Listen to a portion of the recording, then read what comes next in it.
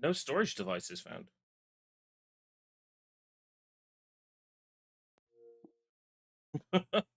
Okay. Uh,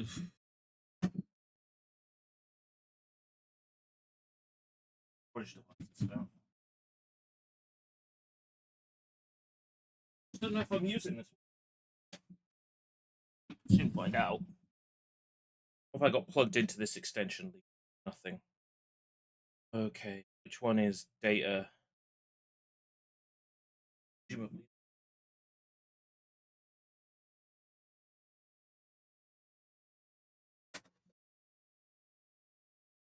Welcome, Vlad. Oh no, I'm using this drive. Okay.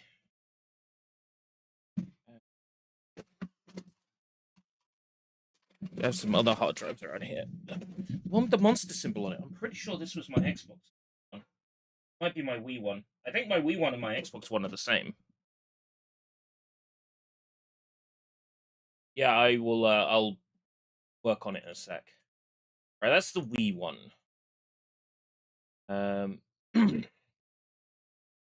Fat 32.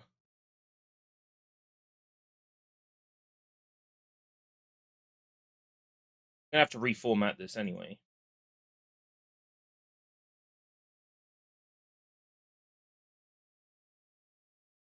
Hopefully.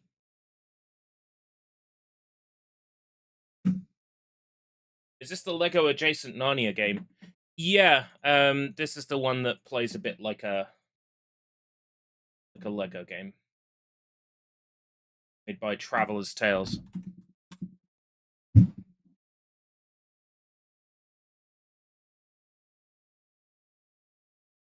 I had a look at the achievement list, and the achievements are they're given like a 2 out of 10 difficult.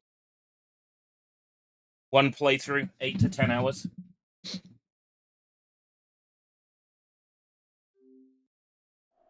Storage. Unformatted.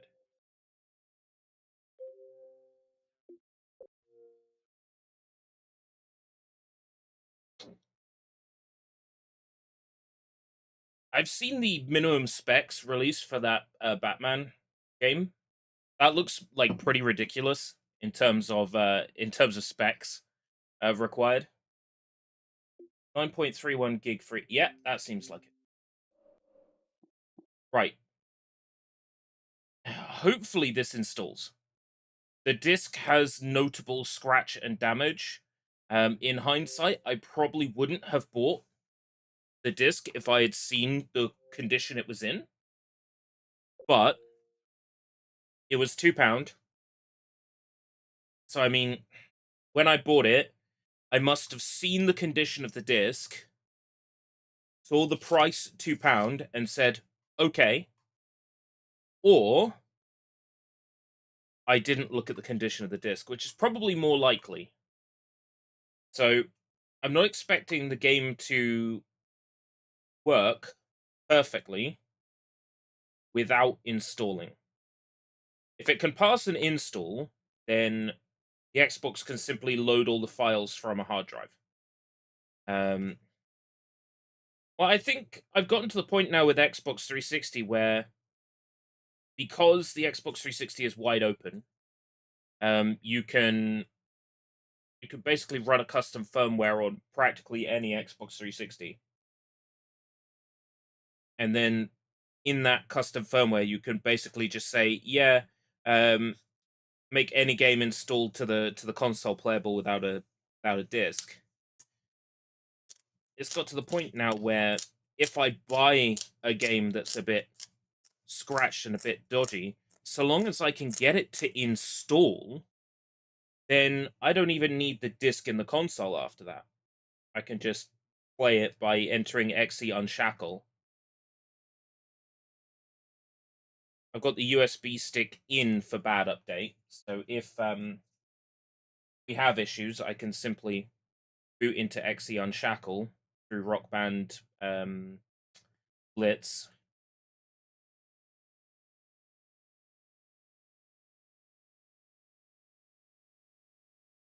There's options. 12% installed.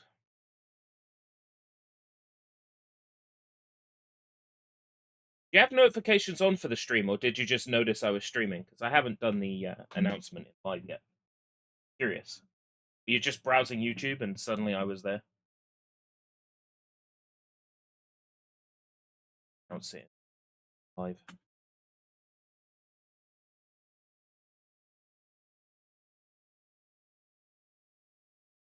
I set a poll last night before I went to bed for people to pick their favorite of the backlogs that I do. Ah, you've got notifications turned on. Thank you very much. Made a poll yesterday for people to pick their favorite of the backlog streams.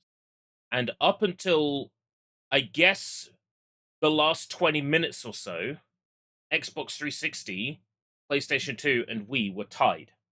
So, based on that, I decided to pick the one I wanted to play, which was Xbox 360. Since then, PlayStation 2 has received an extra vote and is now winning. But I've already set the stream up, so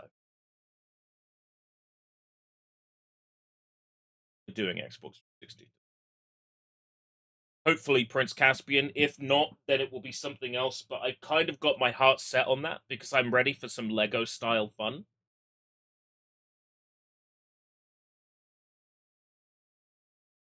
You know, I enjoyed playing through Eurocom's Pirates of the Caribbean last year and Disney's Brave, Disney Pixar Brave. No, I like those movie licensed video games because you don't get them anymore. They don't happen anymore, and it's sad. Well, I say they don't happen anymore. We still get the occasional thing from like Game Mill and Outright Games. Mate got you Neon White and Metaphor Refantasia for your birthday. Oh, is it your birthday? Happy freaking birthday to you, and remember to stay beautiful. Wait, that's not my catchphrase.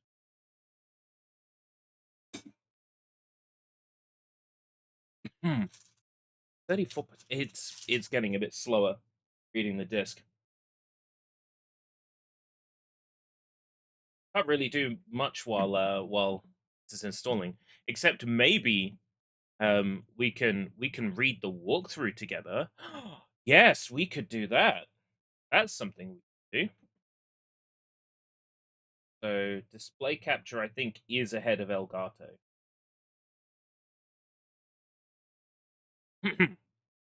Chronicles of Narnia, Prince Caspian walkthrough overview. My walkthrough, The Chronicles of Narnia, Prince Caspian, developed by Traveller's Tales, known for the Lego games. Oh, who's walkthrough? Who wrote this? Whoever you are, thank you. Story follows Peter, Lucy, Edmund, and Susan. I don't know who any of those people are. I've never read Narnia. From ruling the land of Narnia and help Prince Caspian take what is rightfully his. Oh, it's getting a bit political. 20 playable characters in each chapter level, with 4 being available at any given time. There are 6 chapters in this game, each with their own sets of missions. Up to 4 heroes to help Caspian become the proud leader he's meant to be. Oh, getting a bit political. The game is very easy to complete, should take you anywhere from 8 hours to 14 hours. The achievements are broken down into 5 categories. Regular story progression. Can't be missed. Killing so many enemies with a certain character. Collectibles. Upgrading your health, and co-op. The game is pretty linear, so there shouldn't be any problems with getting lost. Also, if you miss a chest, don't worry. Each mission chapter can be replayed. Oh, there's a co-op achievement in this, by the way, for 5 missions completed in co-op and 15 missions completed in co-op. And it turns out there's actually a very short mission in this game you can repeat very quickly, and in a couple of minutes you can do a playthrough with a second controller. There's a very short mission that can be repeated over and over, which is very nice. I love it when games have that.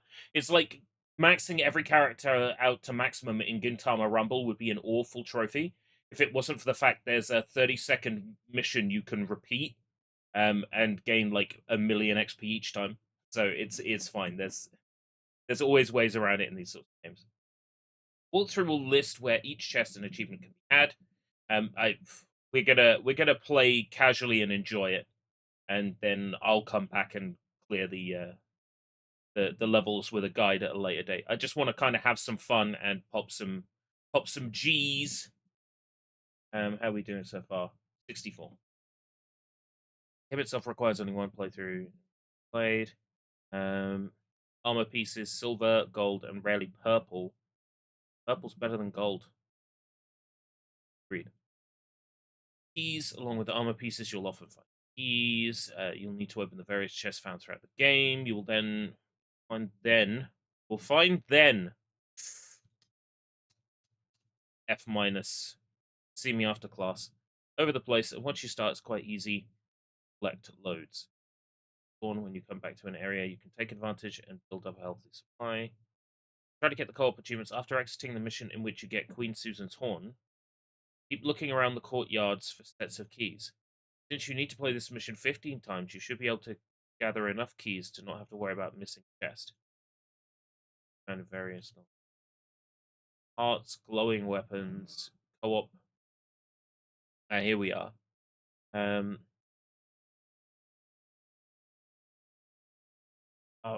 In the first level, after plugging in the second controller, do the mission where you find Queen Susan's horn in the throne room.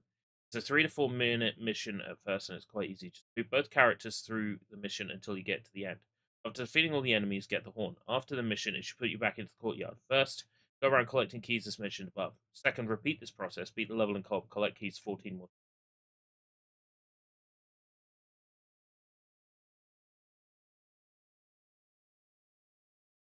And now we've got actual level guides, 80%. Looks like it will install. I'm feeling confident. Right. Yeah, Paravel. I'm not really interested in reading an entire playthrough. I can come back and do this later. I don't have to do it.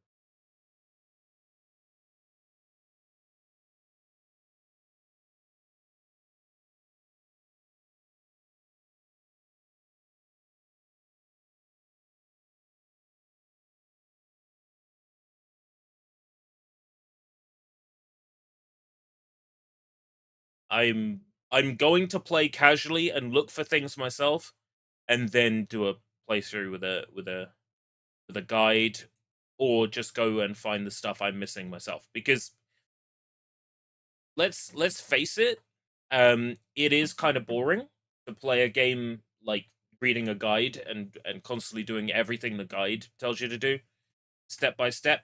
At which point you're not really appreciating the game in the way it was always designed to be appreciated. So yeah, I'm kind of just gonna play it and see what happens.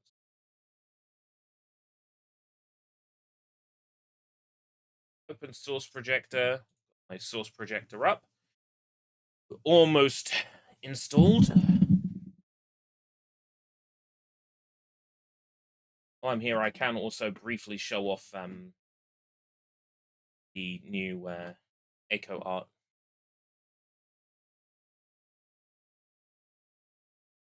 Free backlog streams.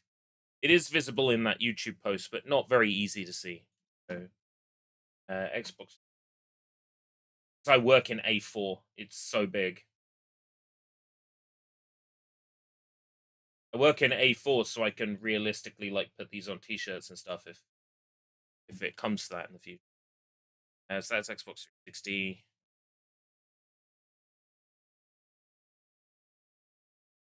It's so big.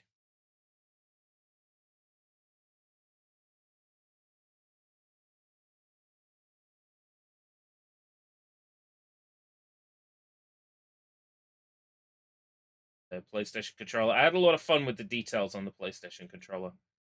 Sony. Start select. Game installation. Completed successfully. Yeah, cool. There in a sec. Yeah, and the Wii one. The Wii one's great. I put a lot of detail into the Wii remote. then it's barely in frame. When I like put this in a thumbnail, I ended up making a tutorial. Like this is the 3 stages of video game grief.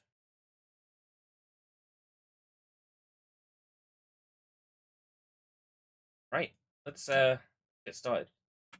RPGs would be a nightmare to follow a guide. Yeah. So to give you an example of that, I tried playing Tengai Makio Jiraiya, a Japanese game that I own on Xbox 360, with a guide. And the guide, we just started. Please tell me that's for an update, yeah? And you just didn't randomly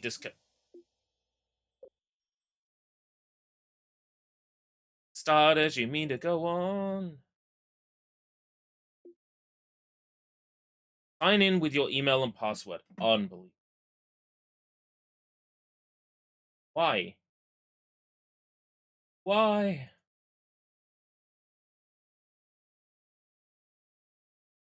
I don't remember.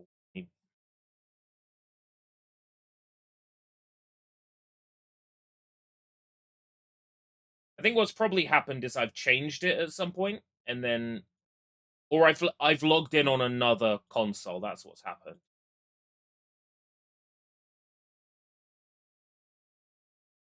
Live.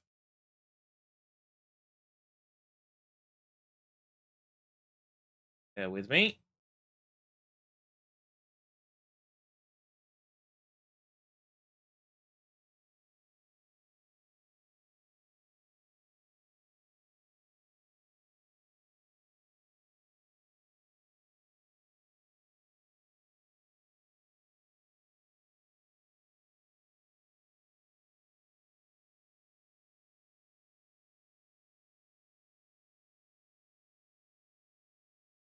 Want your password to be remembered? Yes, and I want to stay logged in.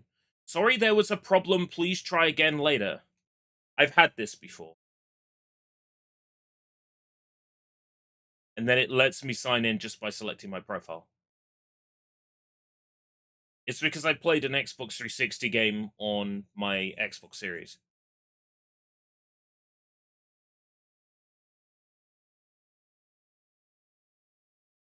Ah, yes.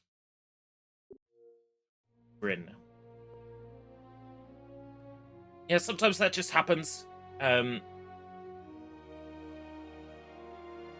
make a great deal of sense, but okay.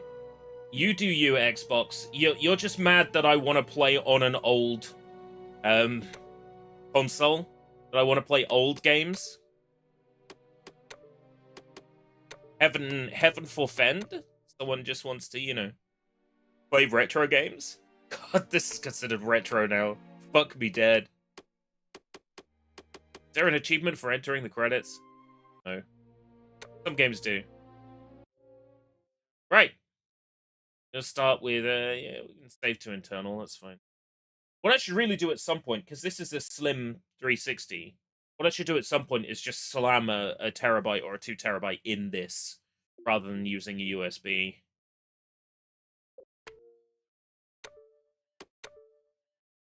You can tell it's a Lego game, can't you?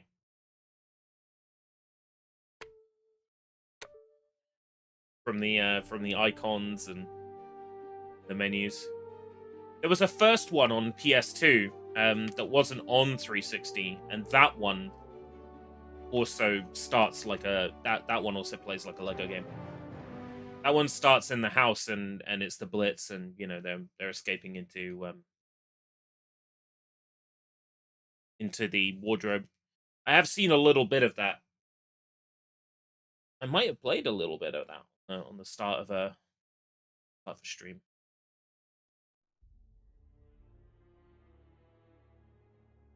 Assassin's Creed 2 being retro does stuff to you. Yeah, it annoys me. How dare they call it retro? I grew up with it. The kings and queens of Narnia were never seen again. Oh, movie clips. Uh-oh. Vanished. Were never seen again. They vanished into history. But what of Arslan? The Narnians asked the same question. To no avail. Oh.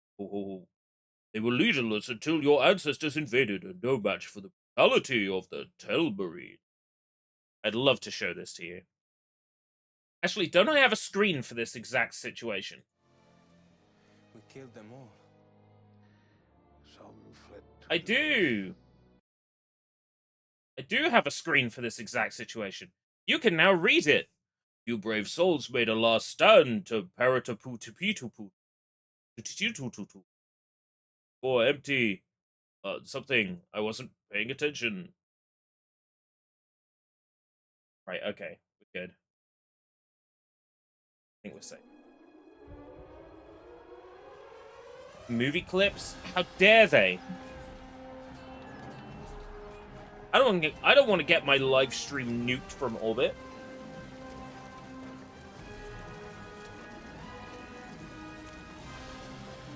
Why didn't it think about us in the future? Huh? As per usual, Xbox 360 seems really dark for some reason. Color correction options I have. Oh no.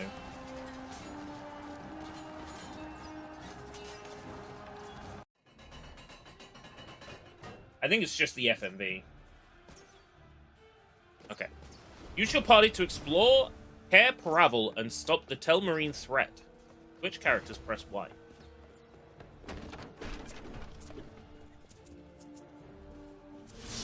Yeah, sure enough, this is very, very Lego-y. That bloom is stinky. We're in the bloom generation. This is the era of bloom.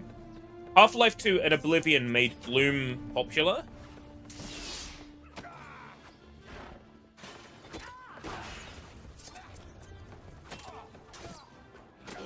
Well, okay, I don't know a lot about Narnia. I'm very confused by the fact that we have a Minotaur and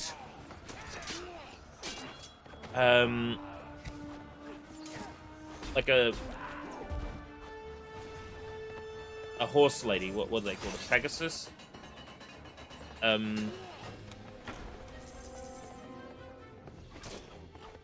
That's kind of throwing me.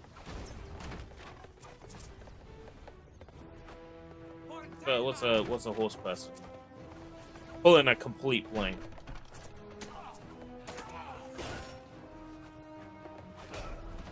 Yeah, I'm surprised, but then again, there's a stud in the movie as well, so.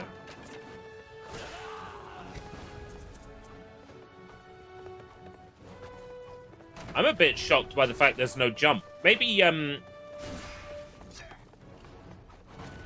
Yeah, there's no jump. A Lego game without jumping. How does that work?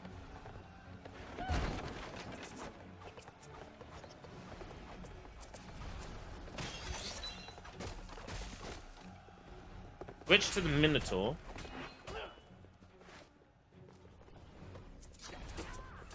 Need to shoot ranged objects down. A ranged character. You a ranged character? Maybe I can throw.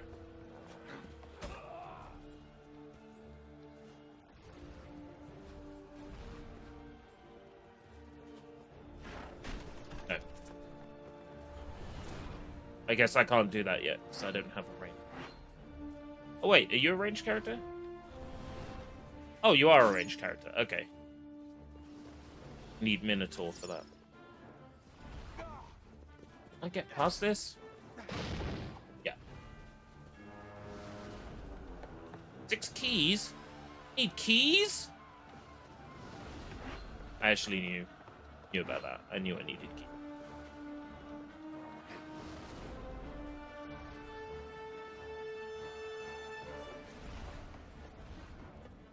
Good job the game tells me where to put that, because I wouldn't have been able to see it.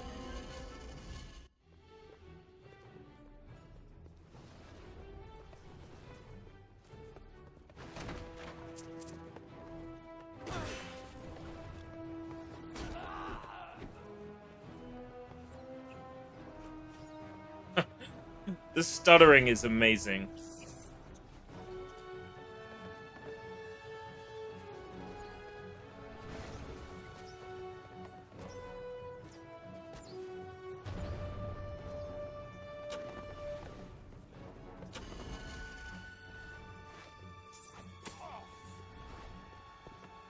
Where's small?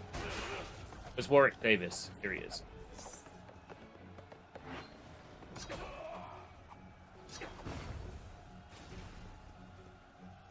Centaur, that's it. That's the word I was looking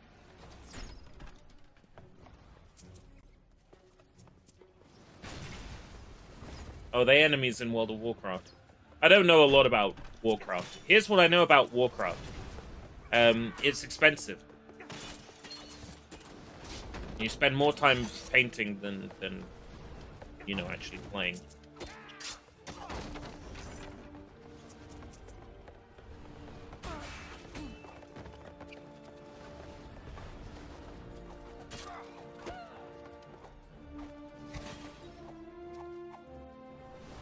Hey, Johnny. Only characters like the dwarf can use the grappling. Oof. Look at that system. Stand back from the grapple point. And... Huh?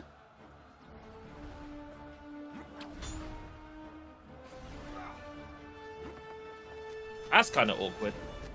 Again, very dark. I'm going to try refreshing the Elgato source to see if that fixes the brightness.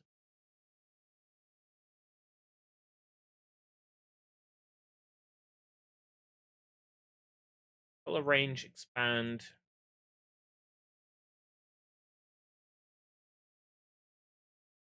Increase the brightness. I don't want to, like, overdo it.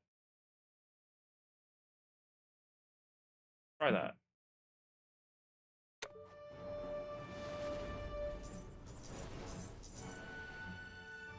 Camera. Camera, please. Camera, please. Maybe you come across a lever. Oh, there we are. Next to him.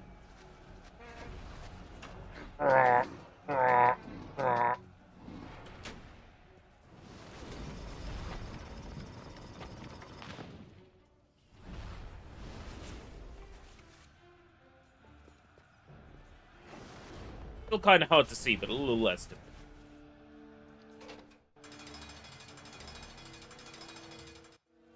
These just keys.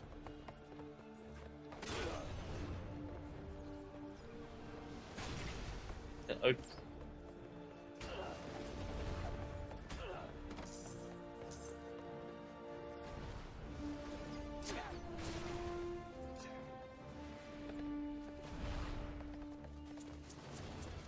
Trying to spot where it opened. Wharf to go through small holes. Very R2-D2.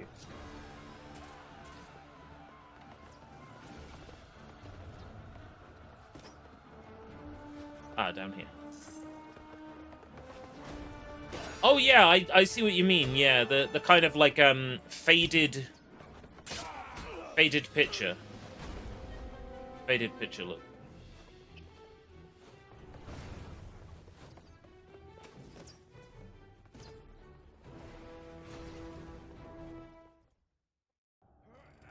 Oh, there's a cutscene in here.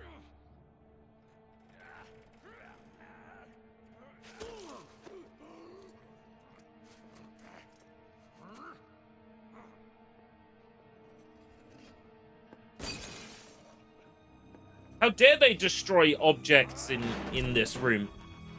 I have to do it, because I have to get the collectibles. To stay out of sight. There's too many of them. We can kick their ass. Find Susan's horn. I only have the horn for Susan.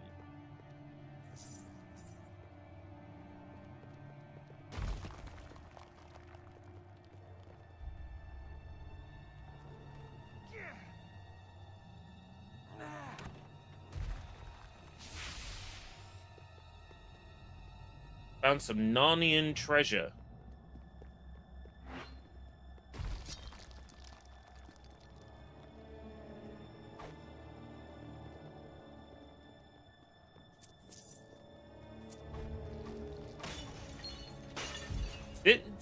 It feels so weird having like a Lego style gameplay with, like, as you say, gritty, realistic visuals.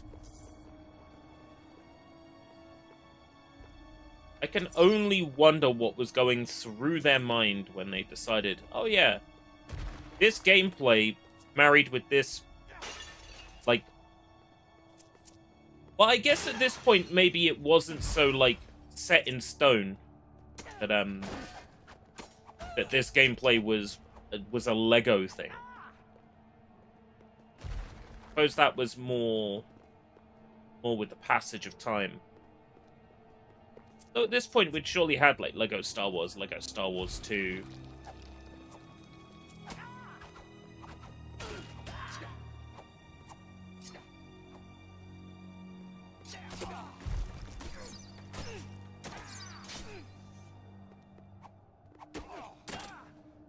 Enemies with a shield cannot be harmed by arrows. That doesn't make a lot of sense. You can harm someone with a shield with arrows. Just shoot them where they're not holding the shield up.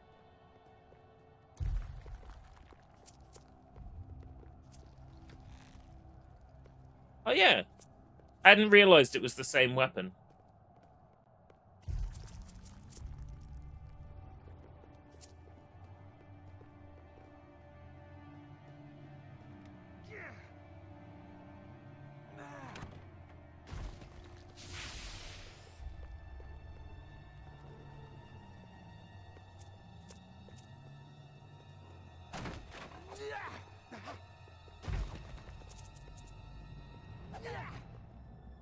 Anything cool up here?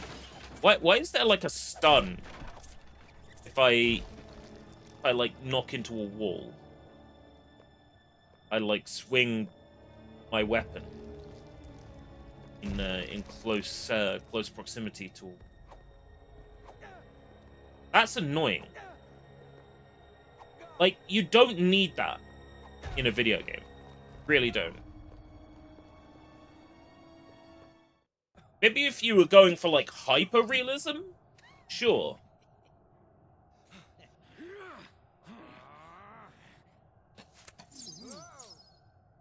Just let the weapon clip through the wall. It's a video game.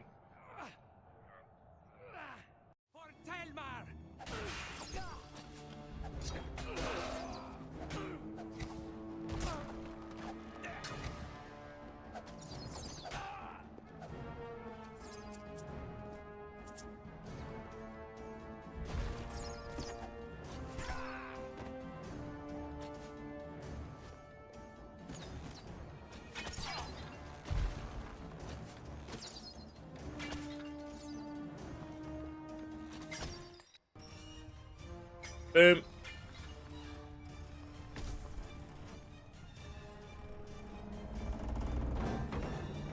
Bonk.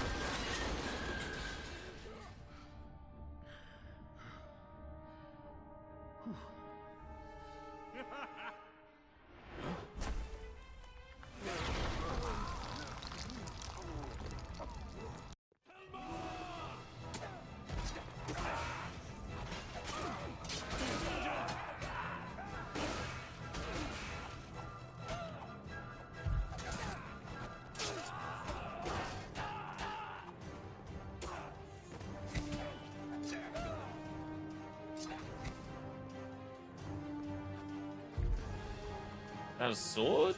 Up a sword? Yes. Have enough keys.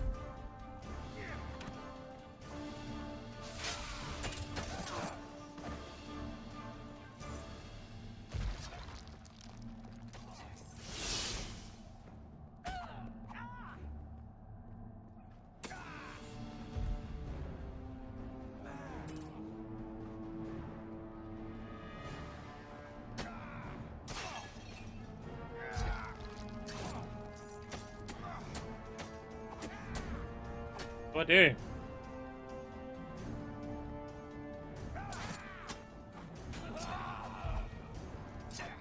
Okay. Oh, it goes into the wall here. Hey, Draven. Still missing something else in here.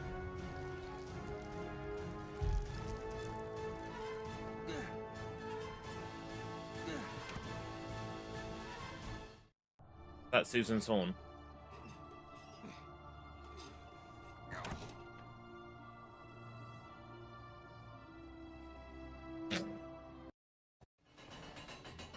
Right, I missed things in that level. I'm already gonna have to do a replay anyway, I know that.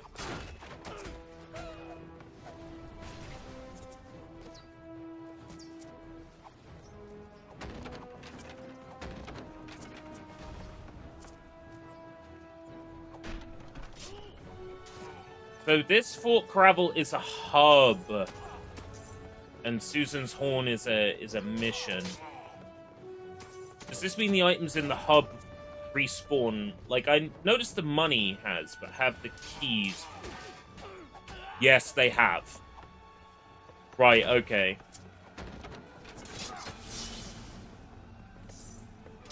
I can see how this game could be grinded then.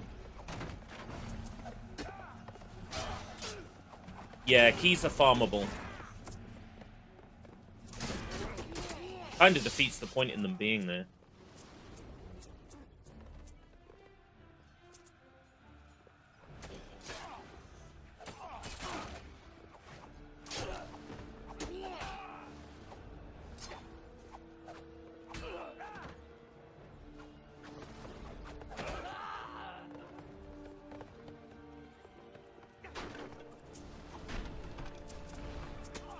Something in the courtyard that requires 6.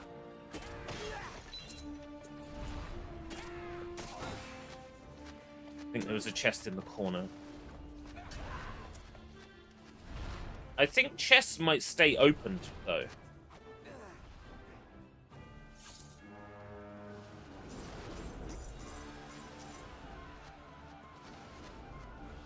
If they do, that's convenient. I mean, that lever has stayed pulled.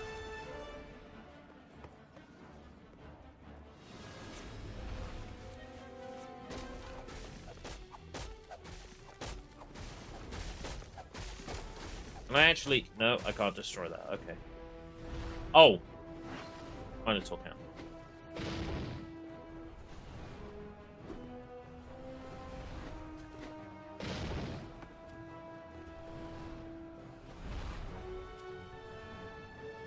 Like a lever or a pole or something?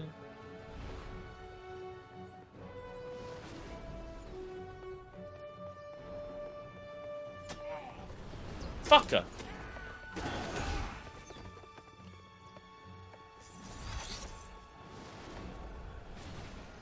I don't think this is even money, right? This is just like armor shards.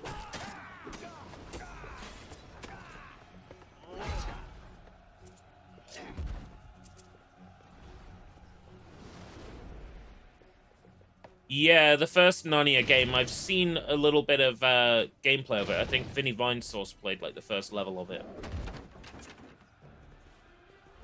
during one of his shovelware streams. That kind of put the Narnia games on my radar.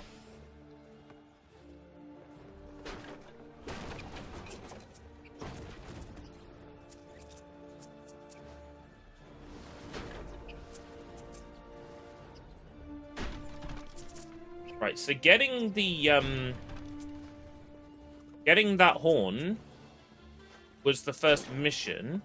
If we can walk in there and pick up the horn again, I was scratching my eyelid, and the game's like, "Yeah, no, we're gonna attack you while you're doing that."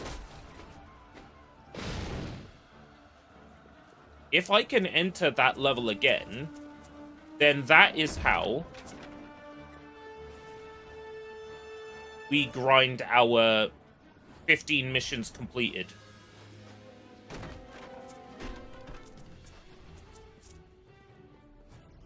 Co-op. I wonder if this is drop in, drop out. GT said they'll make the same game again and again forever. Then why did they make that dog shit Funko game that was nothing like it? Shame on them. Out of curiosity, if I walk in here, does it start the Susan's Horn? Yeah. Okay. Cool. So it asks you if you want to replay the mission. As we leave from saying we don't want to replay the mission, keys here have respawned.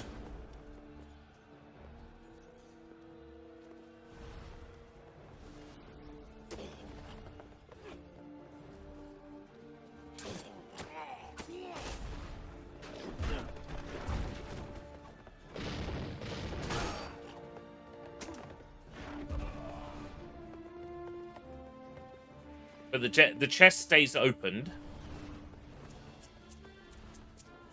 But the keys have respawned. Oh, that was XTT, so that wasn't actually... Well, if it's XTT, then it's TT people. Still TT.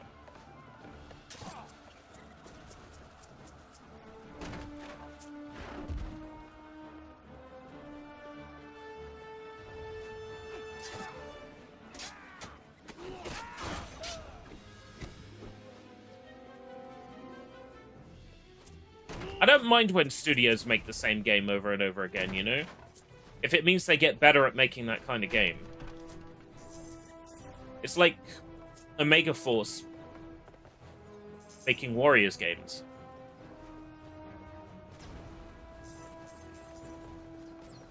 And who would you trust to make a Warriors game? People who make all the Warriors games. That's who I trust. So out of curiosity then, 10... Let's say, actually, no, I don't want to replay Susan's Horn. Now, the level respawns, and sure enough,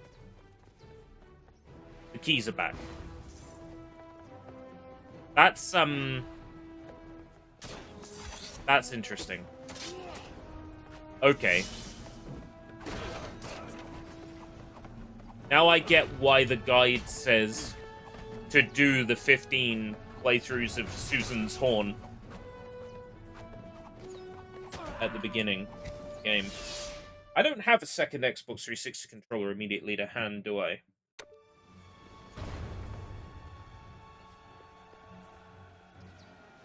I'll come back and do that, that's fine.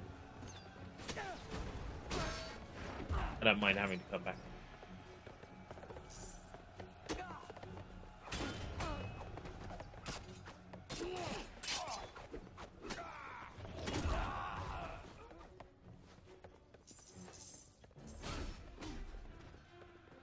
Are there multiplayer-only quests? No. The whole game is playable drop-in, drop-out co-op. I think it's drop-in, drop-out. All you have to do is replay the same mission 15 times for it to count as completing 15 multiplayer missions. Best way to do that is to replay it with... to replay a mission that's like 10 seconds long.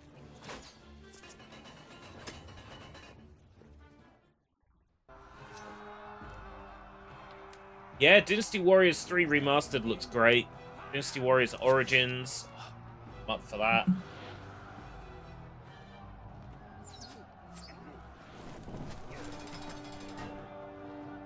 I'm serious about Warriors Wednesdays, you know.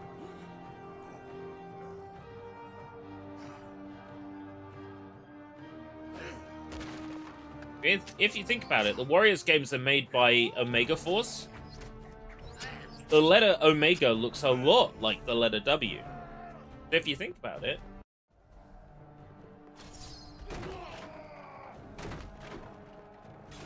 Warriors Wednesdays just make sense.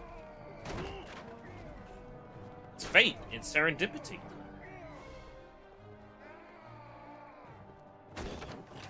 I'm actually a little bit concerned now that this game's music sounds a little bit too good. Like movie score music.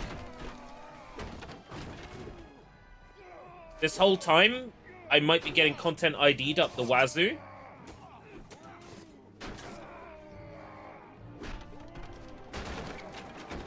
I mean, this era is incredibly likely that it's movie music, in which case I'm screwed. Even if it's not movie music, that can happen, you know, that some musician put their music from old video games on on online storefronts and stuff.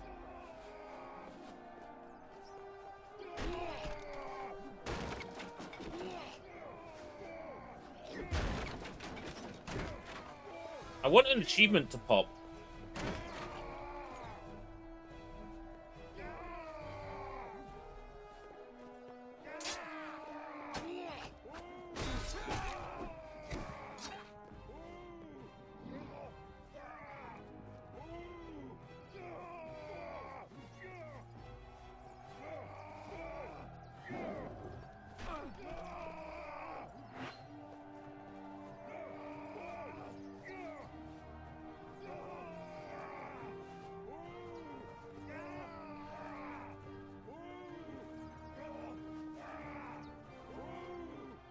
Why is this?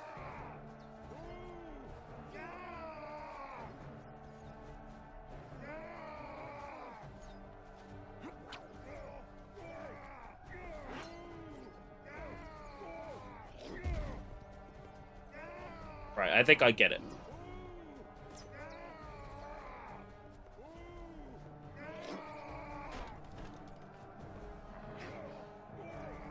I think I have to aim these.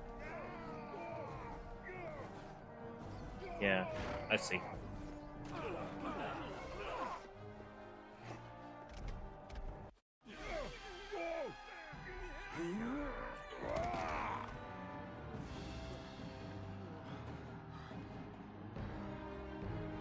Had to free the giants.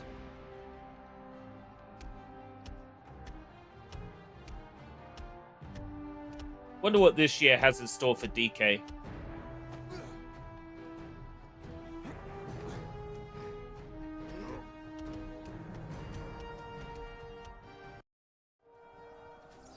Bonanza was a really pleasant surprise last year. Really need a run button.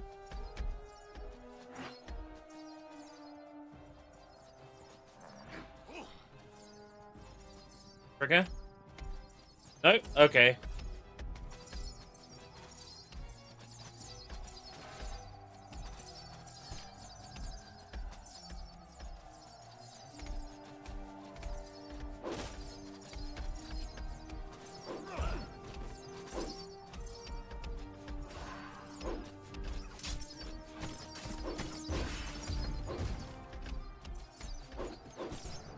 Yeah, what I really like is the icon on the minimap for the giant is like really funny. Because it's literally just like a render of the Model A posing. They've just silhouetted it. It's really funny. Just seeing like a silhouetted like default poser pose. Funny to me.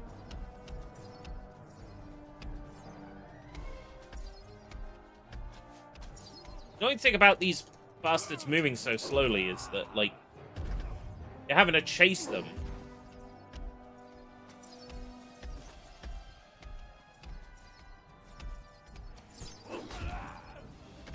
Like, that's not fun. Like, chasing down people that can't really hurt you isn't fun, because that's like the issue I have with hatred from oh god, what are they? Destructive Creations? Is like literally it is not fun to wail on opponents that can't fight back. Anyway, let me tell you about how much I love the Warriors series.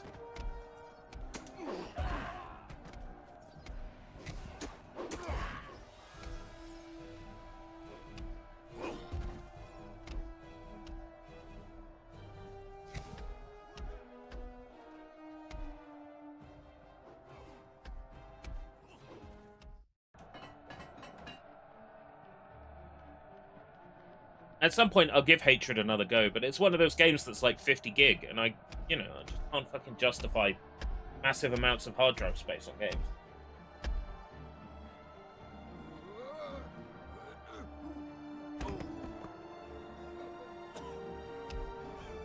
storage is still something of a premium, you know?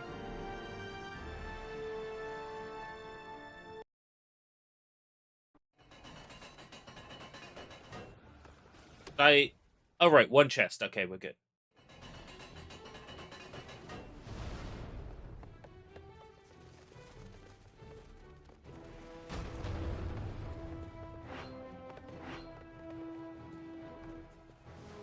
Okay, now I have an idea how this works.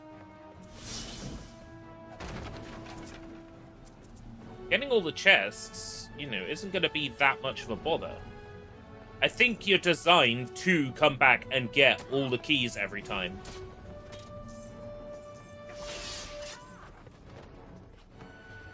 And they want you to miss chests. Because then it means you'll replay levels and in turn get more keys. The keys, it does feel kind of pointless. Having them be a consumable. If I were developing this game, I think I would take the keys out altogether. I think I would just remove the keys from the equation altogether. Since they don't really add anything.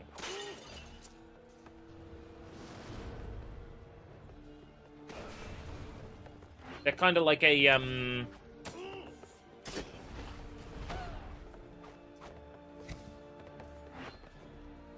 What is this game? Narnia! Prince Caspian! For the Xbox 360. How's it going, old one?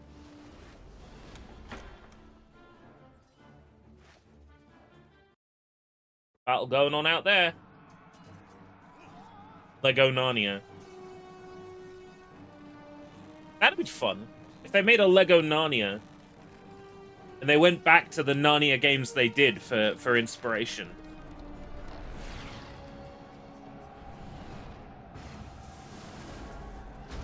That'd be quite fun. Destroy the war machines. Destroy Black Sabbath?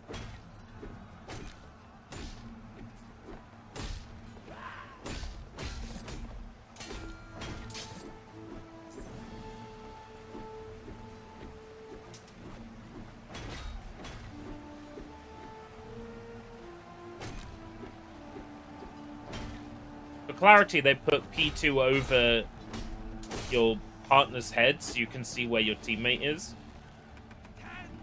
I appreciate that they thought of that. Ziki.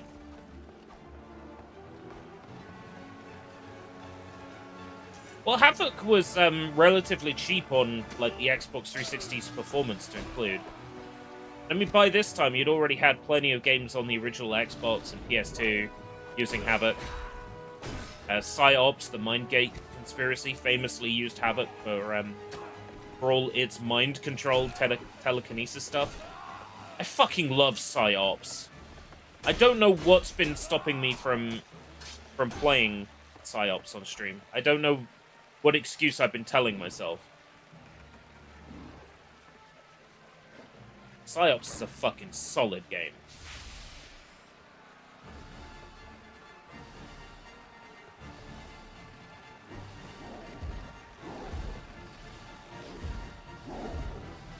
How do I destroy the war machine?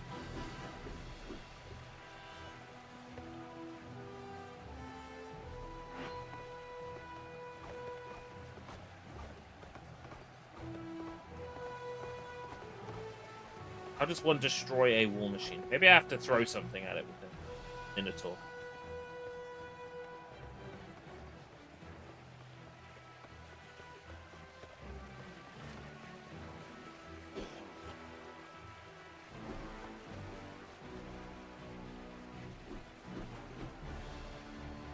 Would be a way to destroy it. This game's like, destroy the war machine. Give me a market for it. A marker for it. It's gotta be the rock. I'm seeing a marker over it, yeah. Get a little bit closer.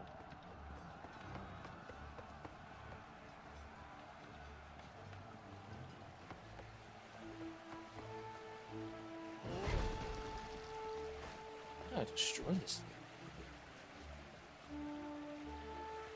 thing? Oh, well, is second sight similar? I really enjoyed Psyops, so...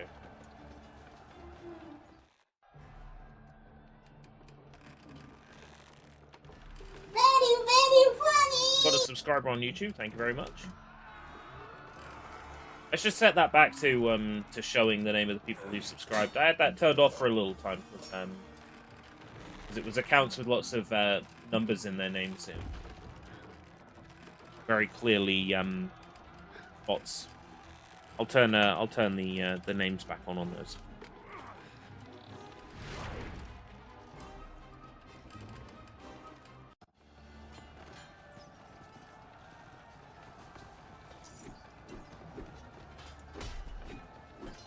Maybe if I can destroy the other war machine, it will that'll help me figure out how to destroy it. Whoa, holy frame rate, Batman.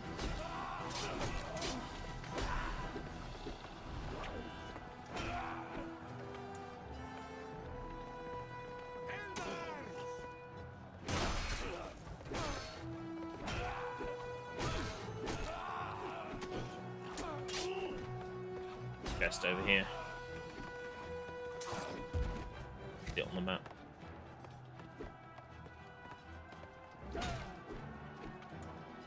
Maybe I have to kill all the enemies near them, and for whatever reason, didn't trigger.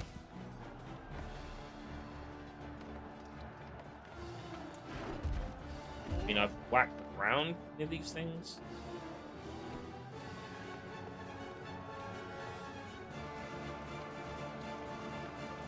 Oh. This? No.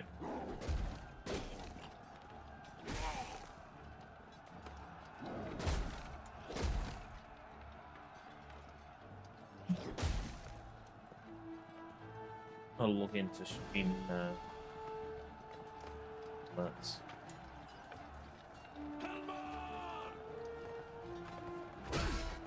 Just signing back in. I should never have been signed out.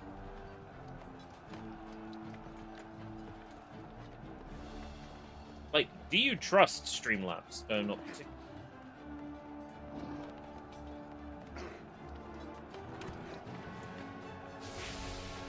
Thanks for subscribing, Cinema Storms. Right, I'm gonna go ahead and update the alert box.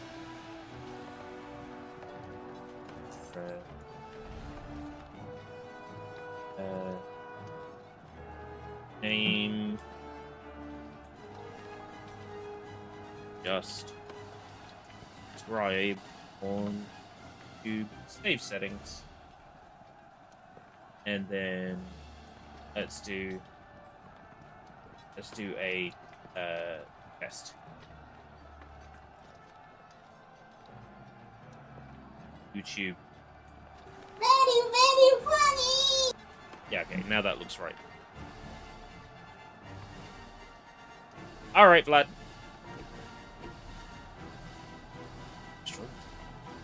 Oh, you know what? It was obvious in hindsight.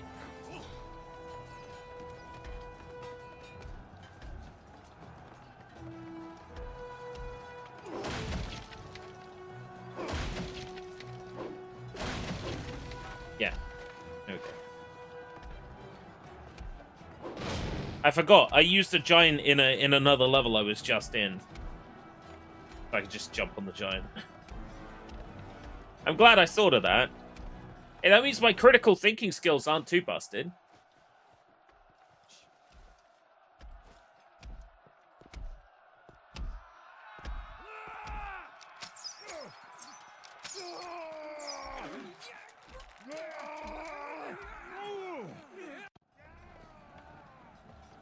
Leave my dude alone, you asshole!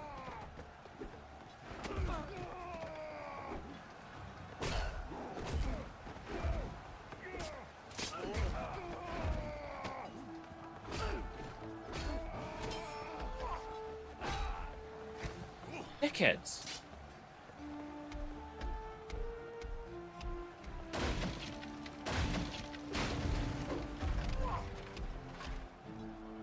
Yeah, in your face.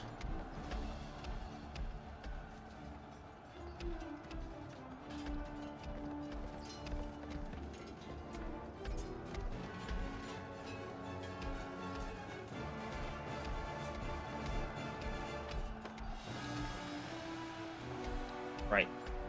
Gonna be one more over here. Ooh.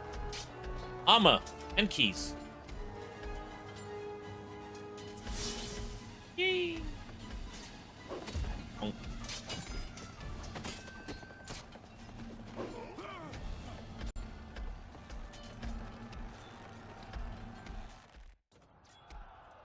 I do appreciate there's lots of cutscenes in this.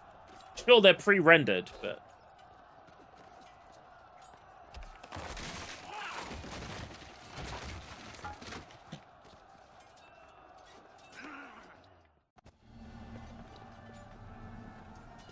Find another giant and then use it to pull the trap giant out. Use it. Not a very nice thing to say.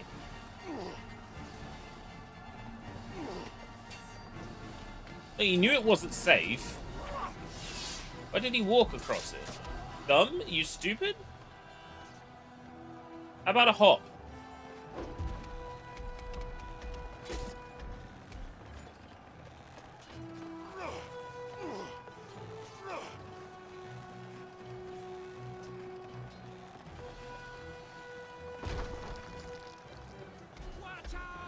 Watch out! What's another chest over here?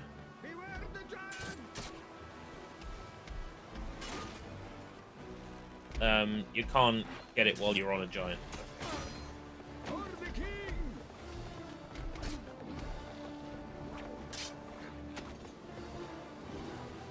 Give me that. Bonus unlocked.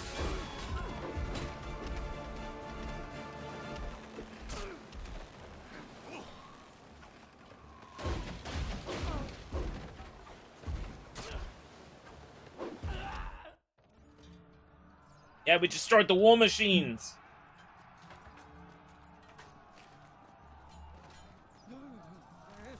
Besieged, siege machines.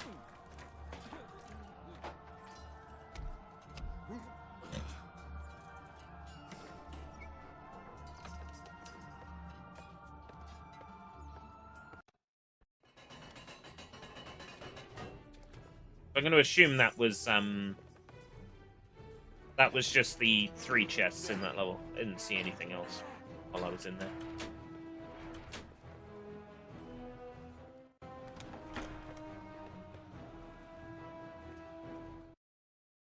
Yeah, just the 3. Was that giant picking his nose? Yeah, and then smearing it all over his top.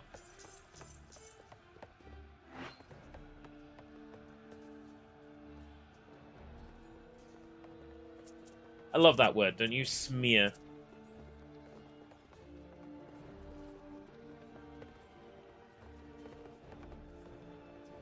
Right, so I haven't been through the level transition that requires going through the small hole yet. So that, I think, is the last one we need. I'm gonna go ahead and collect some more keys. You know.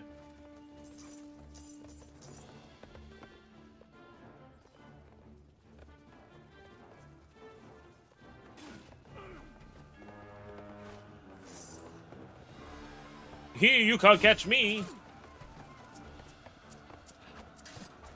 I'm probably Peter Dinklage, let's be realistic.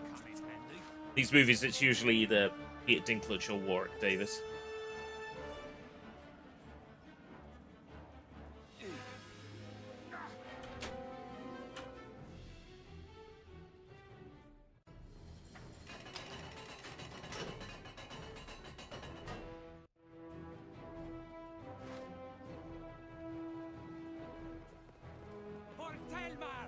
Oh, I thought this would be a level transition. Okay. It's not. It's an area transition. Cool. So we're still in the hub. There's a chest here. Love the way he's running around like a baby that just learned to walk on 2 legs. He's got such a toddler run.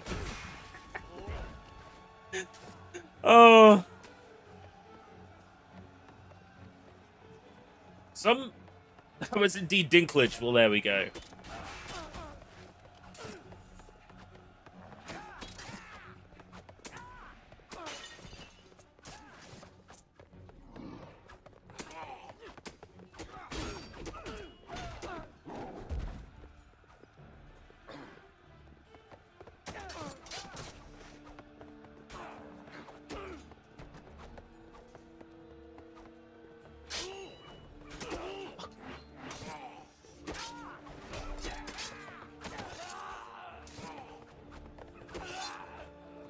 They're just going to spawn infinite guys. Is that what's going on?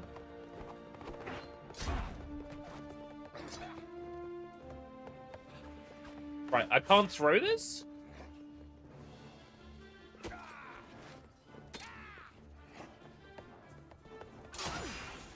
Kind of hoping I could, like, smash the glass with it.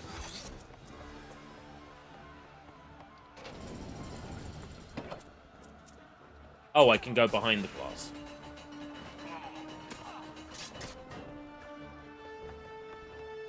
No.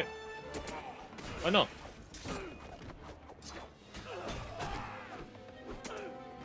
If there's not a wall there, maybe try, like, rendering some normals or something.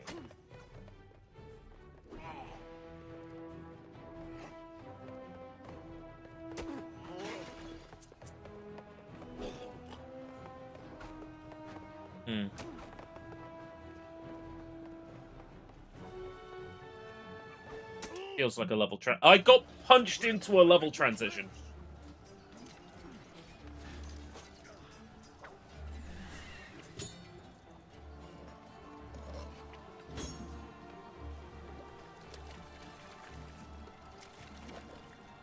Get to the ballista. Oh, there's no way up. There is one way up. There's one way up.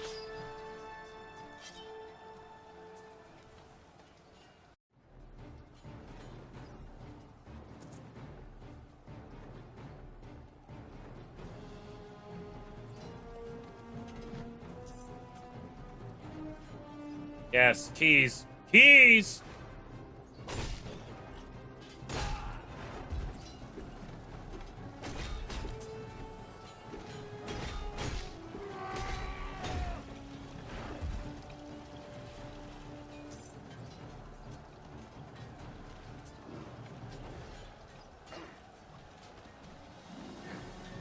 Give me that.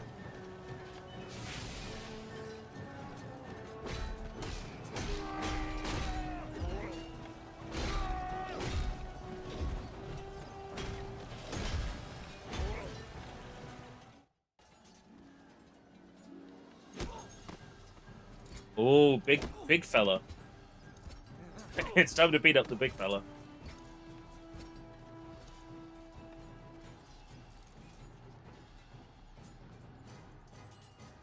I had a Labubu ad before your stream buffered, and I blame you.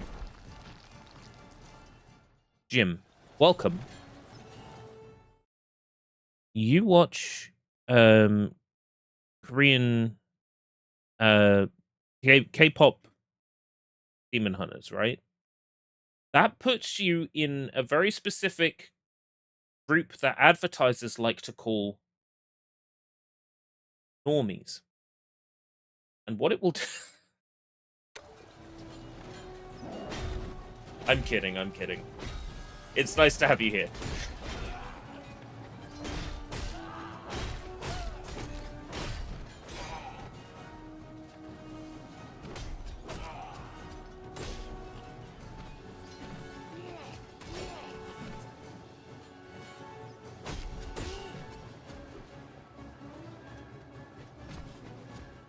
I want keys. I want armor. There's a chest. Open, open, open. Yeah, a Labubu ad tells me that I am doing well in the grand scheme of things. YouTube is advertising Labubus to people, as well as highly tailored local advertising, which Draven's been having. That tells me that,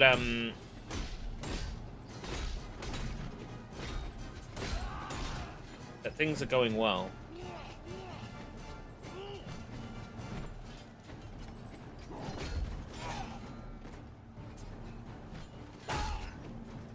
The only way I know to beat up that guy is to let myself get hit. Right, the bird is on the field. I repeat, the bird is on the field.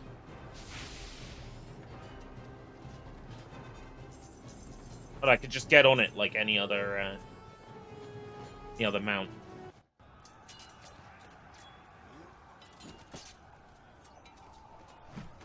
Look at that. Just like that, I pulled a bird.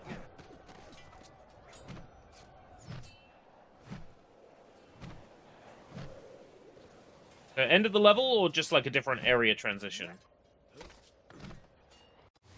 Area transition.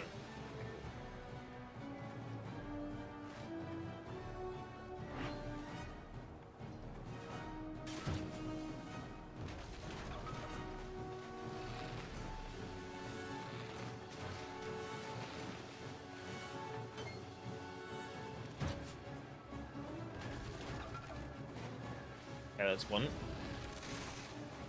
So it's 2 hits per ship.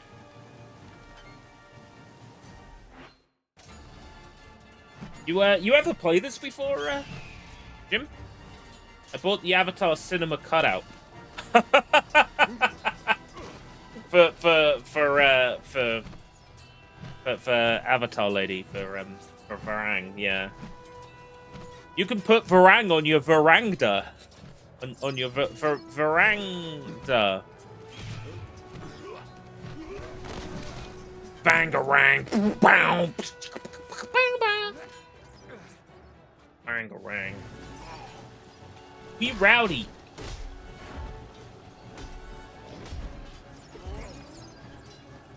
You have no idea what this game is. This is Narnia Prince Caspian. It is a Traveller's Tales Lego game by Traveller's Tales that does not contain Lego.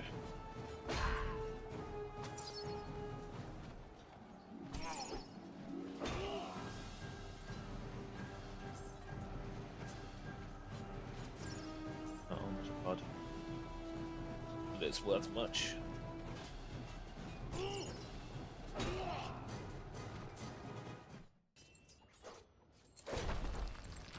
I got another one of these fuckers. I don't know how to hit him. I think maybe I have to combine, like, shooting an arrow at him.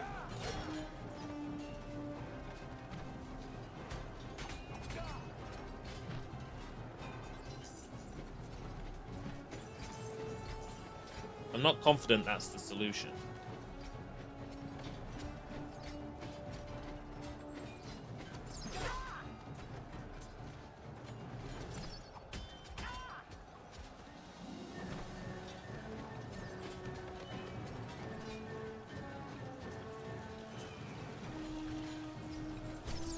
I don't seem to be having great luck with that tactic.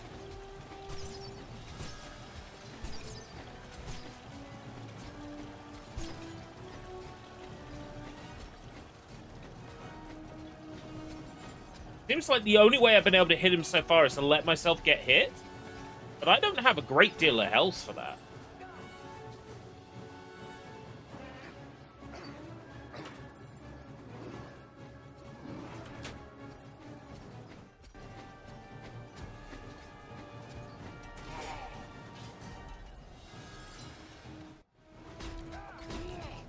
Got hit during the cutscene. I don't know if that made me lose health or not.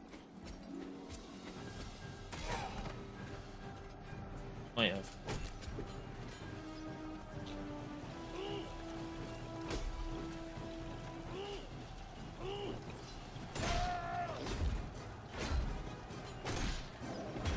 I would really like some health though.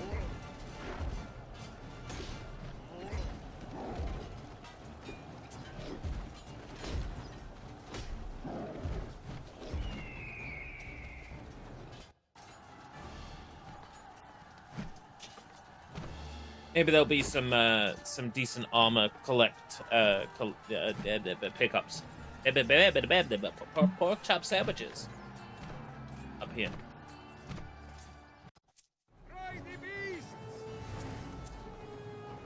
Just. Oh. Oh my god, I'm fucked. Health!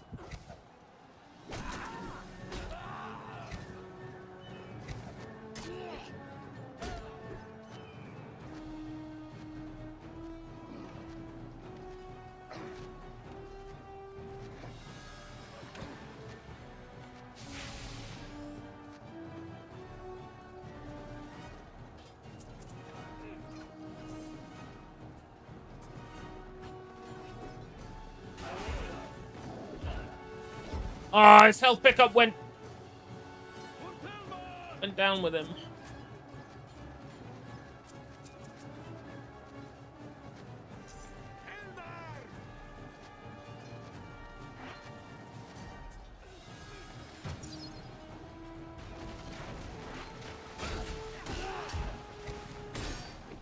Oh, there's some health here. That's all right. Enemies are more sort of consistently dropping health here.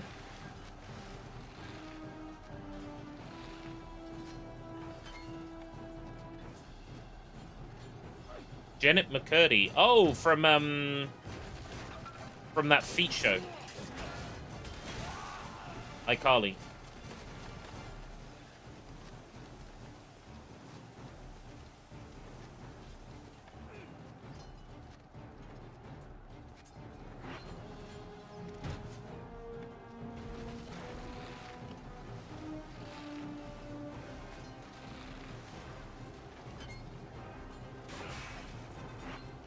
Health first.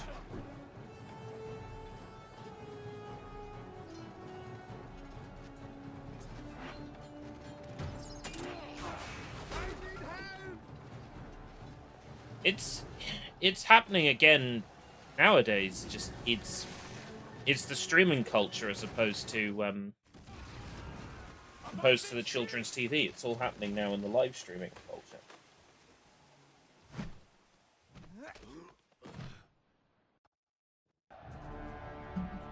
All of Hollywood is like it.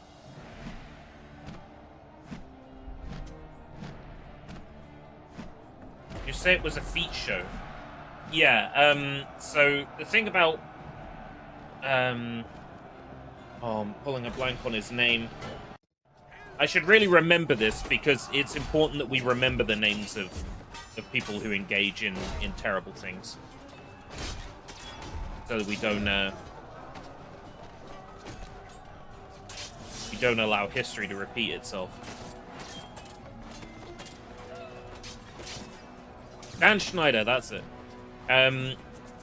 It was alleged that he had engaged in indecent behavior in regards to the young talent in his productions, such as demanding massages, requesting feet pictures. And if you watch iCarly with those allegations in mind today, you can absolutely see like the overemphasis on feet going on with that show. How many times there's bare feet. Yeah, that was the rumor is that the person who revealed that information online was Robert Downey Jr. It's rumored that he was the whistleblower on that.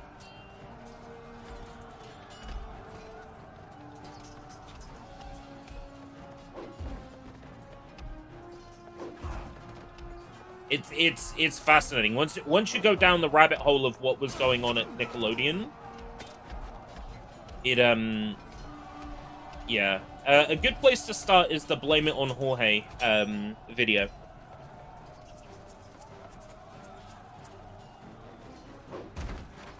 Because it treats everything as an unproven allegation, which some of it is, some of it, you know, definitely happened to some extent because, you know, settlements were made and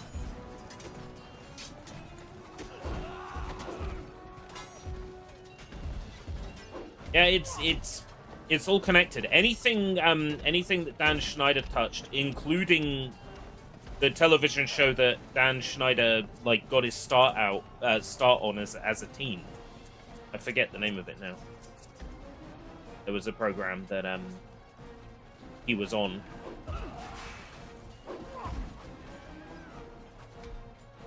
Yeah, it's fascinating for all the wrong reasons.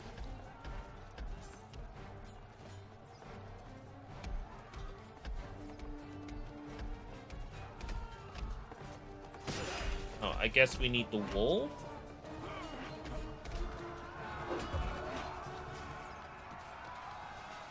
Up here.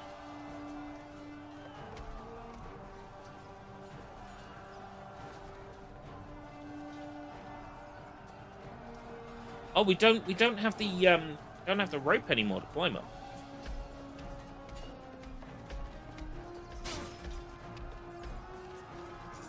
Right here. Need the strength of a giant man to shut the gates. All right, okay. Started reading Comey Can't Communicate. I've heard good things. It's another one of those like feel-good high school romance things. Like,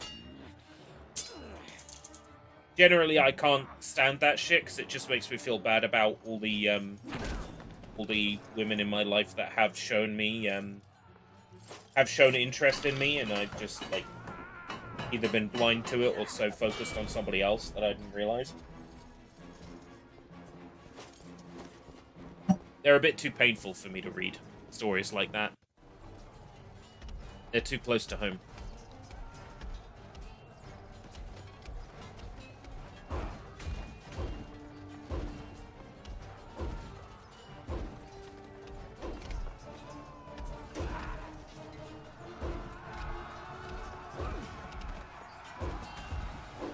Yeah, I'm familiar with it through osmosis.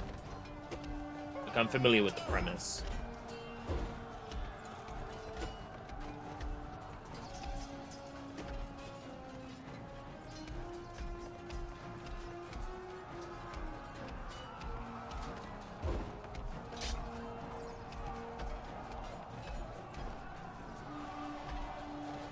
Just showing me a green arrow for over there, and I don't really understand. Got a red X here for the for this platform. No real indication what goes on there.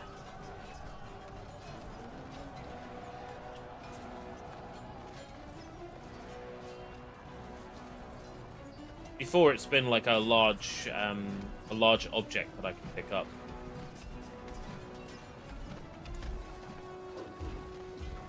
I don't see the big swingy guys around here either.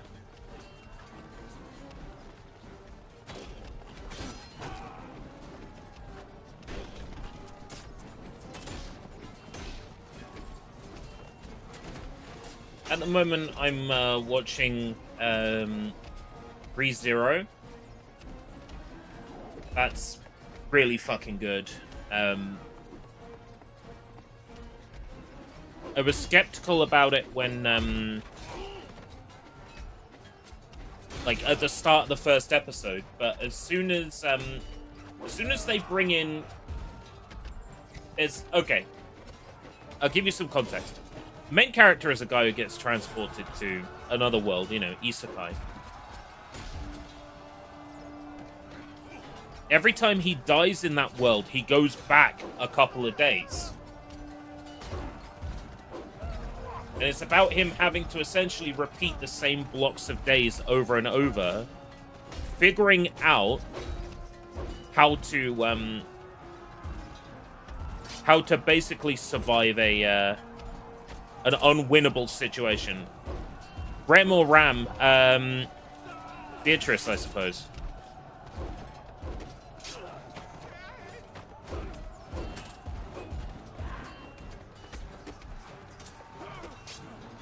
I have a natural disdain towards Rem, one, because Rem is the most popular, and two, early on in the story, Rem is an antagonist. However, now that I'm a good ways in, She's older than everybody else in that mansion. She said so. I'm all for acknowledgement that I'm into the lolly, but I will not have you accuse me of that. Thank you.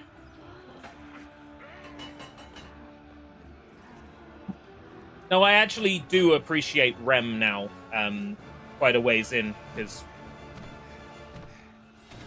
because of how her character has changed. But starting out, I did not like Rem or Ram. I found them very, very unlikable to be around. But, over time, I've come to like. Oh, is that a movie clip? A movie clip. Did I say that? What do you mean? I told you some Narnians fled to the wilderness. Why do you think your uncle and his men fear of the woods to this very day? Ghosts? They're alive. The Narnians still exist? Shh! You'll wake the whole castle! But where are they now? Can we see them? Perhaps that's enough for one night. All will be clear in time. Remember, tomorrow is astronomy. Hava and Alambil are set to converge in the heavens.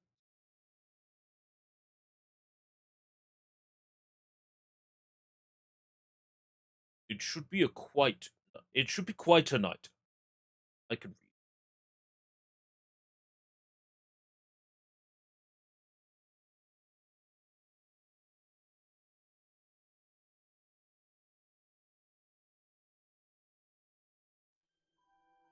And another movie clip.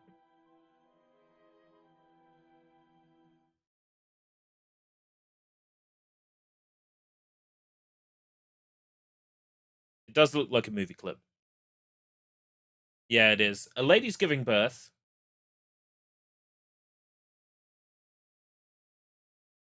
It's an orc! Da-na-na-na!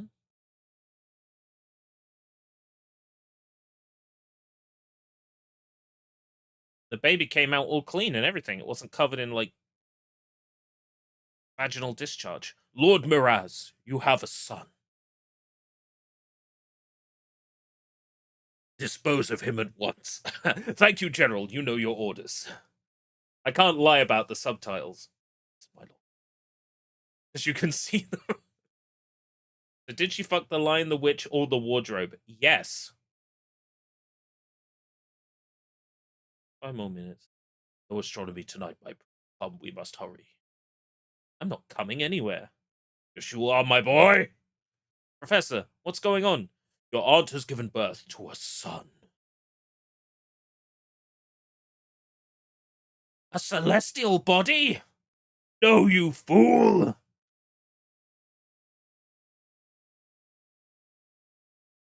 Must make for the woods. The woods? They would follow you there. It has taken me many years to find this. Do not use it except at your greatest need. Told you no astronomy!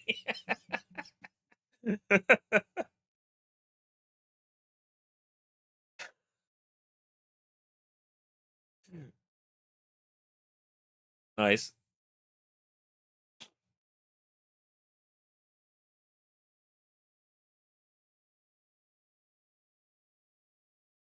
Which of you superstitious old women wants to spend the night in a cell?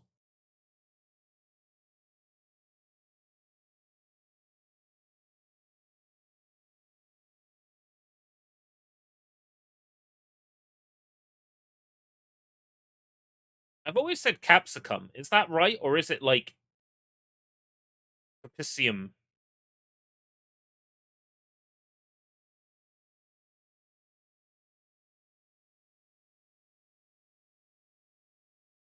Ooh. There's some little gnomes. He's playing Susan's horn. Oh my god, this is all. Why is this so much?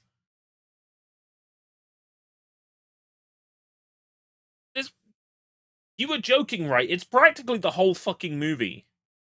I'm not here to watch a movie. I'm here to play an Xbox game. Oh, look, they're at platform 9 3/4. Wait, no, it's the Strand.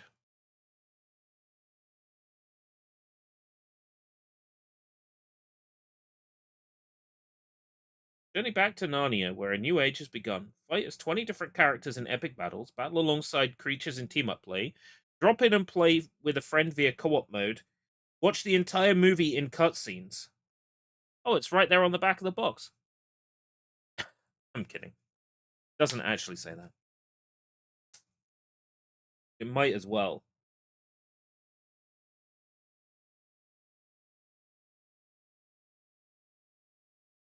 It is basically Harry Potter, isn't it? Bunch of kids get teleported to a magical world from the train station.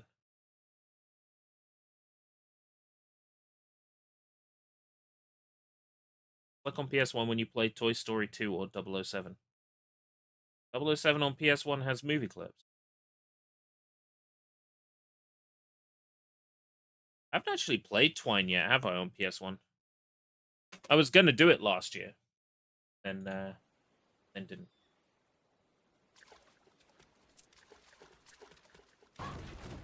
Yeah, here we go. This is what I was waiting for. When I get to play as silly teenagers.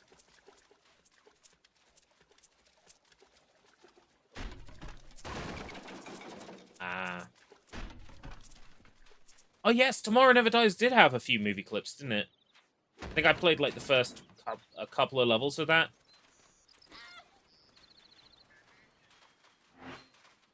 You strong? He's strong. I'm strong.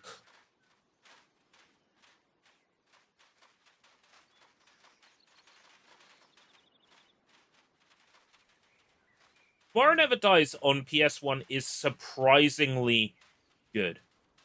Like, I was expecting it to be ass. And it actually is just... It's an arcadey third-person shooter. It's arcadey.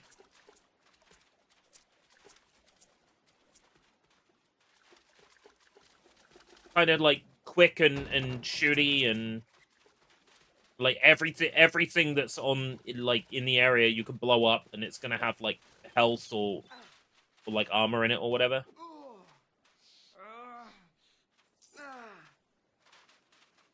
I just really like that about it. It's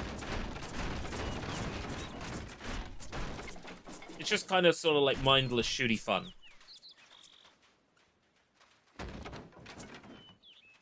And then you've got the Tommy Tallarico soundtrack. As much as we like make fun of Tommy Tallarico here on the Escape Route British channel, out of love and respect, of course, I'm sure his mother is very proud. Genuinely, it's got decent music.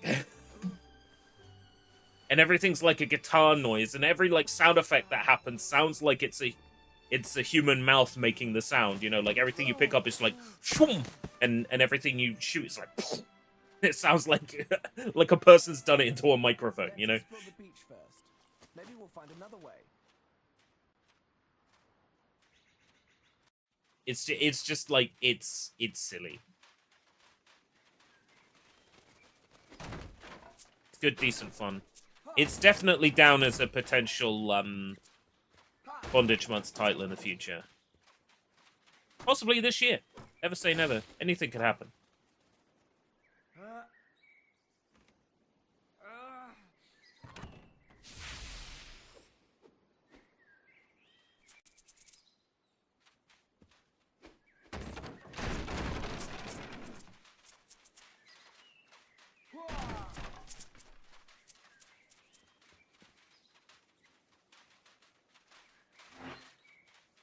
Nobody really here who can climb.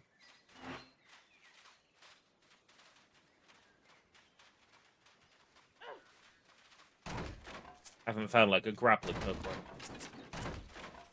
Well, you see that I think you're being maybe like making a joke there. That's honestly what I believe. Is that he did all the Foley with his mouth. That's what I believe.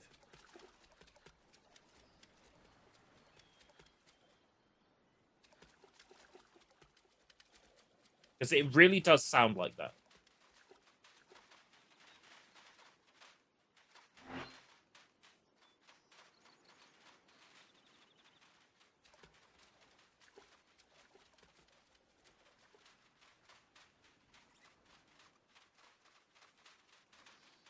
It looks like I'm going to have to try and climb that one wall.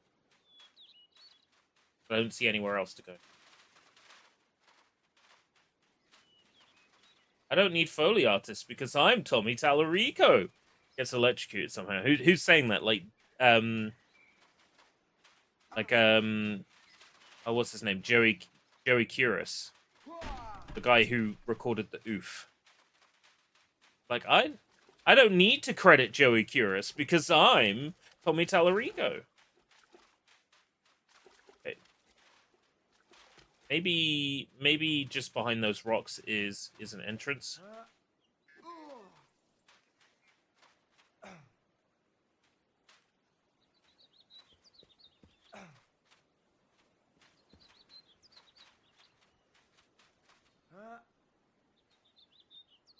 Hey, Chuck.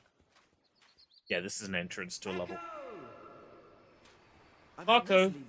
Polo. No, it probably doesn't lead anywhere. Hold on, Ed. You should save the battery if you can. I've just found a match in my pocket. Save the battery, Ed. You dumb twat. Bats lurk in the darkness. Be careful.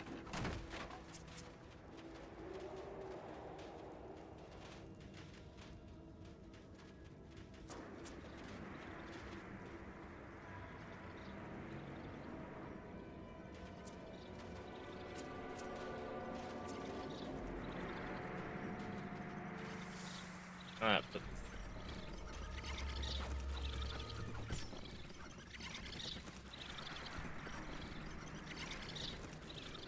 ah!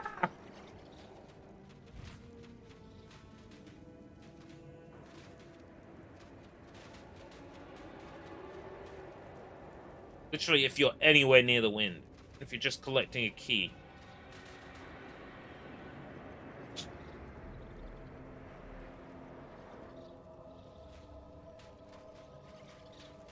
The Simpsons, when you best a bird or dog on establishing, often done by Maurice. Oh right, okay, I didn't know that. It sounds like a name they would have made up on The Simpsons. Oh, when you hear, right, okay. Got Tallarico and drops the mic. You don't want to mess with this guy. I've heard his mother is very proud. That makes him extremely dangerous.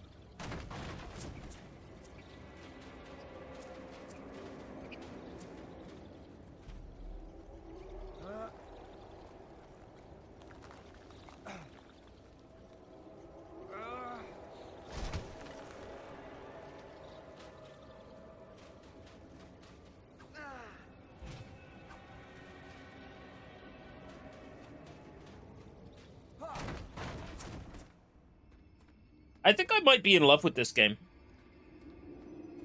Like, I might be pleasantly surprised. Peter, look. We should be able to shut that door. I was expecting to get an achievement, though, by now. Like, something. Even just, like, you've been playing for an hour.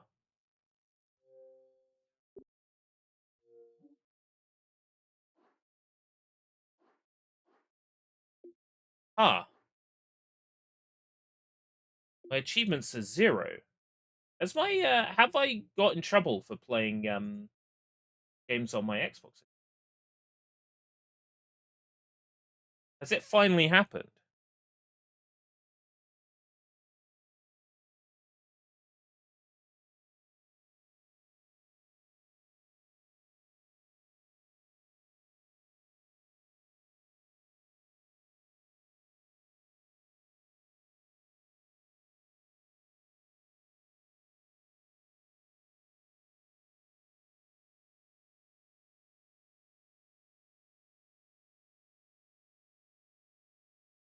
Oh, look at my Xbox.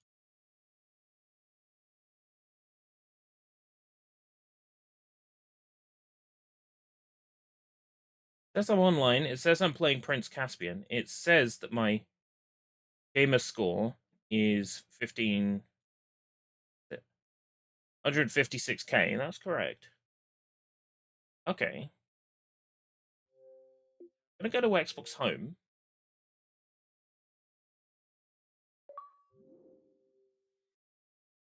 It's connected from Xbox Live.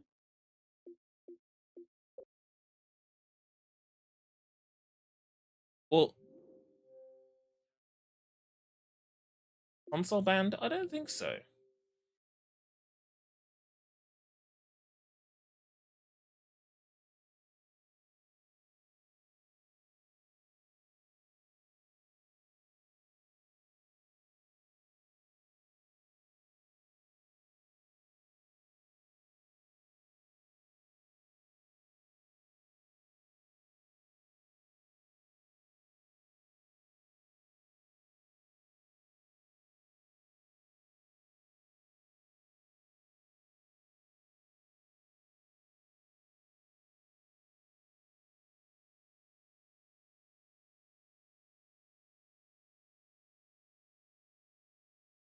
Let me check this error code, because I've had this error code before.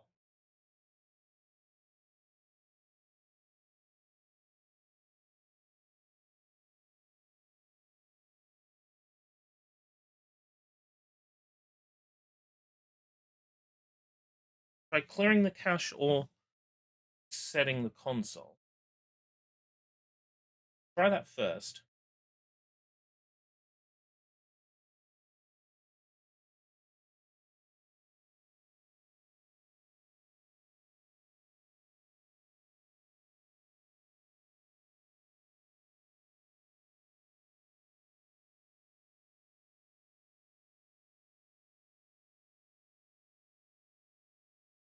It's possible that my profile is corrupted. What I'm going to do is I'm going to delete my profile from the memory unit.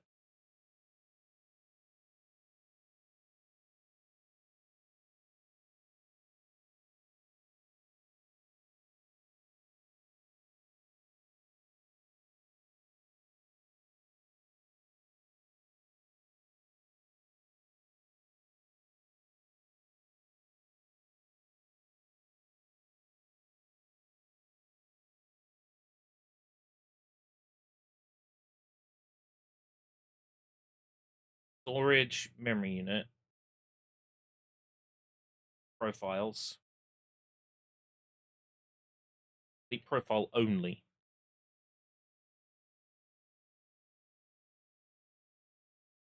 Then I'm going to recover my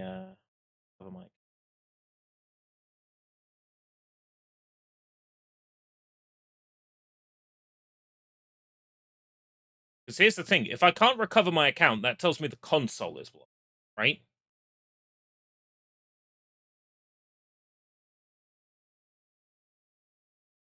I want to make sure I'm not showing you the screen. Yeah, okay, that's fine. You're not seeing my password. That'd be concerning.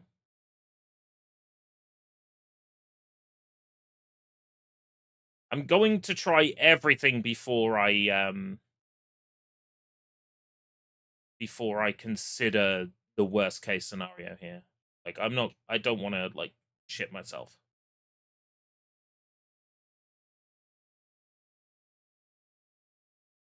Especially when I might not need to shit myself. Hey Flyaway, just logging back into my Xbox account. I can't show that on screen because that involves putting in my email and password.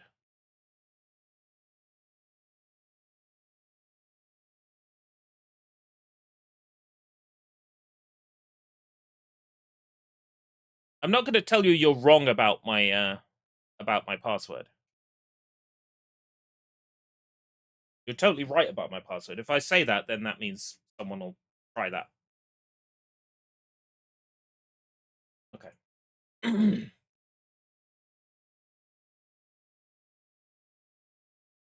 But here's the thing. If it can connect to the Microsoft server and it can download a profile, I don't think my profile is fucked. Furthermore, I'm signed into my profile on Xbox.com, and I am showing my full achievement gamer score balance.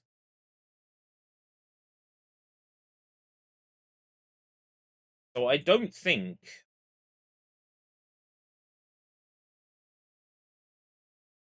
it's don't think it's that. I don't think that's the I don't think that's what's going on.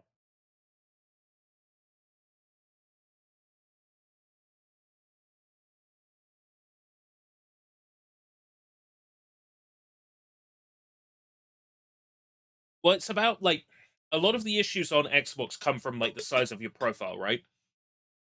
The Xbox 360 really struggles if you've got a large profile. My Xbox 360 profile goes back to like 2007. So if you figure that like a lot of Xbox Live arcade games save directly to your Xbox profile. I have an Xbox Series, it's just I can't play Prince Caspian on the Xbox Series because it's not backward compatible. Yeah, if your profile on Xbox is really large because hundreds of Xbox Live games have saved directly to your profile, you've got achievements, and achievements are large. Like if you've got 150,000 gamer score, it's going to take a while. If it's that large, then the Xbox interface is slow. The profile is essentially like a time bomb. Eventually, your Xbox profile will get so big, you can't use it anymore. But I mean, you would have to, I don't know, your profile would have to be like maybe 10 times the size of mine. But yeah, in theory, yeah. Eventually an Xbox profile would get so big you wouldn't be able to use it on. Oh god. I figured you were making a size of manhood joke.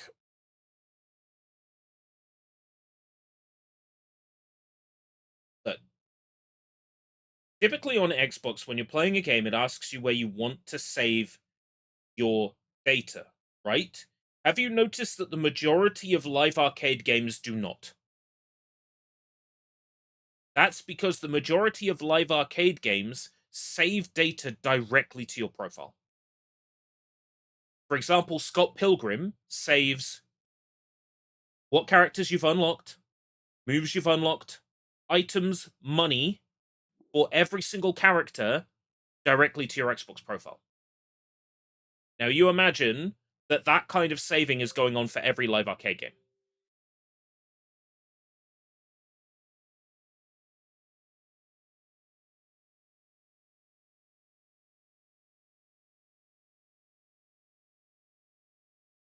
Signing in. It's just looking more positive. I think it's just a corrupt profile. It is an Xbox issue. It's because of the way Xbox handles this shit, right?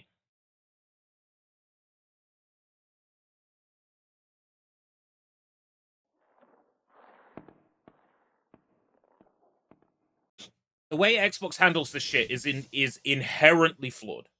There are people saying that on Halo Master Chief Collection, they noticed major slowdown and input lag, and then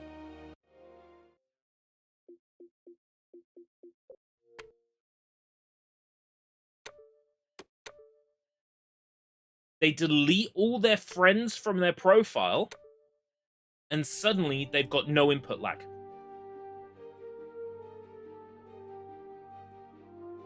"12 out of 13 missing one in that one." It's possible that I'm gonna miss some achievement pops.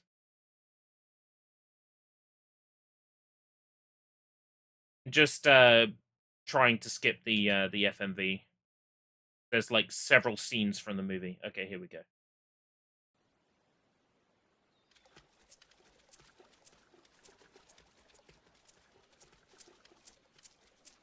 Yeah, I'm hoping that when one achievement pops, it might go boop. Oh yeah, you did this. And it'll go like 6 for 75G or whatever. I'm hoping for. When Lego has no Lego. I know, right? This is...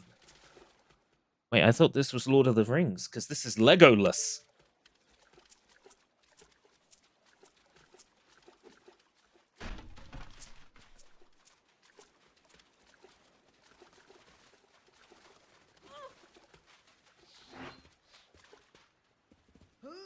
Only boys are strong enough to pick up rocks. Confirmed.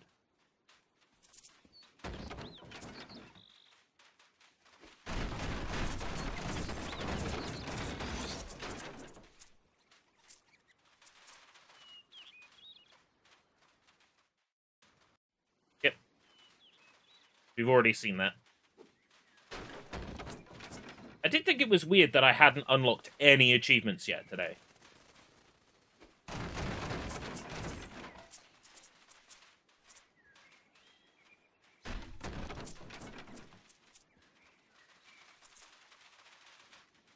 And now I know why.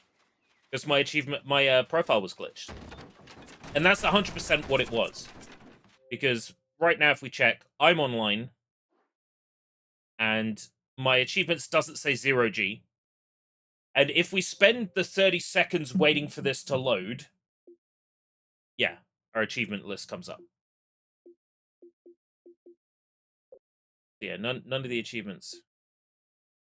Yeah, I should have got achievements for these missions. But here's the thing. I think these, because they're story, will just pop if I replay first part of the game. Which I'm going to need to do anyway. Get all the achievements anyway. So, I don't care. If we get to the end of this cave...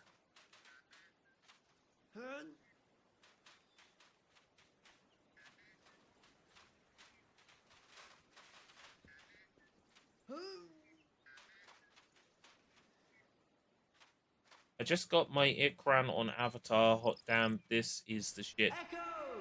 Your Ikran. No. And are you making love to your cardboard cutout? Hold on, Ed.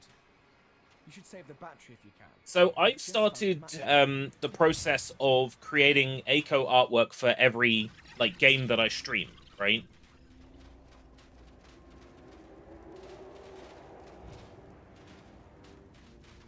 I'm going to make a Na'vi Aiko for the Avatar stream, so please look forward to that.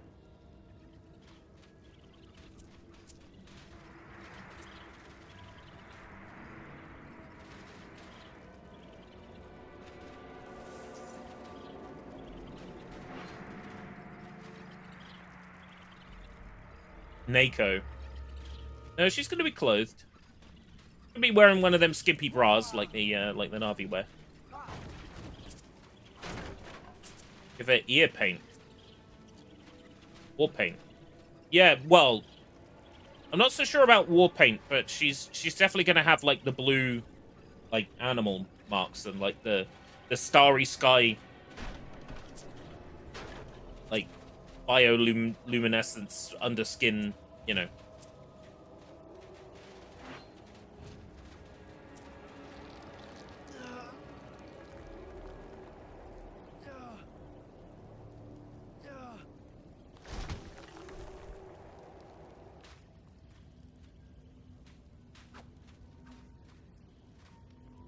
Yeah, she's gonna be pretty. Because the idea being not just for the new Avatar game that you bought me for my birthday, which thank you very much, but a playthrough of the 2010 game, but as the Na'vi, because I've only ever played through it as a human that burned it all. The flamethrower. I've never played through that game as the Na'vi, so I don't know what their weapons are like. I don't know what their gameplay is like.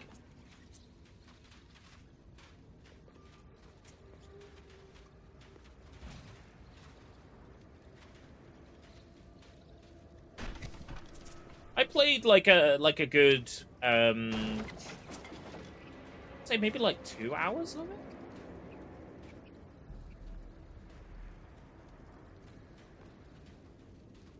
It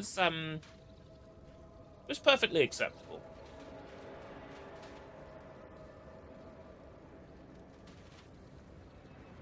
I think it's still very much an Ubi open world game at its core, but that's not necessarily a bad thing. It works when married with the source material. Like, I don't really have a passion or interest for the Avatar IP, but that game makes me like the Avatar IP.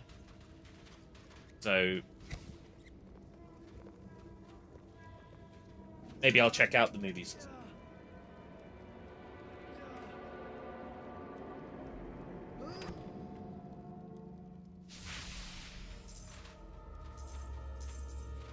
I get what you're saying, Matzo, but at the same time, he's got his name tied to the 2010 game, which actually, to be fair, isn't terrible either. So.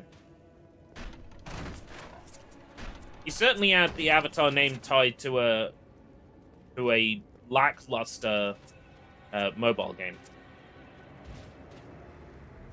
I want to say Gameloft 100. Not confident.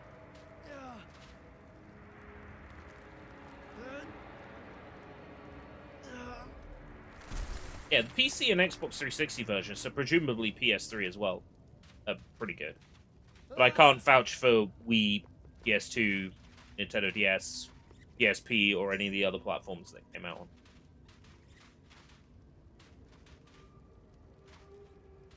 Golem. Oh, Golem game. Yeah, well, the Golem game is an unfortunate situation where the studio working on it never made that type of game before. Like, their wheelhouse was point and click adventure games.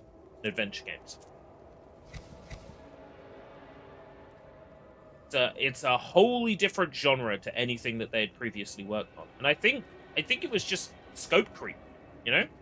I think they just I think they misjudged how much work it was going to be. Kong Skull Island is funny because it's not an official tie-in with like any Kong movie, because King Kong itself, if I'm not mistaken, King Kong as a concept is it public domain? Big monkey named Kong?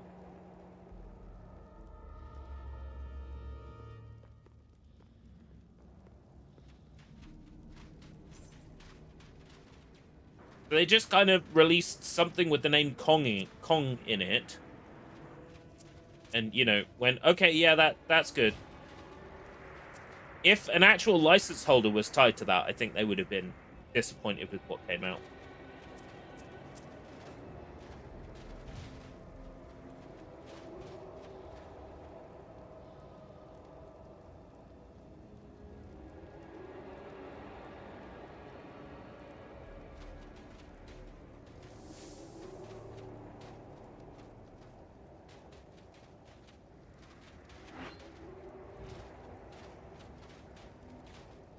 I think I have to get around here and then light my torch from this side.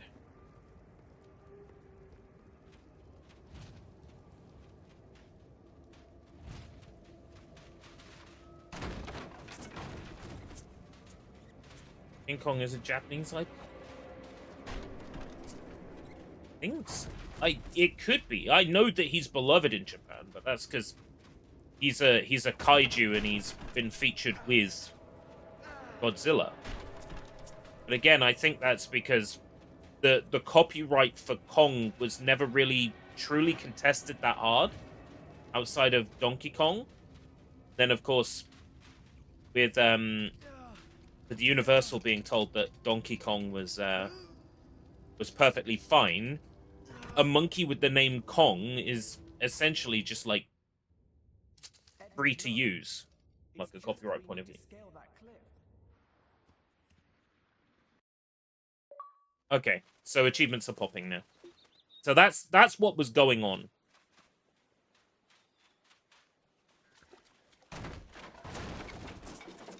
Right, I'm gonna get a message later from True Achievements saying the achievements have popped in an incorrect order, and that's when I'll say, well, that's because I had issues with my profile.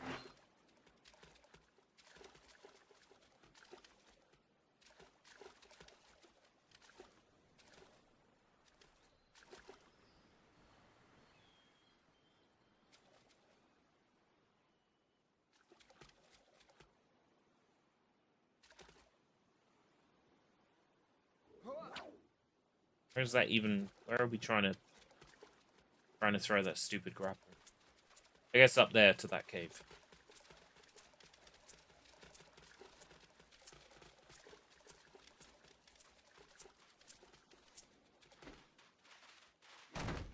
Oh, the Monsterverse. I was gonna do a thing at one point where it was like, I'm gonna play every I'm gonna watch every King Kong movie and rank them. And then I realized there was like 41 movies or whatever.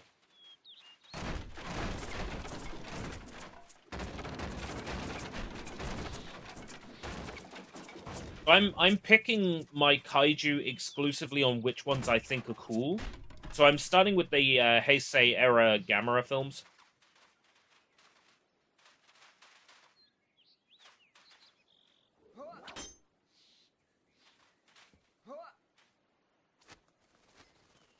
From what I hear, he's barely in it. Oh, movie scene. He's eating an apple off a tree. Don't know where that's been. Oh, he's giving it to one of the girls.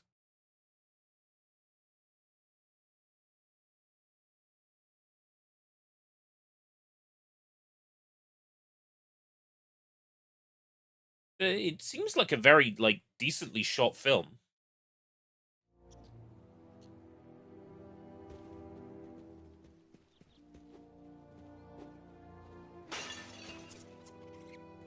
Never actually watched Narnia. Me neither. All I've seen of Narnia is the clips in this game and you know, up to this point, and the clips in PS2, the first game, up to like the end of the first level. They never commercially took off, but they're all right. Oh, got a skill. Oh, so you can just come back and collect the keys again. Oh, video game. That's the first time I've been able to go back to a previous area. Yeah, this one's Disney. That's why I'm like particularly cautious about those movie clips, because I know Disney could be really shit about movie clips.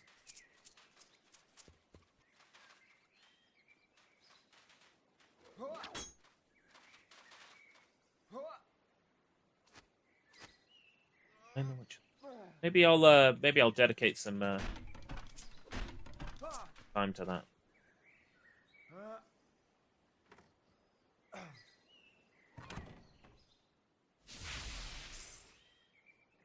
I might suggest it for the thing Garlops and I are working on. It's a nostalgic movie, right? It's a movie that like people watched growing up.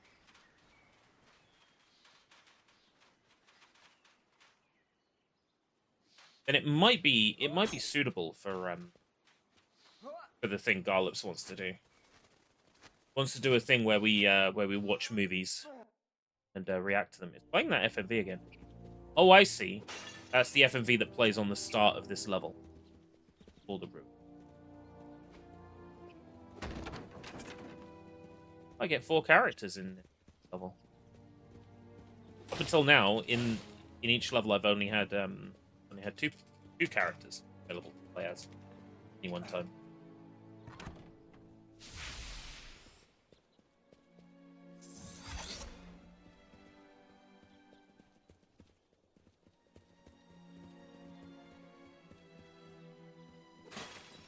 Okay.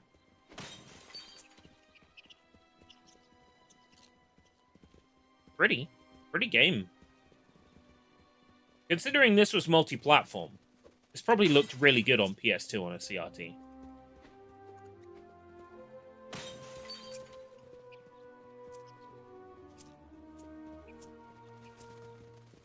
I'm not confident, but I feel like I might have this on Nintendo Wii.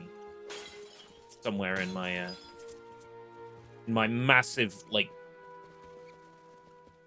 Wii collection.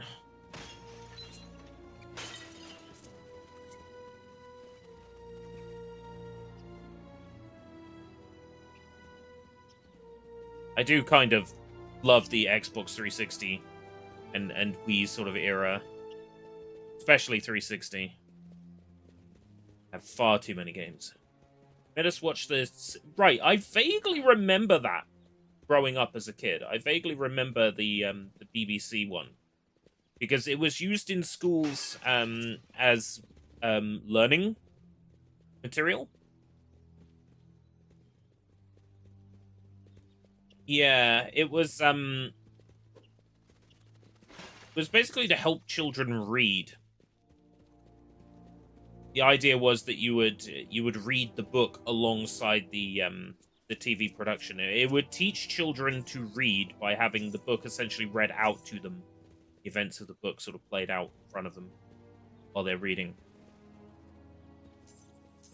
Kind of like Through the Dragon's Eye, which was much the same and of the same kind of era.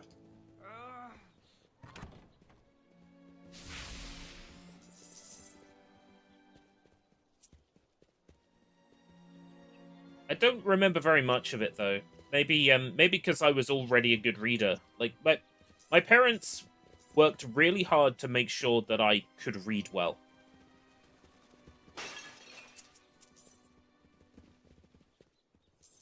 Like as kids, they would have us read license plates and stuff like that from a distance. Get us used to reading road signs and sort of thing.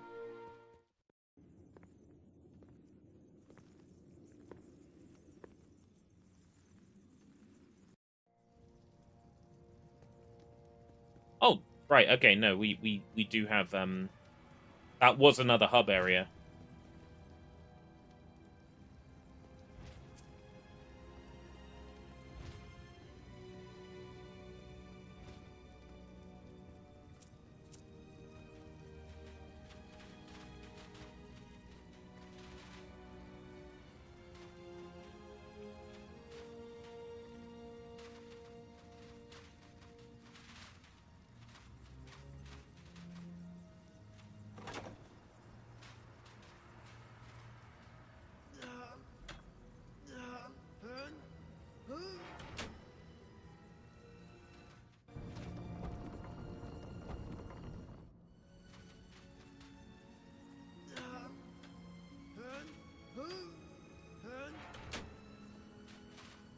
Oh yeah, reading a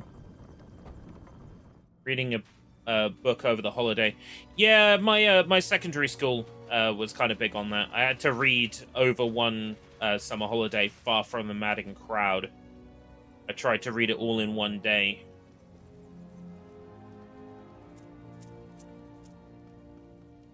Fuck that book. Fuck my English teacher. The absolute nicest way, of course. I hope he's well. I wish him a clean bill of health. At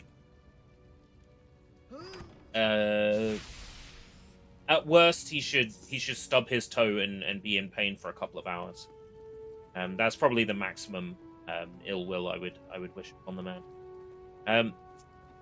Now the issue I had at secondary school was I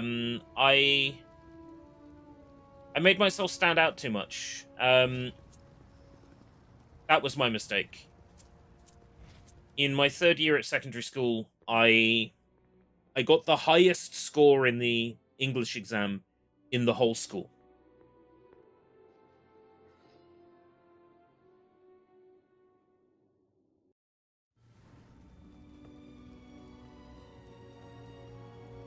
Which kind of put a target on my back.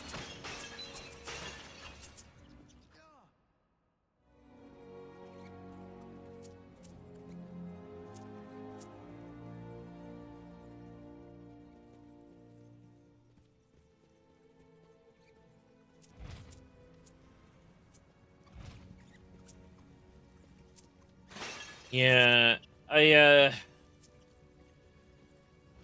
that unfortunately, not only did it mean I got, like, unwanted attention from classmates who, you know, didn't like that I was smart. I also ended up getting too much attention from teachers who all saw my potential and pushed me hard without ever once, you know, listening to me when I expressed concern, you know, like, I don't understand this, I'm not getting it right away, can you explain this in another way? It was like, you shouldn't need it explaining to you, because you know, like, everybody else in the class understands it, and they didn't get the highest score out of the school, you know.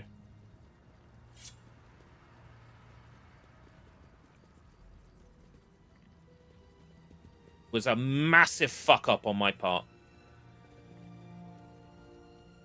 Getting noticed. Like that. Sticking my head out like that. And it's always made me sort of, like, bitter towards the teachers in question that, like, really pushed me. And my English teacher was one of them. Who really, you know... As soon as I got, like, the highest score... Because I was in, like, the 3rd. Like, the English classes were, like, tiered. Like, from the lowest to the highest, right? And I was in, like, the 3rd English class. As soon as I got the highest score in the first 3 years, I got moved up to the top class in English. So I was put with a teacher that I didn't really like. I was put into a situation where I basically had to immediately adapt to completely different material. It was being taught on like a higher level. And when I expressed concern, I wasn't really listened to about it. And it's just, well, okay then. Why the fuck should I be nice? It was the pressure of that, like, really just fucked me off big. And the teachers involved with that, like the teachers that pushed me really hard, I will never fully like them, I think, ever. I will never fully like those teachers.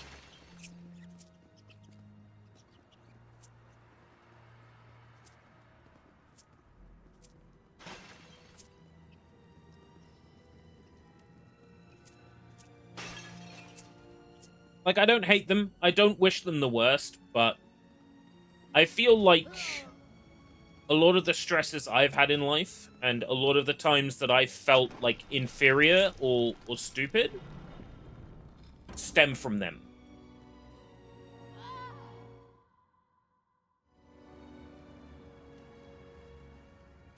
Everyone else ignored, but, like, the teachers treated you bad for having an average score.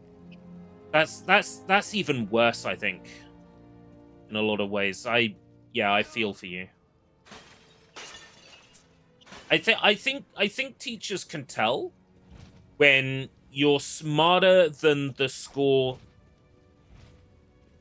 Come to think of it, that does ring a bell. Me, like, going out of my way to get a lower score in the hopes that I would that I would be put in a lower class. By which time, of course, they already knew that I was smart. They weren't buying it.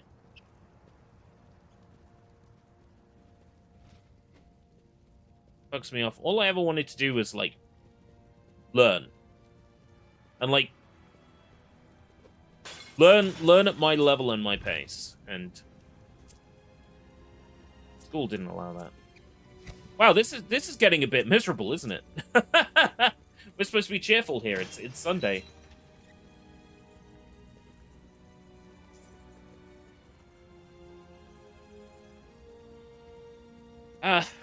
We all have things in our past that, you know, affect us in that sort of way. Like people who had the best had our best interests in mind, but you know, didn't know the right way around it. I mean, teachers tried. I was offered counseling when I was at secondary school. In hindsight, I wish I had took it. I honestly wish I took it. It's maybe some of the more pressing issues I might have been able to work through.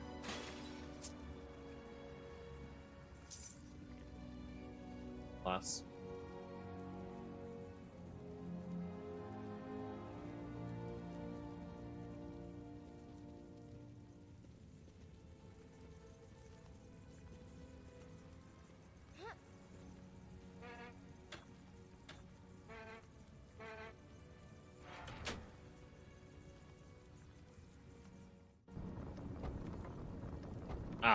Staircase. Yeah, to be able to say you were the teacher that taught certain person, you know. I helped this student, you know, reach their best. I think there definitely is an element of that, for sure.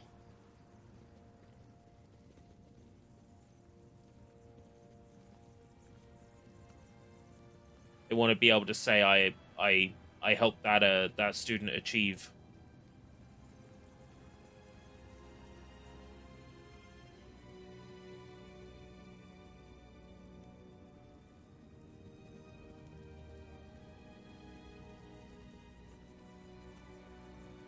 Did we open up a second staircase? We didn't. Okay. There must be another lever then that I have neglected to see.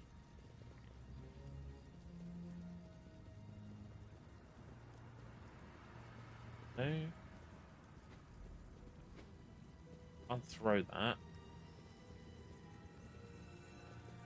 Can't interact with the lever again.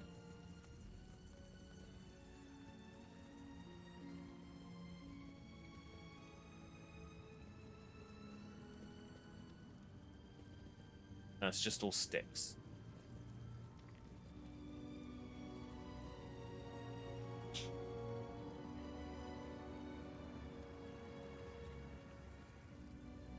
I'm thinking about doing a Mario 64 playthrough soon. I know I've done it before on live stream, but you know, nowadays we live in a world with a proper decomp, recomp, HD like model support, custom model support. It'd be really fun if I could make a little ACO model. If I could play Mario 64 with ACO.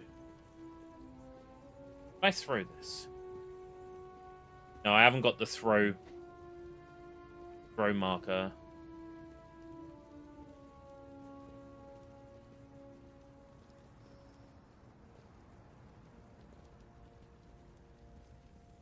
Feels like I'm missing something really obvious in here. If I stand still, will the game, like... No.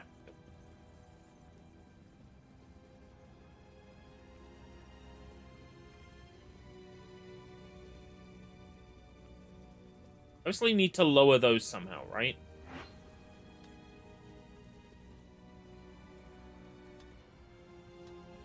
He has a torch. Doesn't have like a ranged weapon. Yeah, Majora's Mask with like built-in randomizers and model replacement, and so it's so good to see that coming along. Two ship and all that. There's one for Mystical Ninja starring Goemon that's pretty good now apparently. As good a time as any to play through MNSG again.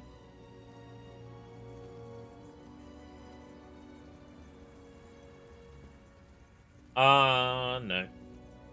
I thought for a minute there was something there. I got excited. Okay, I'm gonna need to quickly ask the guide. Miraz Castle infiltration.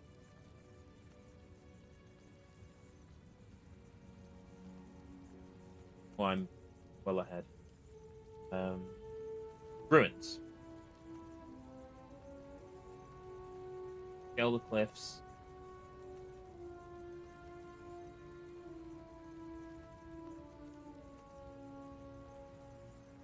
Bit.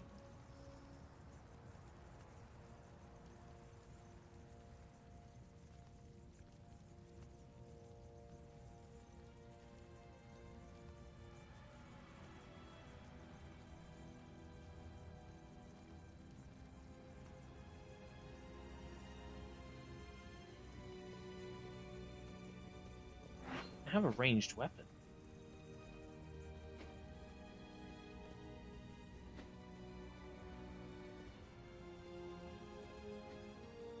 She does. She has a fucking ranged weapon. I just have to drop the torch for them. Use the PS6 to solve it. Yeah, I've seen that pattern. That's funny to me. Like, come on now.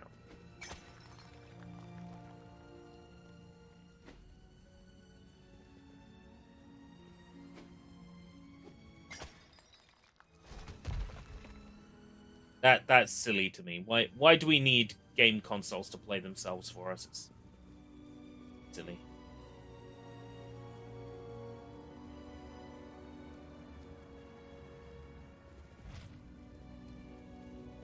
We should have gatekept harder in gaming. We should have gatekept harder about AI. We should have gatekept harder about easy modes and story mode difficulties, and we should have gatekept harder.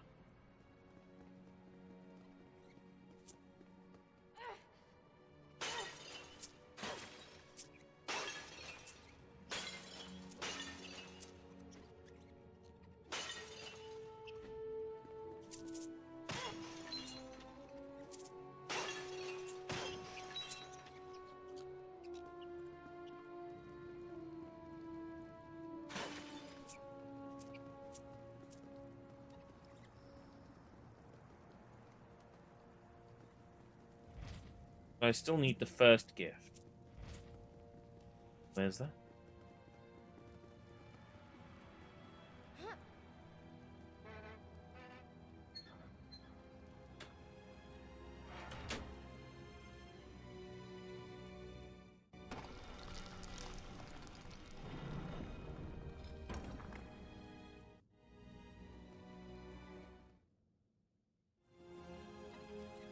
Find Peter's sword and shield.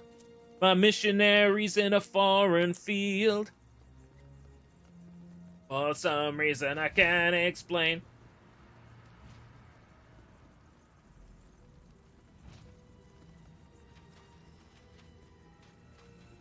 So dumb. I like the Xbox 360 because I physically own the game and I play it on a real device that I own. From a real disc that I own.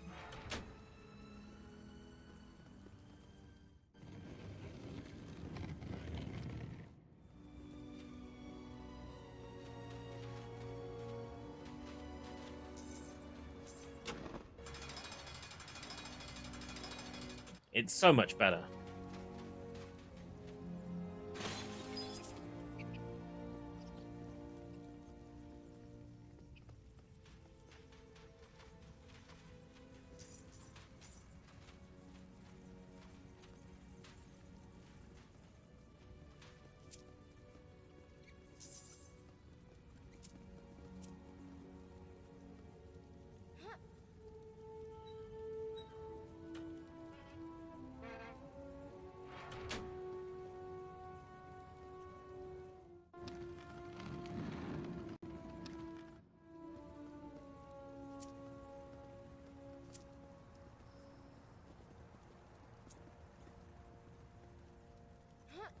Yeah, they're gonna have to pry my Xbox 360 out of my cold dead hand. I think speedrunning is the one community where AI is pretty much guaranteed never to take a foothold, I think. Because the speedrun community, for better for worse, is full of a very particular type of person. And I have to be careful how I say this, because the last thing I want to do is get a community guideline strike on YouTube. Speedrunning is full of... There is an overlap in the speedrunning community of people who like to speedrun and people who are staunchly opposed to AI. Look, we found our gift. Only we couldn't find a horn. Well, at least you have your bow, and we are armed again.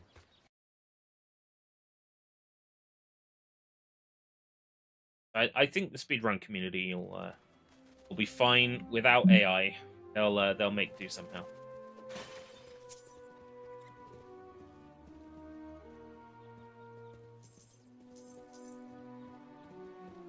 Could you imagine like ADGQ putting out AGDQ putting out like an official message on we do not allow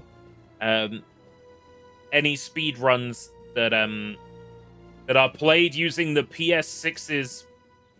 Right, okay, that isn't the word I was... That was the word I was trying to avoid using, so I'm glad that you used it. I know YouTube can be very very mean about the word passionate, or I sure hope I don't get demonetized for saying that. No.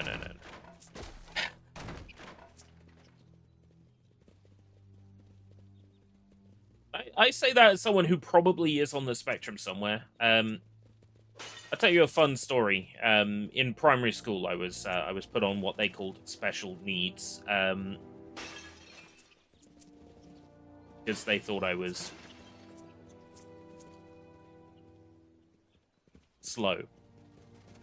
And then at secondary school, you know, they're working on the assumption I'm slow, and I get best score in the first 3 years in English. And then they think I'm, like, super intelligent. And it's just...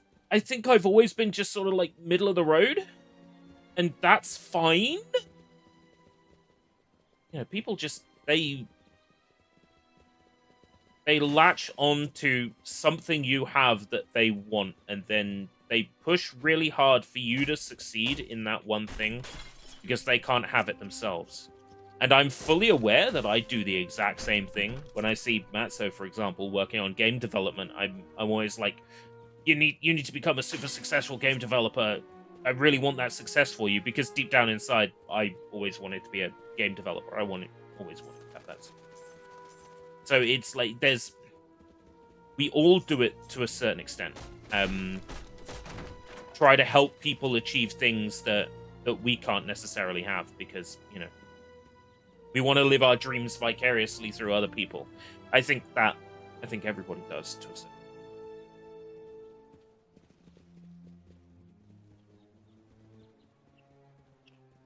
So, while I was at primary school, I was sent off to a place to be evaluated, to see if I actually had special needs. And I went and did a bunch of tests, and they ended up deciding that I did not have special.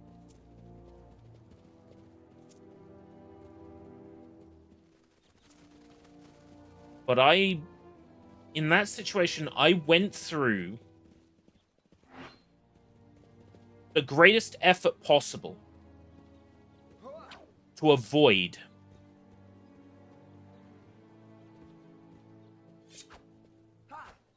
I tried my hardest to avoid being flagged up.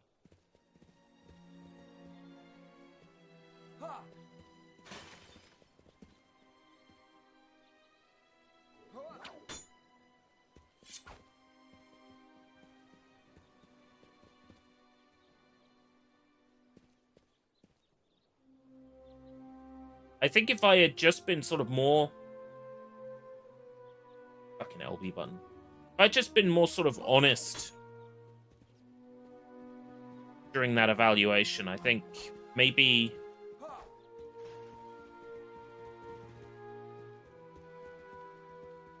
Maybe I would have been given that, that evaluation, and then,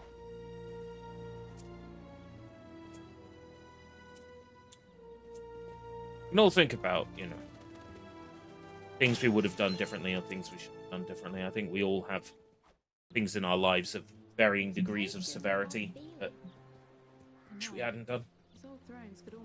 Wish we'd done differently. Well, part of the experience, I guess. Wait, don't you see? This is Cair Paravel. Such lovely times we had here. Fauns, good giants, mer people, and my horse. Something is different, or missing.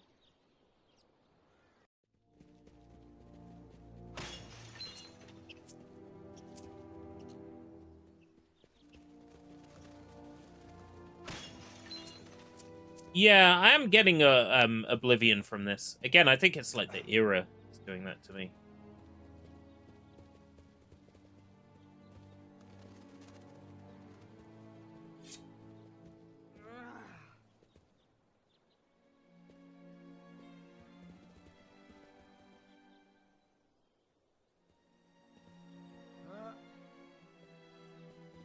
It was here. There we go.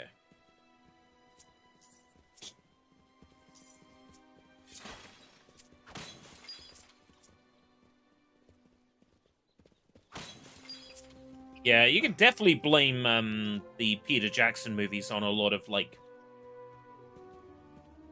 There's a lot of love for,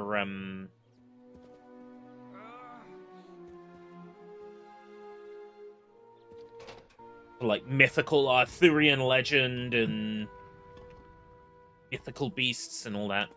I feel like Lord of the Rings was quite responsible for a lot of that. The Peter Jackson Lord of the Rings movies. I would also blame Harry Potter for a lot of that as well. British literature in general, like Narnia, it all tends to be like Arthurian legend stuff. Even your like Ian Colfer, what's he called? Oh, I forget the name of the thing now. The Irish superhero boy. Super agent boy. All those children's books tend to have like mythical creatures in them, and it's kind of rare for there to be like a book for kids from that sort of era that isn't about mythical beasts. Stuff like was it Alex Rider's Stormbreaker? It's sort of like the outlier in children's literature at that time.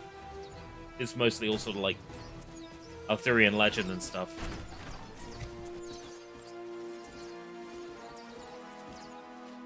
Harry Potter borrows a lot from that sort of source material too.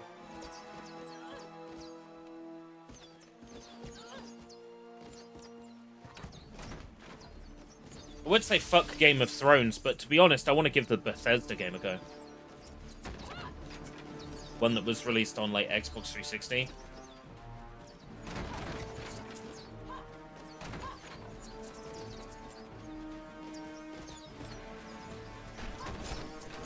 I'm curious, first of all, what kind of game it is.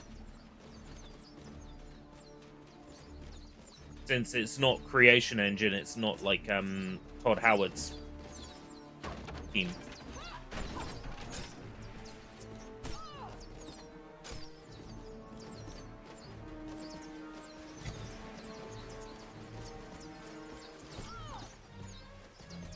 Oh, it's French. Why did I think it was Bethesda? Is it published by ZeniMax? Like in my head, it's Bethesda.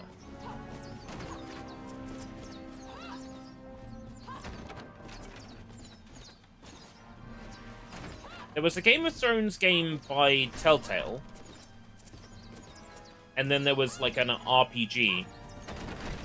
And that's Cyanide. Oh, right, okay. Yeah. Wonder why,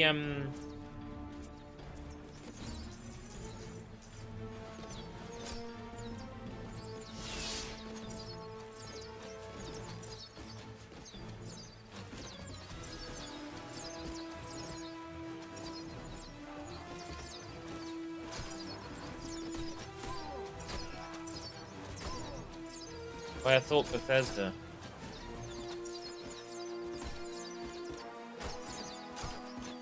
Ends on a cliffhanger. Maybe not then. It depends. I mean, if the game's good, then maybe.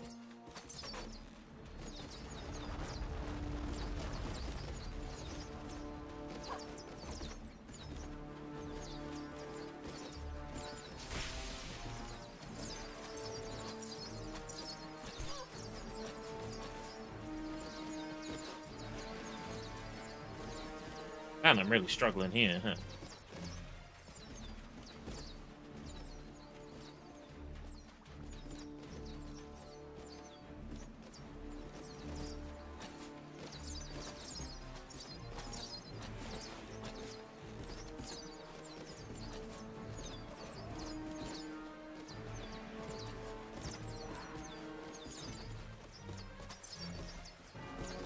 Arrows seem very inaccurate here.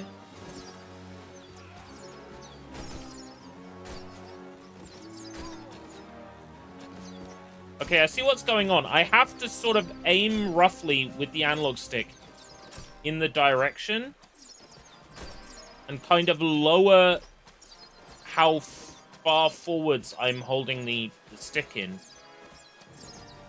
No, that's not it.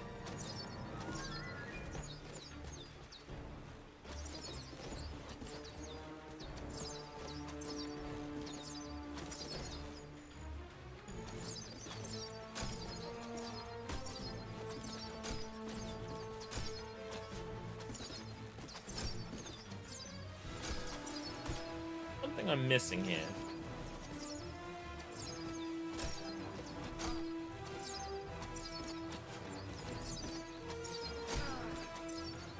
Wow, I'm actually going to fail a checkpoint. Oh no! Did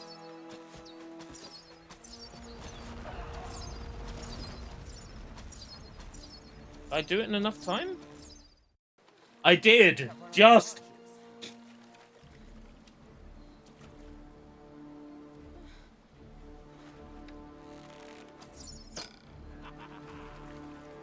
Maybe something heavier will work against his shields. No, I got like the tiniest bit of checkpoint time left. Okay. Cyanide. Published by Atlas in North America. What?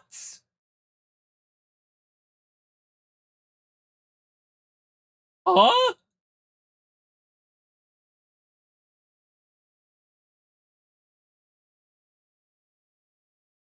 Oh yeah, I would totally trust the creators of Cycling Manager, Cycling Manager 2, Cycling Manager 3, Football, Pro Rugby Manager, Cycling Manager 4, Pro Cycling Manager, Pro Rugby Manager 2005, Horse Racing Manager, Pro Cycling Season. I would definitely trust them with a Game of Thrones game. I'm teasing, of course. They've done other tactical role-playing games and RPGs. Oh, they're the Blood Bowl. Oh, they did Runaway 2. Okay, I am familiar with... Oh, they did the DS version of Runaway 2. Oh. 2018's Call of Cthulhu. I've heard that's good until you get a gun, and then it kind of...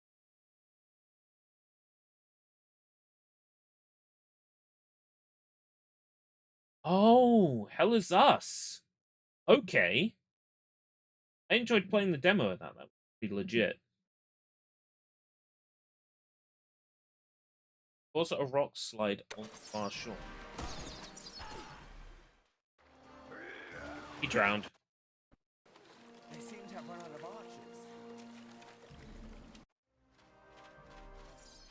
Rescue Trumpkin.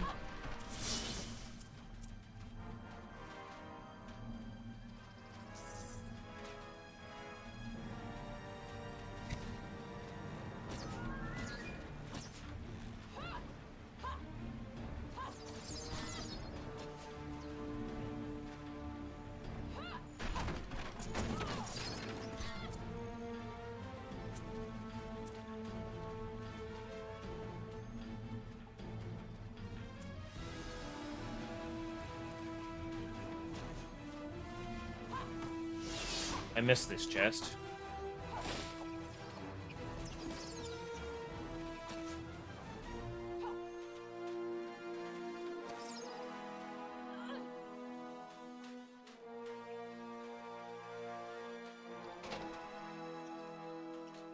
I could barely see that there.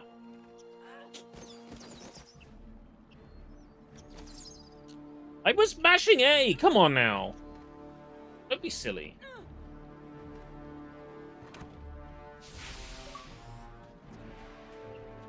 Oh my god! Cumulative chest achievement!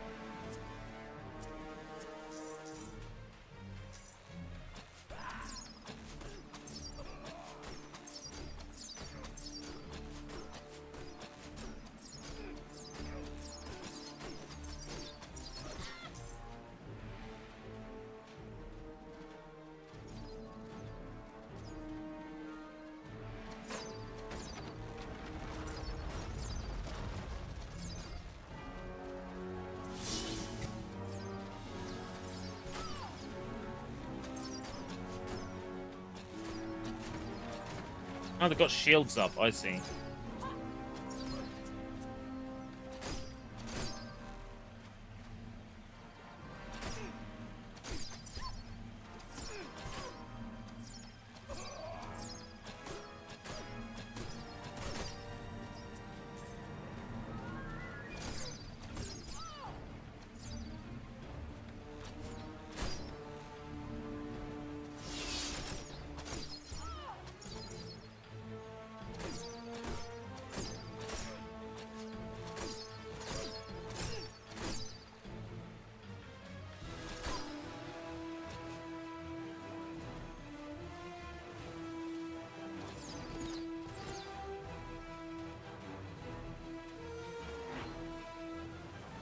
Werewolf, the Apocalypse, Earthblood.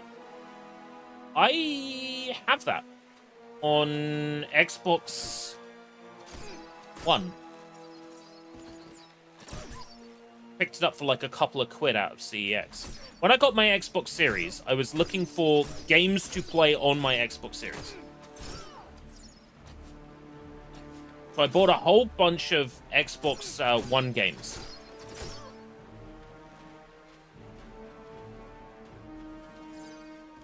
And that was one of them. Because the name rings a bell.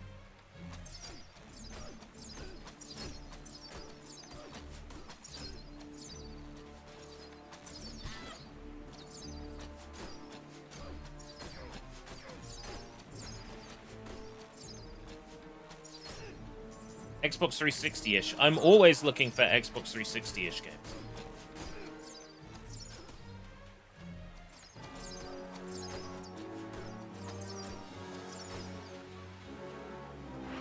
I do something with the grappling hook with this guy.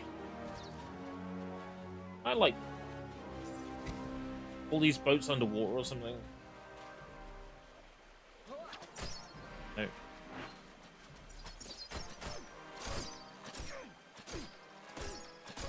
Look, these arrows have fire on them. Why can't I just burn their ship?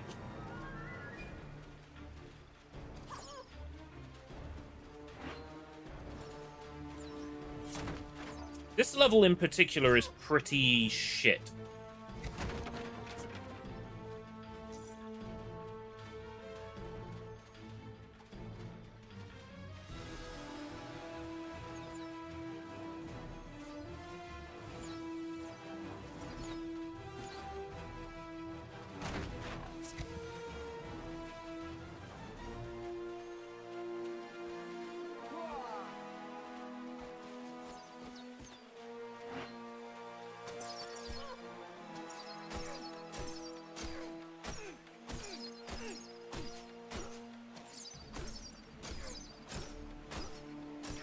I'm only stealth when stealth is easy, you know?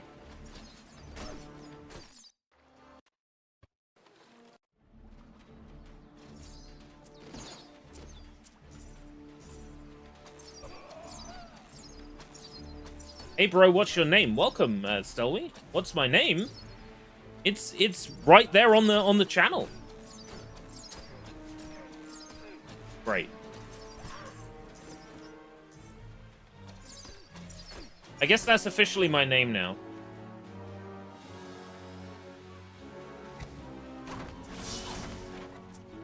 What's my name? Slim Shady. There's, like, nothing clear to shoot at here.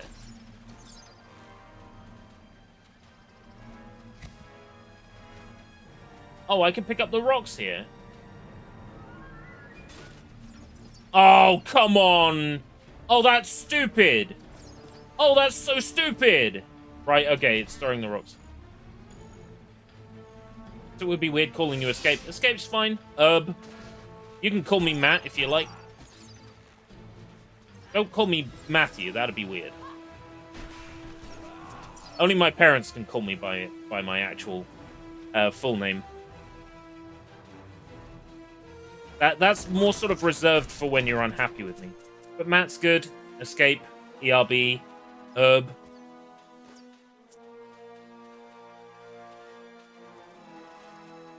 Did it forget that I've done this? Herb.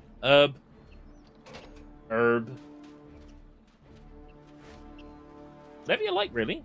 Herb, if you want. There's only 365 days. I don't actually know the meme I'm quoting there, so I could be doing it really badly, but I will.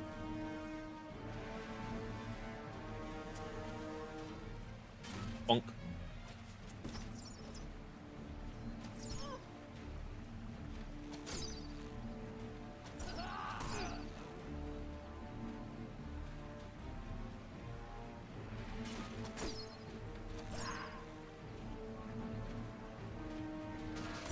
Of course the solution is to throw rocks at people.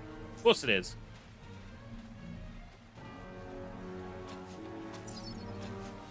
It's a British story.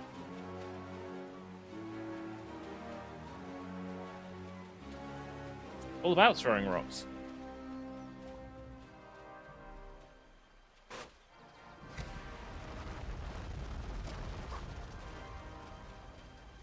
Right, how do I rescue this guy?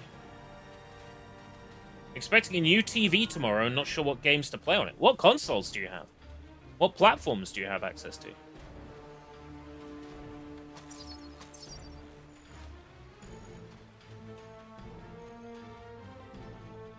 Showing an arrow there.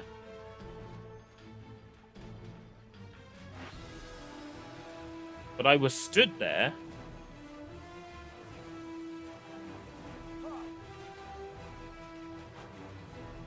Oh! Of course the grappling hook can move that far out into the water. Pretty decent RTX 4070 laptop. Ooh, pretty good.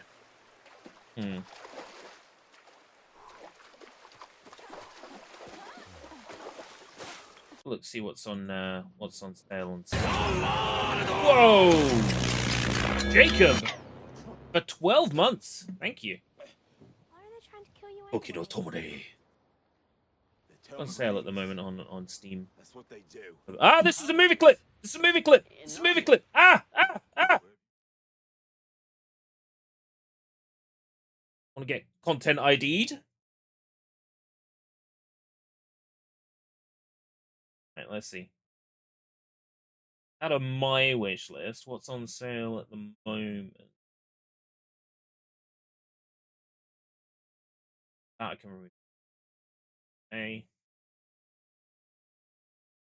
river retrieval. Are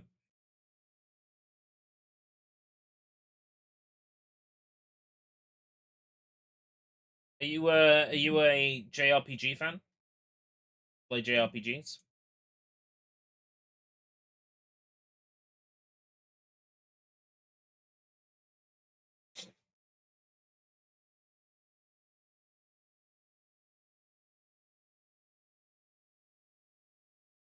Not sure what the J would stand for in JRPG.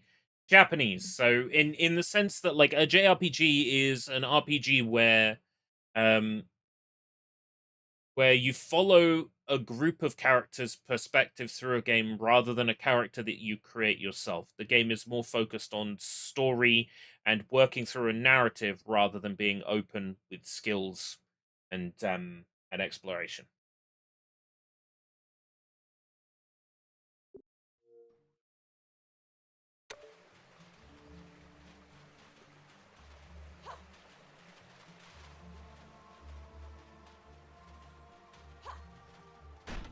We were in armor a second ago, and now, like, we got nothing.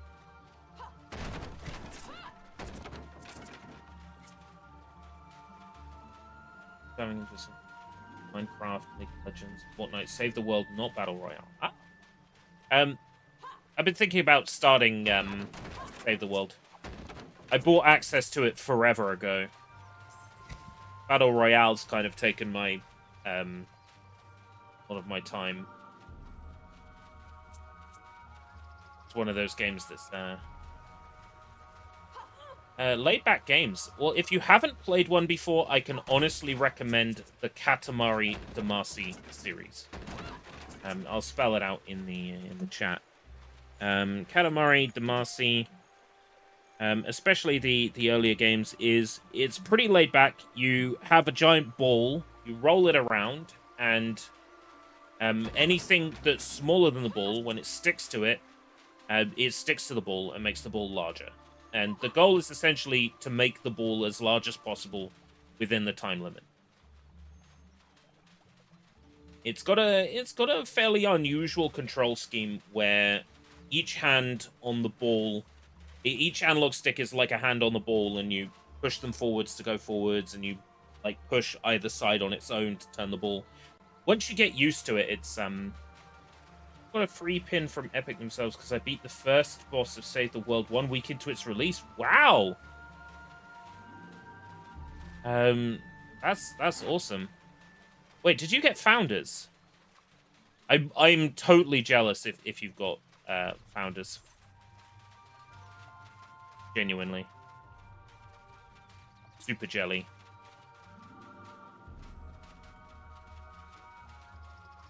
Hitman. I do need to get around to Hitman. I bought it just over a year ago on Steam.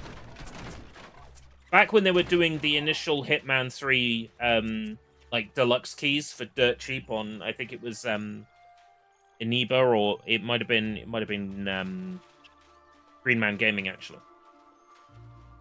They were doing keys for incredibly cheap on there. Got it during Christmas of 2018. I quit Save the World due to vast lack of support and bugginess. Yeah, every time they push an update for Battle Royale, they don't seem to pay much attention to Save the World, even though there's a lot of people who, you know, for whom Save the World is Fortnite. This looks like it's another movie clip. I just got to be hot on this so YouTube doesn't content ID the hell out of me for playing this. I suspect I'm already going to get rimmed for the game music. Yeah, what can I do?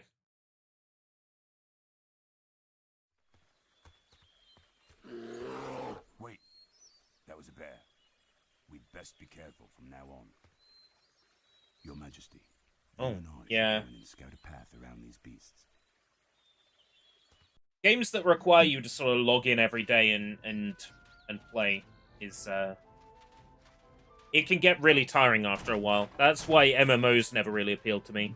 I've only ever played MMOs casually for that reason. What happens when we hit 10 likes?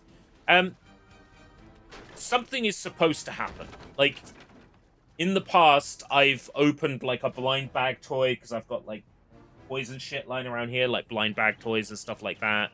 Or, you know, I sing a song, or we watch, like, a video or something. There's always, like, options of things we can do. I could get up and dance, sure. There's all sorts of options available.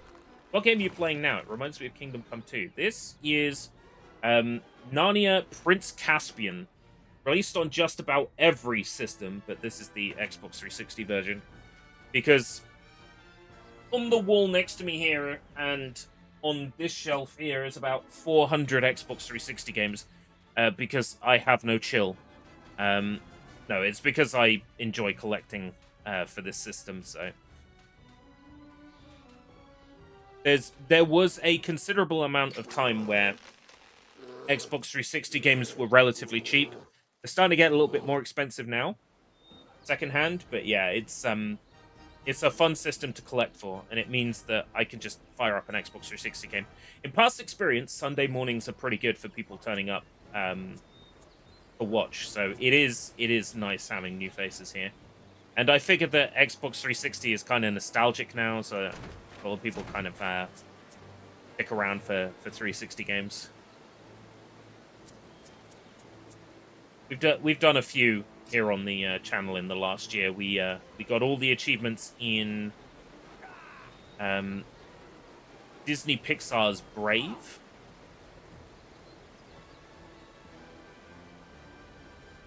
Grappling hook. It's going through tough spreadsheets. Well, I am happy to give people something to do while they're at work, something to watch.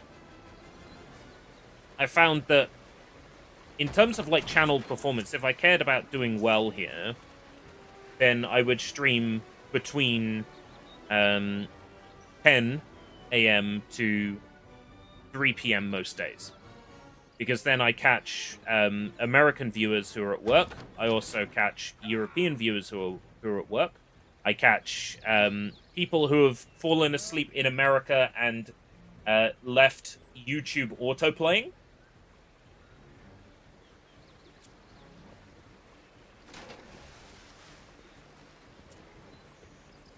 But the thing is, I only stream when I have like the free time to do it, so there's not really like a set standard for this. Most days I tend to stream in the evenings UK time, just because that's what I have available to me. Sundays are a little bit more open, because there's not a great deal going on. Can I climb through these, or is it just Small Man? It is just Small Man. So how do I get the rocks down as well?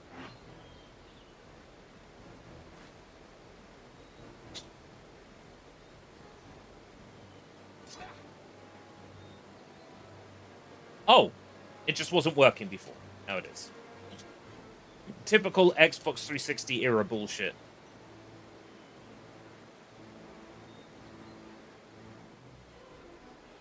Now the prompts work.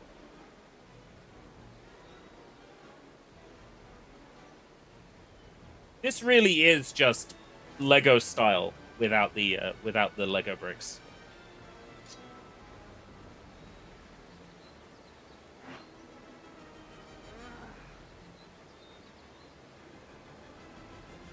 I love when they make you move with slow object all the way to where you need to go.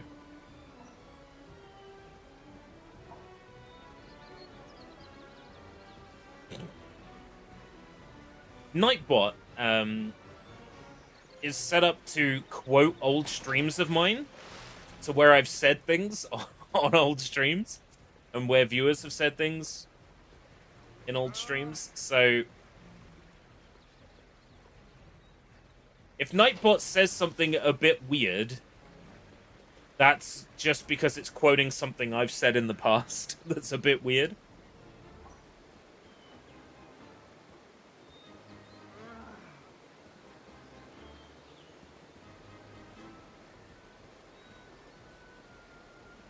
I'll eventually get him set up to, like, quote movies or something. I'll probably set him up with some movie quotes.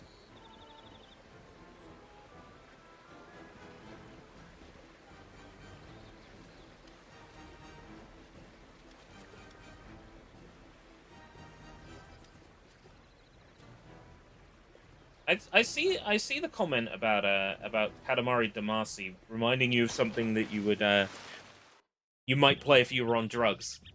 I've seen that said a lot. The soundtrack plays into that as well. It's a lot of it is what would be referred to as denpa wave, which is a Japanese music genre named after the alleged electromagnetic waves that made people crazy in the 80s in Japan. People who claimed that they were under the effect of electromagnetic waves. They would, like, go out and, like, commit crimes and stuff and claim to be under the effect of electromagnetic waves. I suppose it's easier than actually taking responsibility for the nasty things that you've chosen to do with your own free will. So the genre is called denpa wave after that. Kind of like listening to the music scrambles your brain. It's kind of funny. I'm trying to think of like an equivalent for like the rest of the world. If America started calling like a type of music after after 9/11,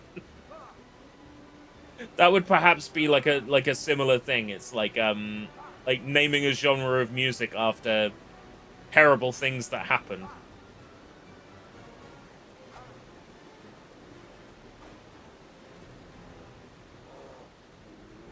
Come on, bear.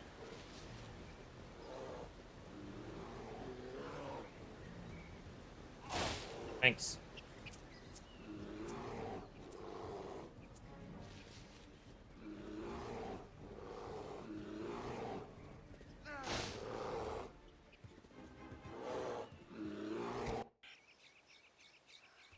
This'll never hold your weight. Is RE9 or Dynasty Warriors 3 Remake on your possible purchase list? If possible, I would like to get both. Yeah. I do intend to get.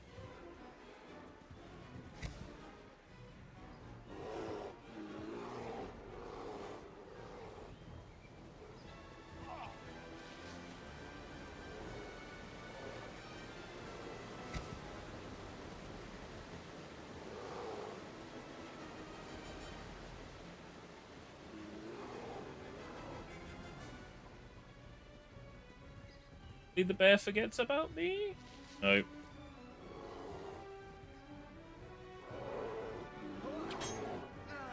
Ah! Good, got it in time.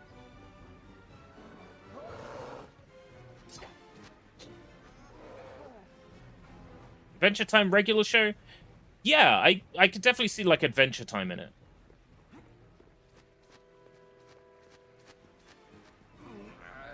Come on, dwarf.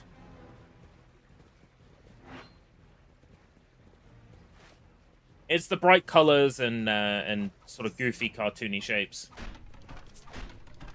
There are a lot of games in that franchise, and to be honest, there's not really a bad one at all. iToy. I never really had a chance to play iToy when it was brand new. I mean, when I look at the technology behind iToy, I think, oh yeah, you know, pretty basic. It's not working out that you're a person. All it's really looking for is movement. And if it senses any movement, then that's how it works out there's someone there. So a lot of iToy games, generally, you could just play them by literally holding something up to the camera and just running it back and forth and, you know, getting maximum points. There's not really a lot you can do with iToy that's very, like, intelligent from, like, a game design point of view. But at the same time, iToy games, when you just, like, allow yourself to, like, tune out and just be silly and just enjoy them for what they are fun.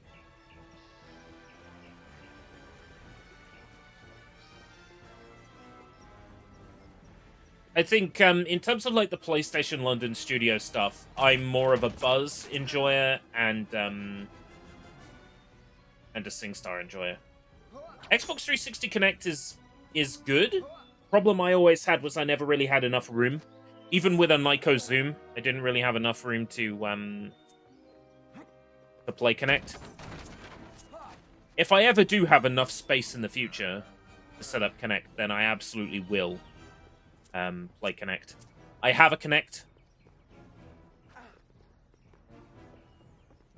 I'm always looking for an excuse to play it.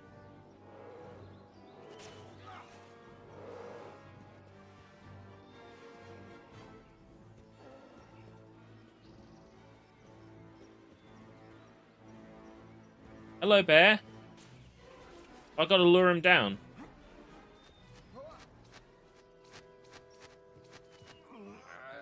Well, if I'm not mistaken, they were involved with the controllers. Check this out. Yes, London Studio. They're involved with iToy, SingStar. I want to say they were involved with Buzz, but I could be very wrong. London Studio.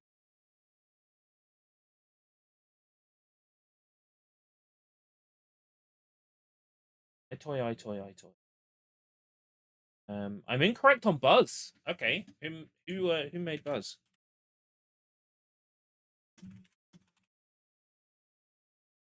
I want to say it was Cambridge. Relentless Software. Brighton and Hove. Ah, that's fairly local-ish. Brighton and Hove. Okay, so that wasn't PlayStation London. That Relentless Software. Juju Entertainment and Curve Studio.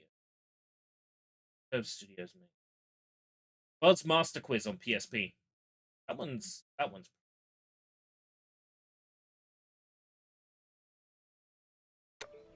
If I get enough space for Connect in the future, I absolutely do want to play through the Connect games I have.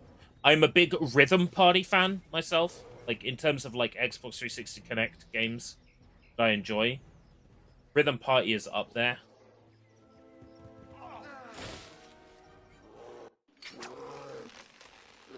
VR, I have a MetaQuest 3. I don't really use it that much. I've got it mainly because publishers on occasion do send me codes for MetaQuest games or PC Steam games. So on the occasions that they do, I need to have a VR headset in order to take advantage of those keys. If Resident Evil 7 like officially supports VR on PC, then absolutely. But I think you need RE framework for that. Depending on how well it works, I would definitely be tempted to play through Resident Evil 7 in VR, because Resident Evil 7 is still one of my favorites in the series.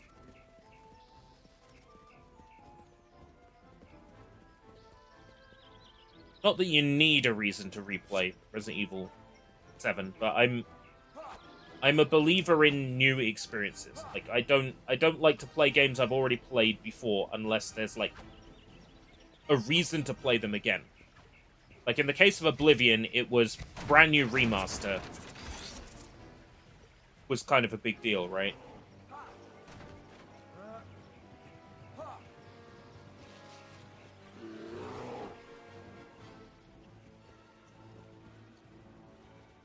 And for Fallout 3, it's going to be much the same. Brand new remaster.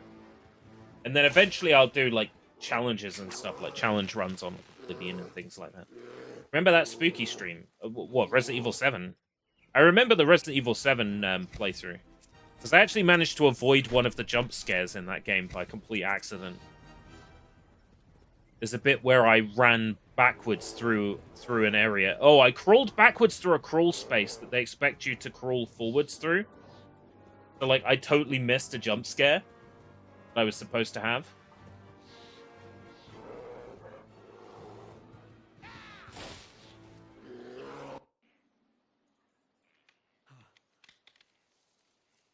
Do you think it's a bear?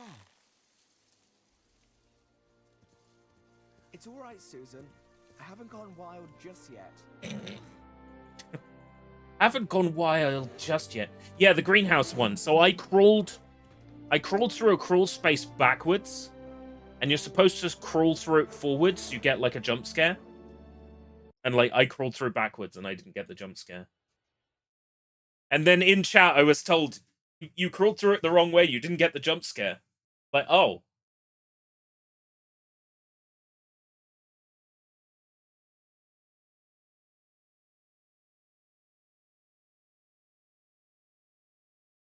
They're gonna jump down. Aslan? It's Aslan! It's Aslan over there! It's right.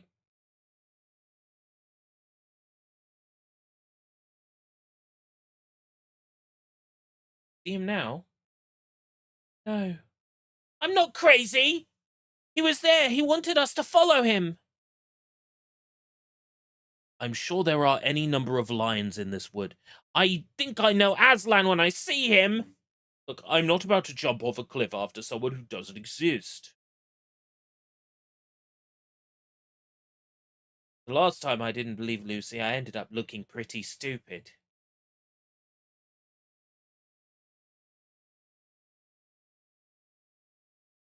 Why wouldn't I have seen it? Maybe you weren't looking. I'm sorry, Lou.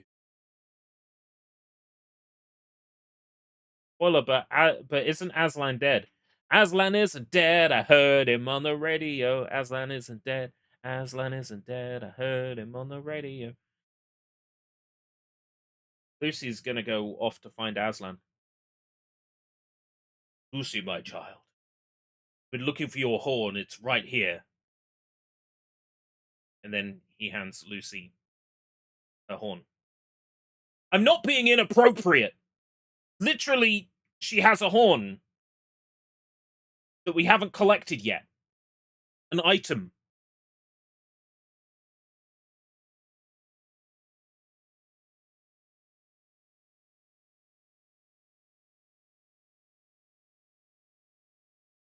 Oh, there's like goat men.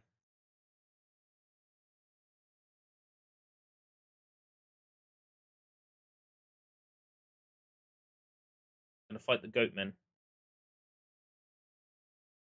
Yo! Prince Caspian.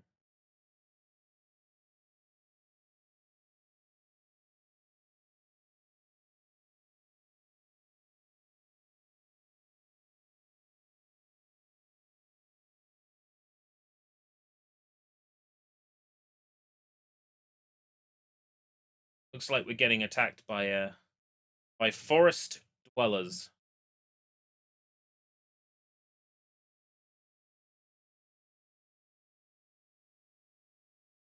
They've met Prince Caspian. I would love for you to see it.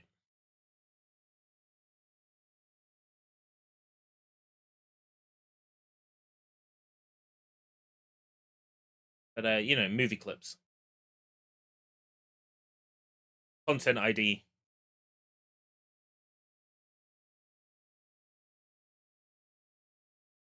Achievement unlocked. Another achievement unlocked. Finally. It only took recovering my save file. Oh! One achievement actually requires you to shoot her after she grabs you in the jump scare. Oh, so I'm missing an achievement. Okay. That's a good enough reason to play through Resident Evil 7. Again. And I could play it on PC with RE Framework, with OpenRE VR or whatever it's called. And yeah, a VR playthrough of Resident Evil 7 is not a bad shout. At all.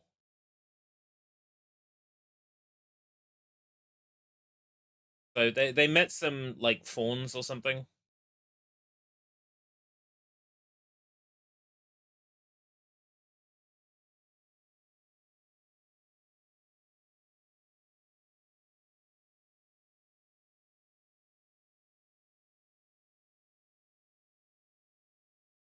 He's hiding on top of a little tower. Been dropped up by a griffin. And the other kids are being brought in by griffins or birds or whatever. Big, like, bird lion creatures. Beaky birds. Big beaky birds. Beaky blinders, as they're called in the industry.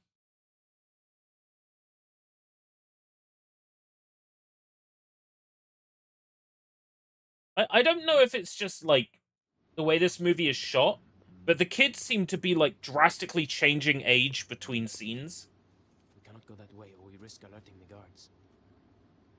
And the likeness, like, their likenesses are sometimes really good and close to the actors, and then sometimes really off. It's like strangely inconsistent.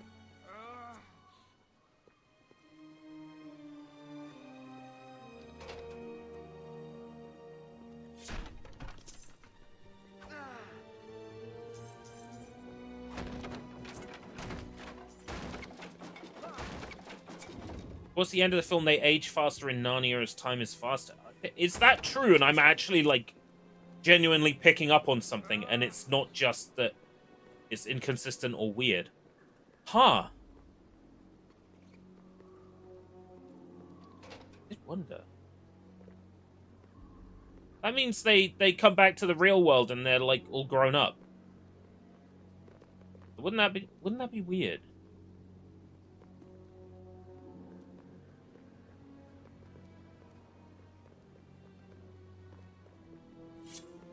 I don't suppose you could help. Oh, I only need the 2. Okay. They come back like nothing happened. Oh, it's like Sonic X. Chris Thorndike goes to Sonic X land, and he's a kid again.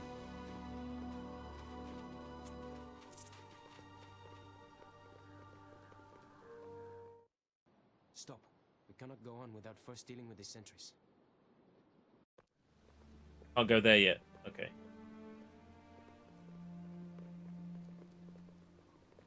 Can't go on without dealing with the I'll sentry. need some help with this.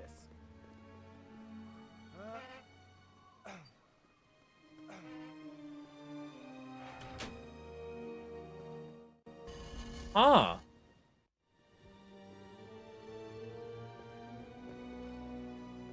It sounds like maybe I've slept on this series. I want to see if I can respawn this key.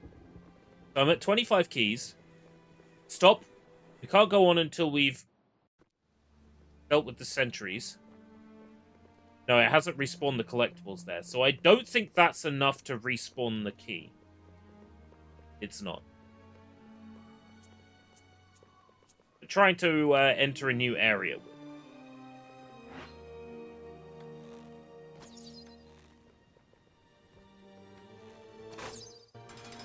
C.S. Lewis cooked when he wrote Narnia. Maybe it's about time I actually gave a shit about Narnia, huh?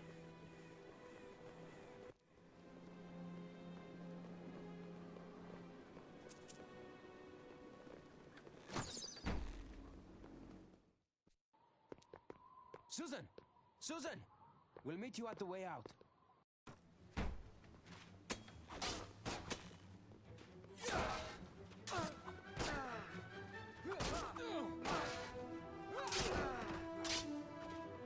Stop!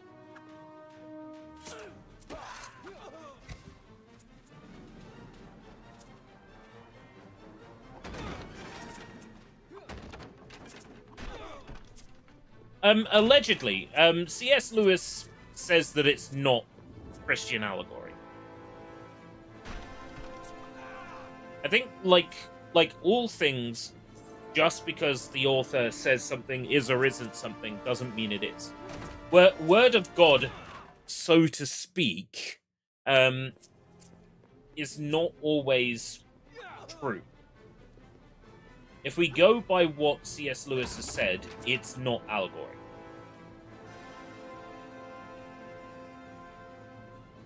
I can see a case being made for it is and it isn't, based on what I know about it. The way I look at it is, let's say it isn't allegory, then maybe it's a case of using the Bible as inspiration, because if it is the greatest story ever told, then, you know, why would you not borrow from the greatest story ever told when writing a story? So you can make a case for it not being allegory, but still being, like, inspired by or influenced.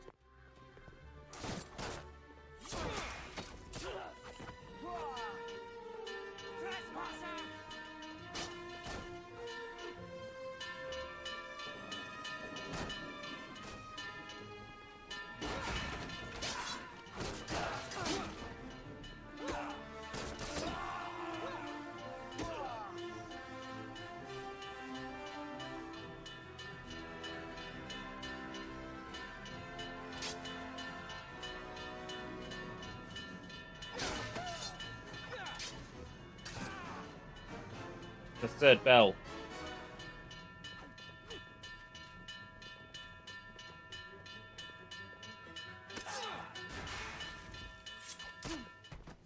There we go.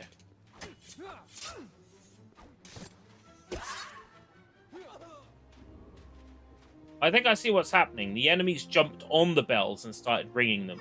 Made the timer go down. PS VRium. For starters, I'd have to have PSVR, which I don't. I don't see the point in owning a VR platform that only has about 2 games I want to play on it. Furthermore, PSVR 1 games are not compatible with PSVR 2, which seems like an incredible oversight. If it's a case of, like, I'm in a charity shop one day and they have a PSVR in there and they don't know what it is and they sell it for, like, 20 quid or whatever, sure. Maybe I'd buy a PSVR, but it's cost. I'm not opposed to it. What I'm going to say is, you never know what's going to happen in the future.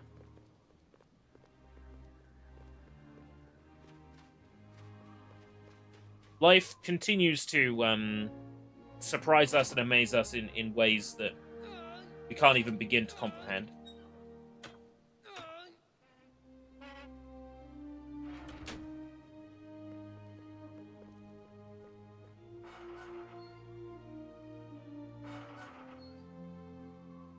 Right now, the main sort of showcasey things I want to do are Xbox 360 games, PS2 games, and Wii games. Because those are the things that I have another mysterious benefactor. Maybe. Maybe one of you wonderful viewers will win the lottery and decide to share your winnings with me. Which would be completely unnecessary, by the way, but, you know.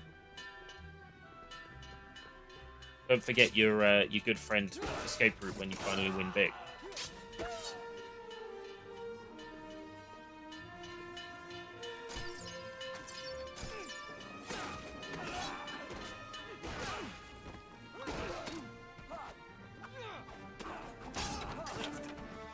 The main reason for Xbox 360, PS2, and Wii is, one, they are the 2 generations that, like, really interest me.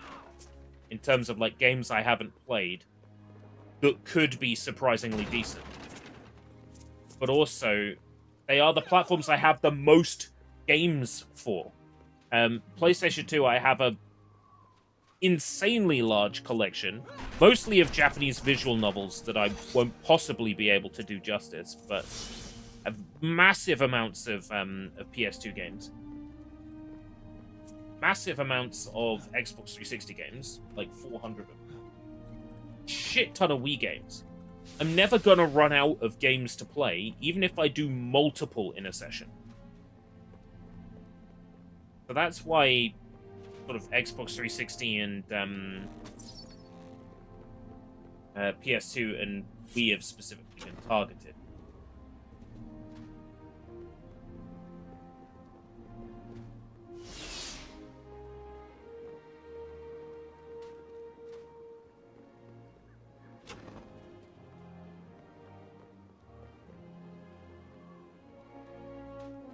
Oh, maybe I just have to stand on all of these separately. PSVR, maybe if I get hold of one. Sure. Never say never, I guess. Can't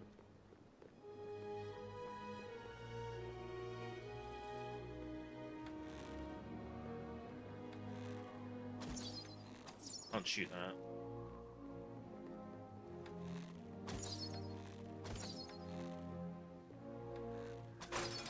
Aha.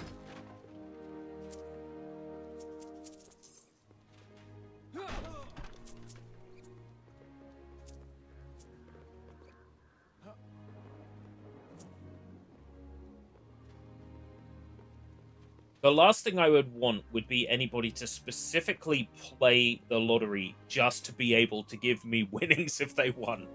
The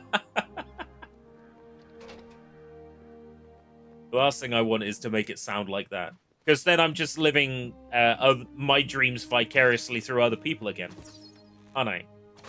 I dream of a lottery win, therefore you must play the lottery. Oh.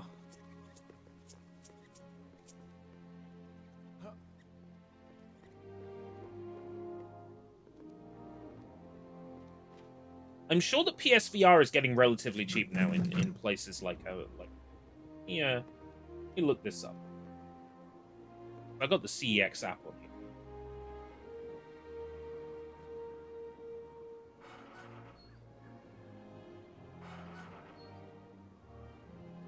PlayStation VR headset with sense control. Oh, that's VR2. PSVR headset. Oh, that's right, because it uses move controllers. 90. No. The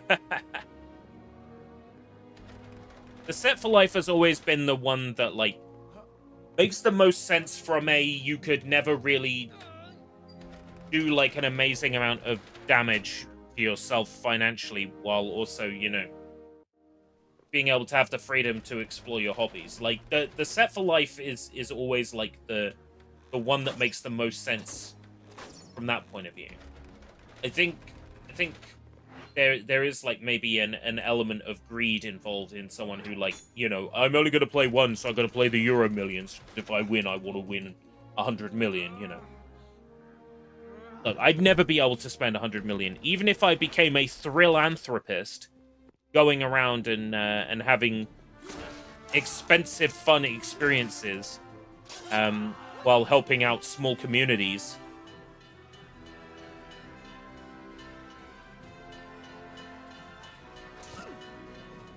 I still wouldn't be able to spend 100 million.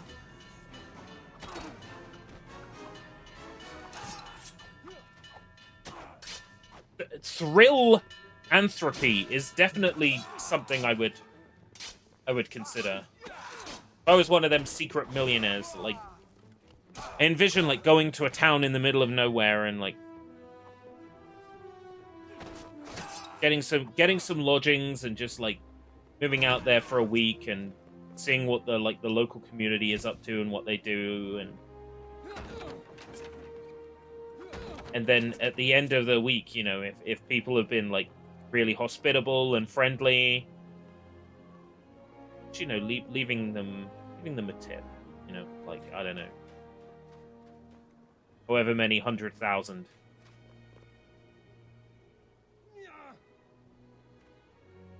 Yeah, I think you could do a lot of damage with that kind of money. Things like Set for Life just make more sense. You know, you could just treat it as an income. It becomes a living wage. You're getting paid to live. You're not stuck with, like, absurd amounts of money at any one time. It means you can holiday. I like the idea of being able to, on a Friday night, saying, okay, fuck it, we're going on holiday. Going on Jet 2 or whatever, and just looking up whatever, like, the cheapest holiday is. Oh yeah, Spain is available tomorrow. You know, and just jumping straight on a plane with all your luggage. It's like, anything we're missing out, we can just buy on the way. Welcome, Purple.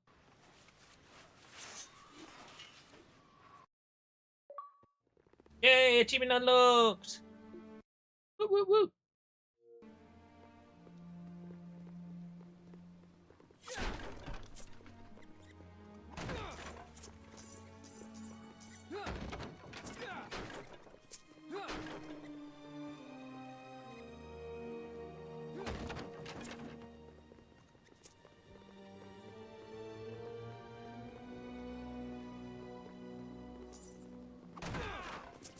I am honestly surprised how decent the game is. I knew it would be decent, But I wasn't expecting it to be just, like, this easy to play.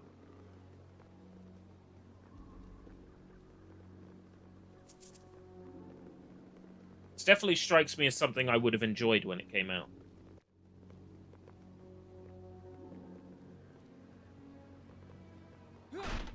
I think this is the level I just... We got both chests. So it's the other door I want. But that does mean the key in here is reasonable.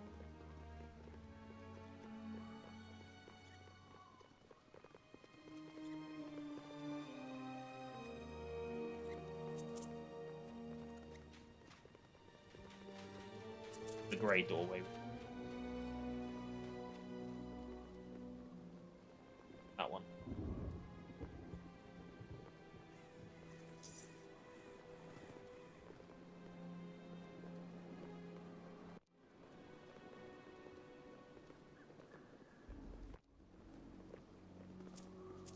Okay, we got a puzzle here.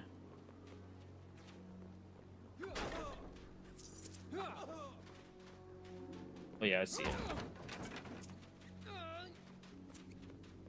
I'm so glad it tells you where to put things.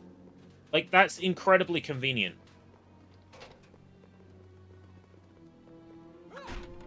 This game respects the player's time.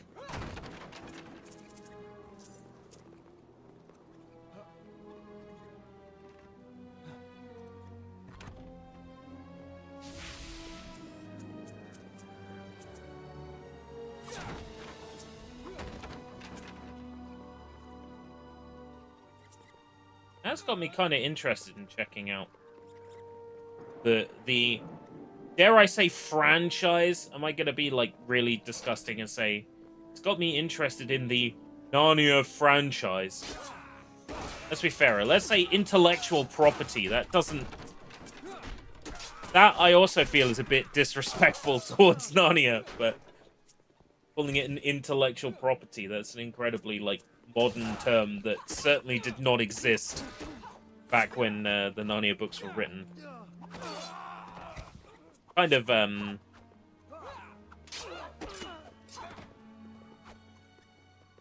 of dirties Narnia a bit. Calling it an intellectual property.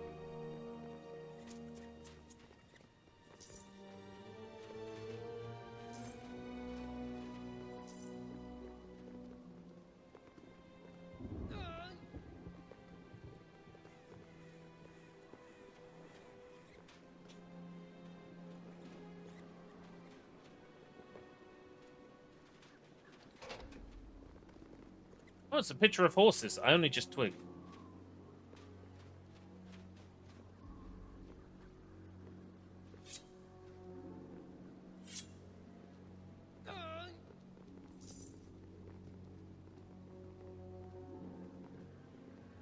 I thought I might have missed a collectible up here. Another key. You collect every key you find on, like, repeat access to areas, you're never gonna run out of keys.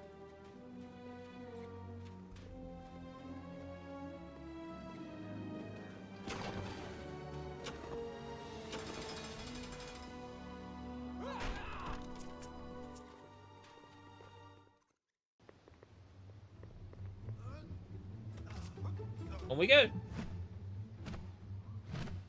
General cutoff on a Sunday tends to be about 3 PM. I'm gonna go until, like, the end of this level.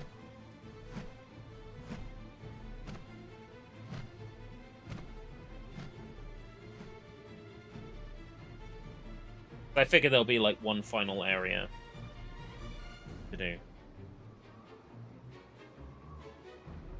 They say something like it was 9? Game? I suppose that means, like, 9 missions. Oh, I get to... I get to be on the bird? That works for me. Raz Castle. Griffin Flight. Duration.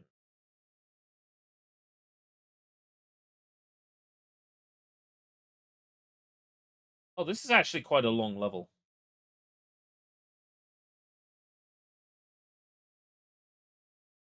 We'll see how much of this I can get away with.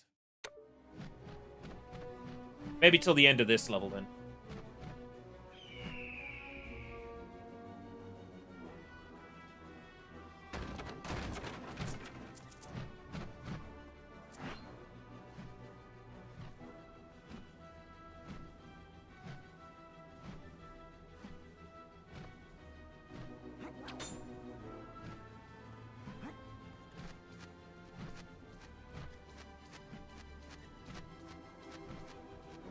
Yeah. Any reason why we can't just have the Griffin, like, drop us off up here?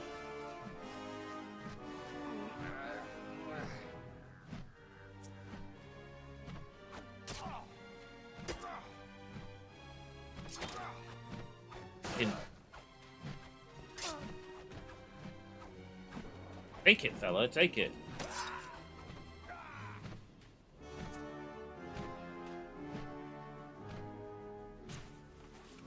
All that climbing too.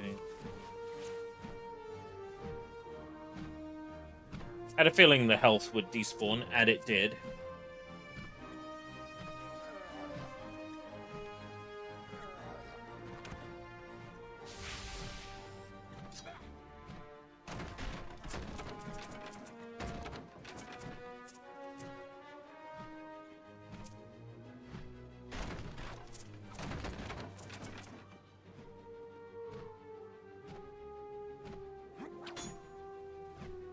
I'm feeling that I might be a faster climber. It's actually not much faster.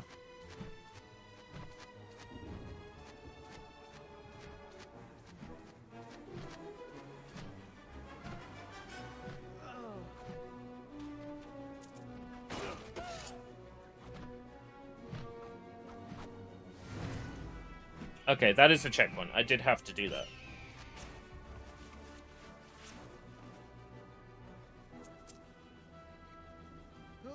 Up we hop. Do I get like an attack while I'm on this? No, I guess that's why I needed to take the sentries out.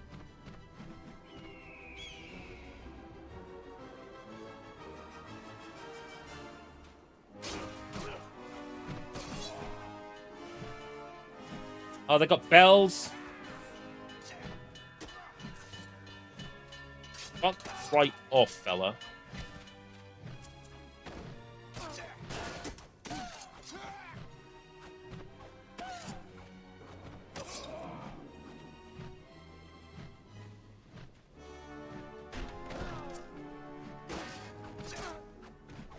Lay down.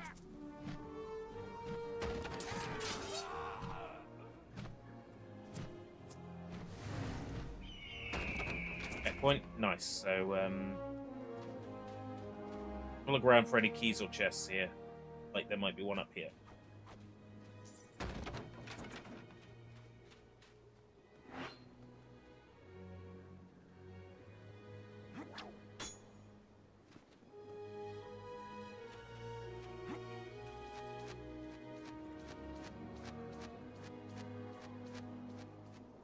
I'm definitely coming back to this one. Might be next Sunday. We'll see.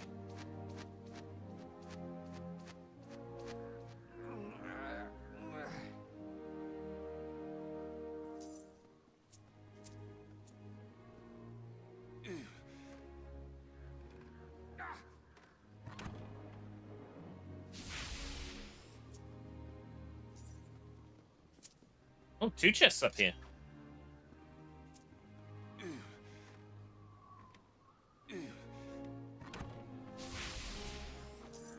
Pretty expensive chests as well. 5 each. 5 apiece.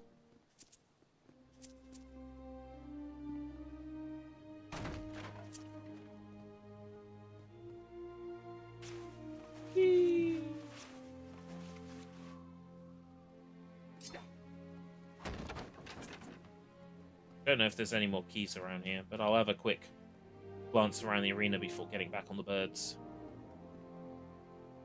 Nope. Anything else up here? And I don't suppose.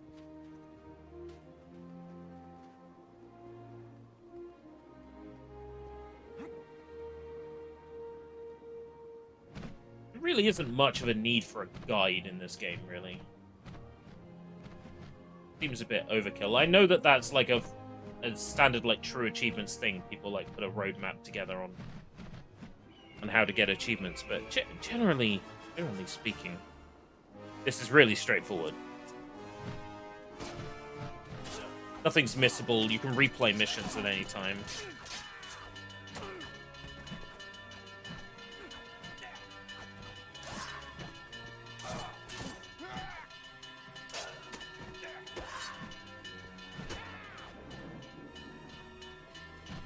And stop with the bell.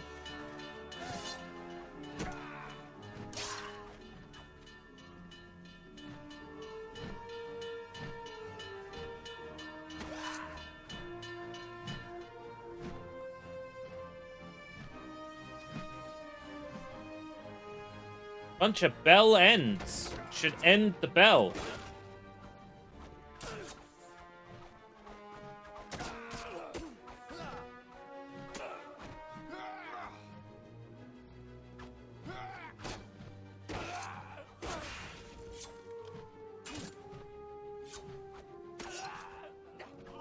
Please tell me he's dead now.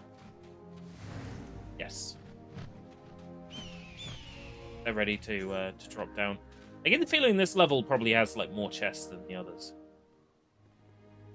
Have a quick glance around for if there's one. This section. There doesn't seem to be.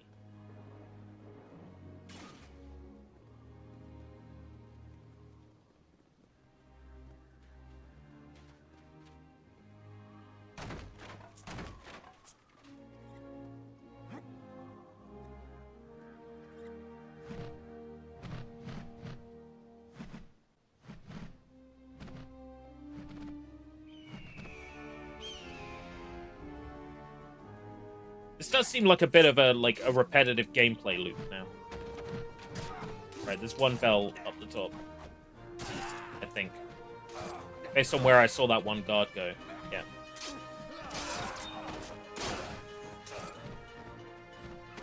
Saw one guard come running over here.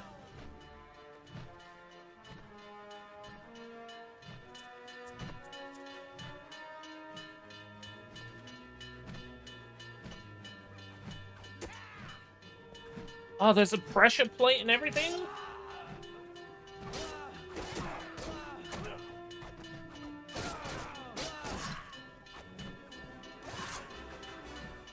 The lever?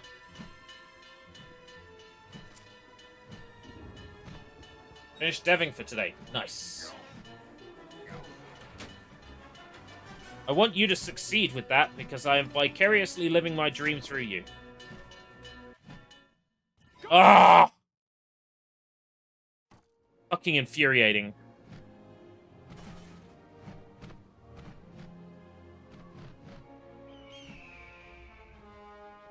They don't give you enough time with that one.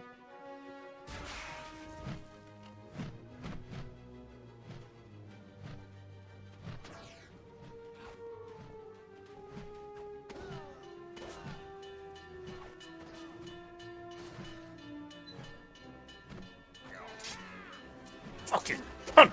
Cunt! Cunt!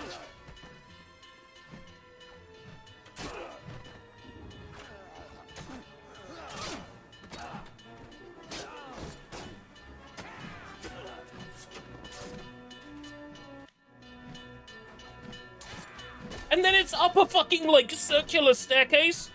Unbelievable. Even when you know about it, they barely give you enough time for this fucker. Fucking enjoy downing this guy.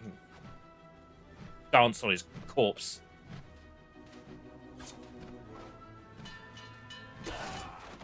No, you don't. Anybody else want to come to the bell? Someone's knocking on the door. Someone's ringing my bell. Unbelievable. This section, horseshit.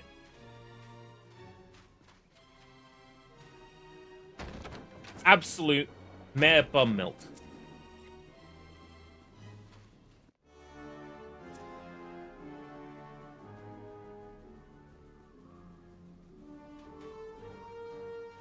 No chests in this little part either.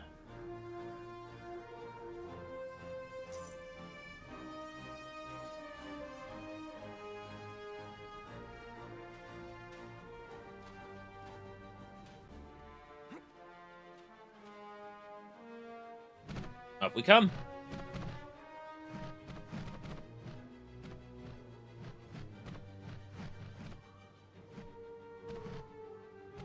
Oh, I see another bell.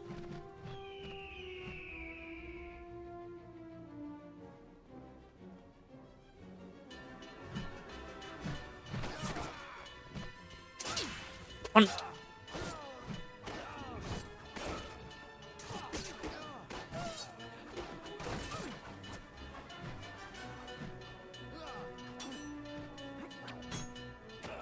Actually, dog shit video game design. Actually, dog shit video game design.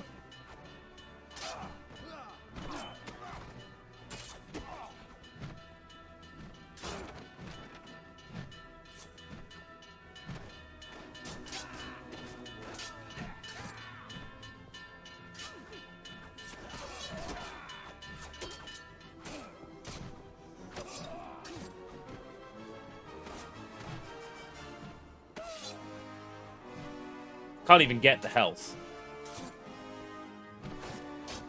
Because it fell somewhere where I can't get to.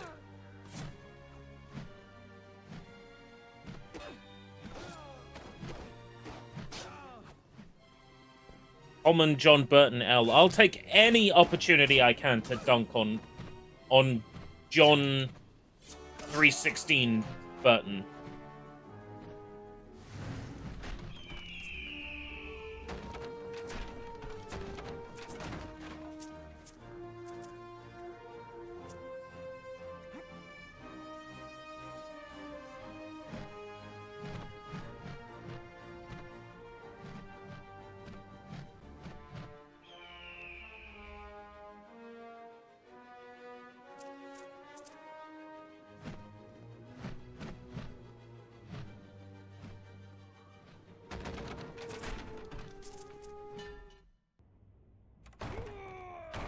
Boss time.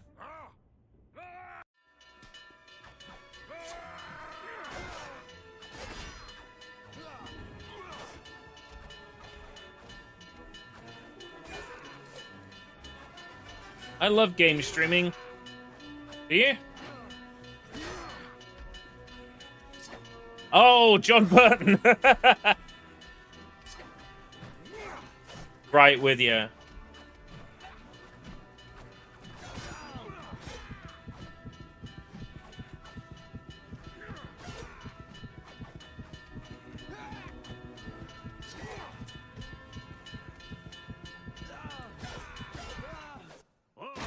Oh, right, okay.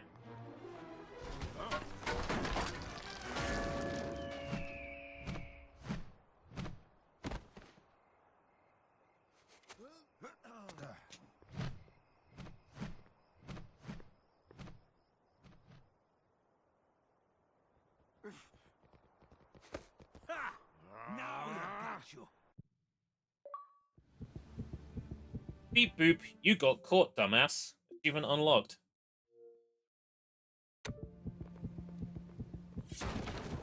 You have no health. Way to go, dumb shit.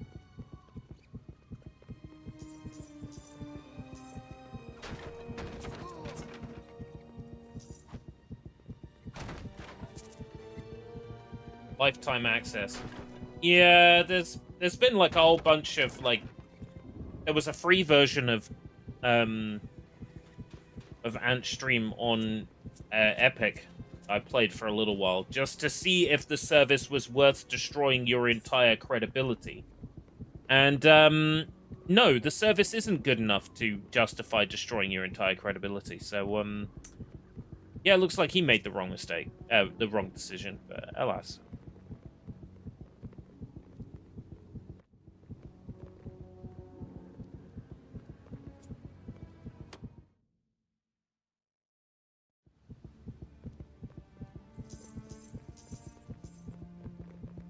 Not really clear where the next area is.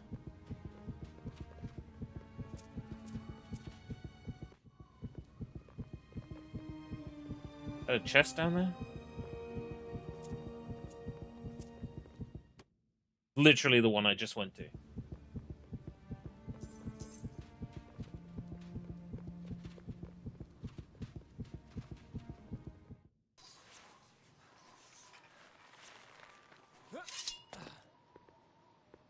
Like, when Antstream came out, there were limitations on Apple for, like, in terms of, like, emulation, being allowed to download ROMs into an emulator. Like, if you had emulation on an Apple device, you downloaded the emulator and the ROM sort of, like, packaged together. There's, like, licensing involved. Generally speaking, something like Antstream would have been difficult to get on mobile.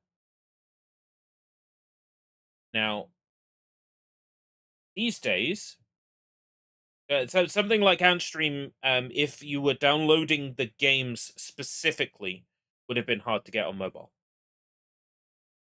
Streaming's fine. Nowadays, you can just, you know, download emulators on the Apple App Store. You know, things are a little bit different now.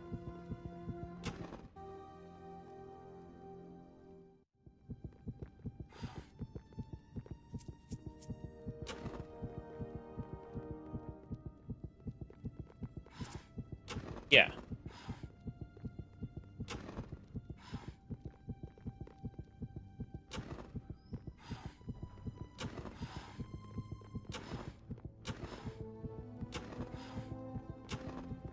So he can't even use the excuse of no fiddly emulators anymore.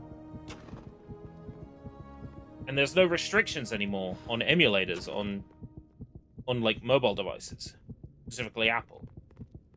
Which was the big limitation and one of the factors in Antstream being a streaming service and not the initial game hut that he had conceived originally.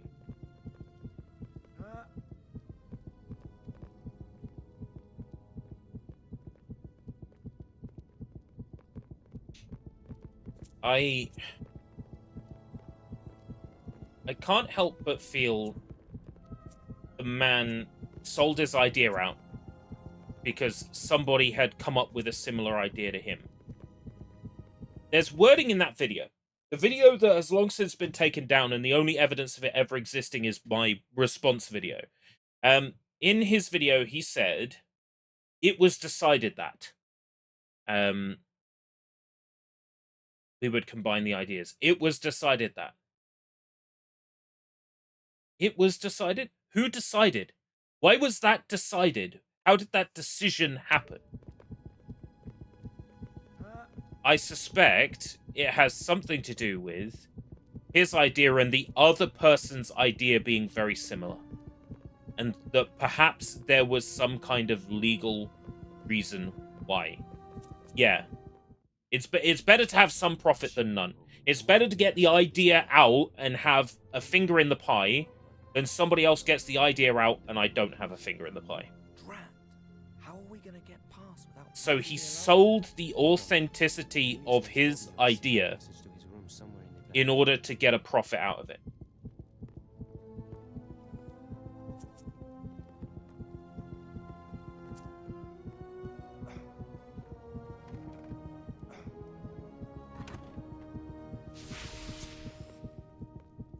The ball has disappeared behind the chair. Oh no.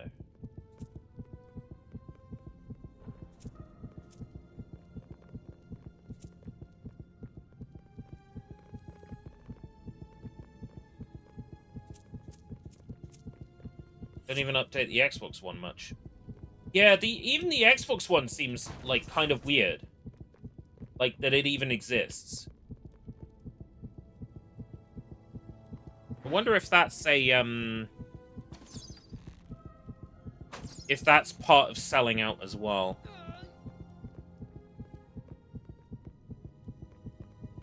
He sold out the streaming tech to Activision Blizzard. It was decided that we'd sell the tech to Activision Blizzard.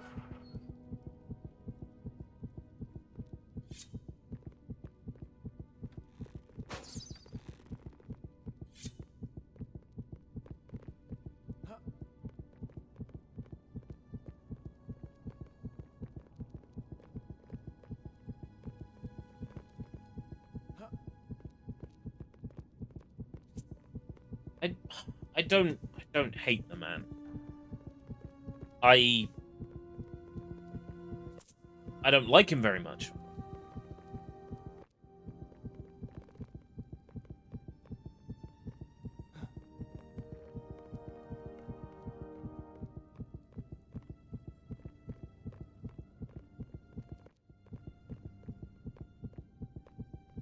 Like a solar system, but I know where each of these go.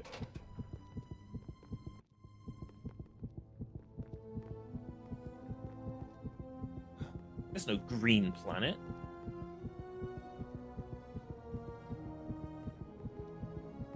When someone comes over and says, actually there is.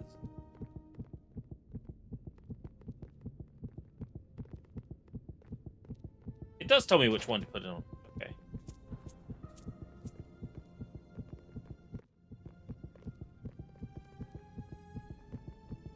I've only ever played the free version that was given away on Epic Games Store.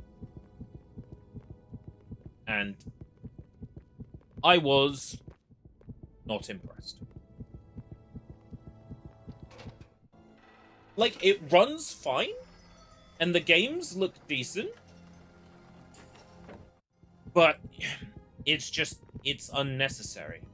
And it doesn't matter how good your streaming tech is, streaming a Mega Drive game, streaming an unlicensed, like, Sachen Mega Drive game,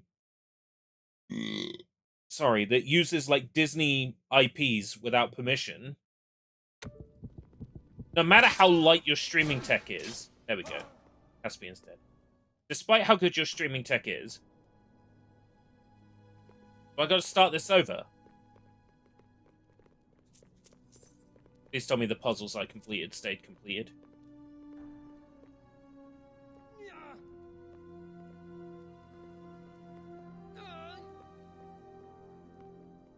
Looks like the puzzles I completed did stay completed. No matter how good your streaming tech is, there is no way that your Sachen bootleg Mega Drive game is larger than the amount of bandwidth spent to stream it. Like on xCloud, okay, like you might have an argument if it's a 90 gigabyte game and you're only going to play it for like a couple of hours. Yeah, sure. Like that's a small amount of bandwidth compared to like downloading like the massive 90 gigabyte game or whatever. When it's a Mega Drive game or an old PC game that's like incredibly simple, would run at 240, like 320 resolution.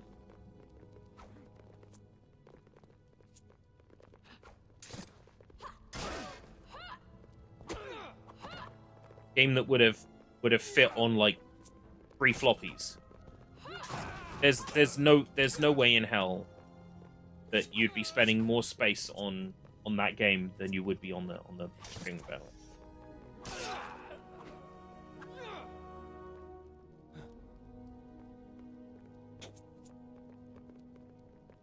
Sega Forever, I never understood. I sound like that lady off that one TikTok account. I never understood. I don't understand. This pineapple. I never understood. I didn't know. I never knew.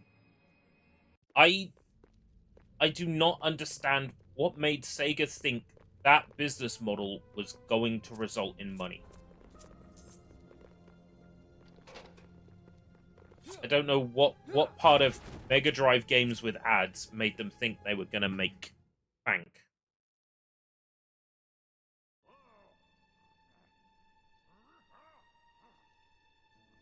Those two brutes look dangerous. Like, the people who are going to play those games is like a very small number compared to the people who might play, I don't know, Fortnite Festival, Call of Duty Mobile, The Sims Mobile, right?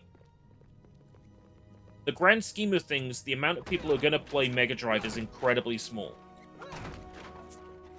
And it's probably going to be mostly older people. No offense, because I class myself in this category as well. It's going to be mostly older people who dislike being advertised to. Older people who, you know, just want to be able to play a Mega Drive game on the go.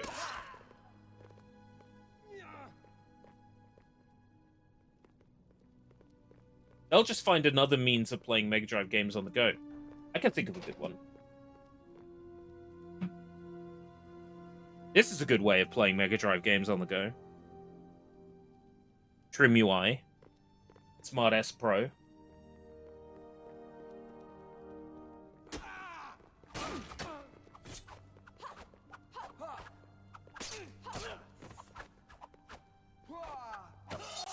I'd much rather spend out on a gaming handheld than play an app that advertises to me. Am I the weird one?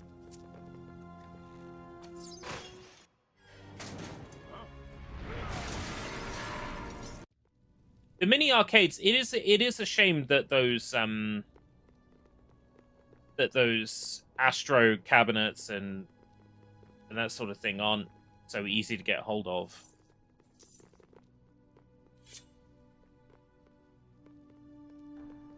Because they're totally my scene, they are. Wait here.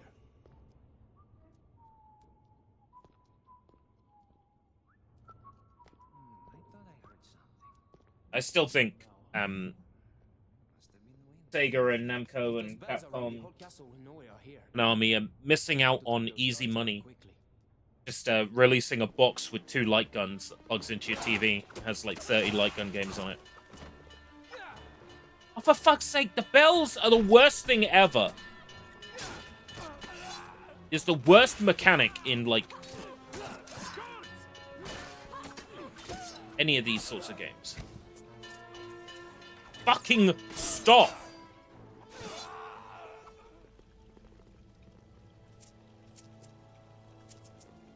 Jeez.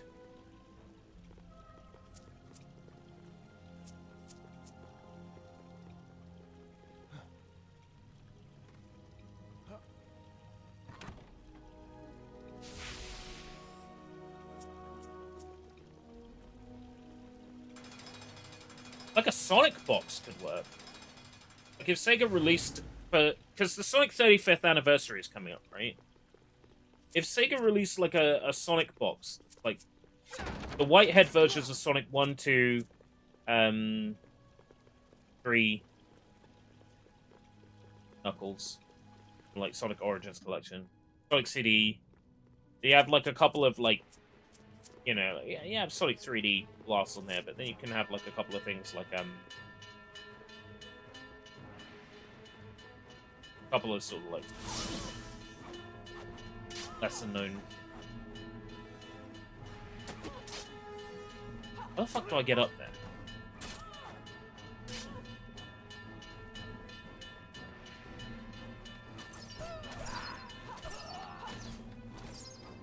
Arrows. Guess if they're ringing the bell.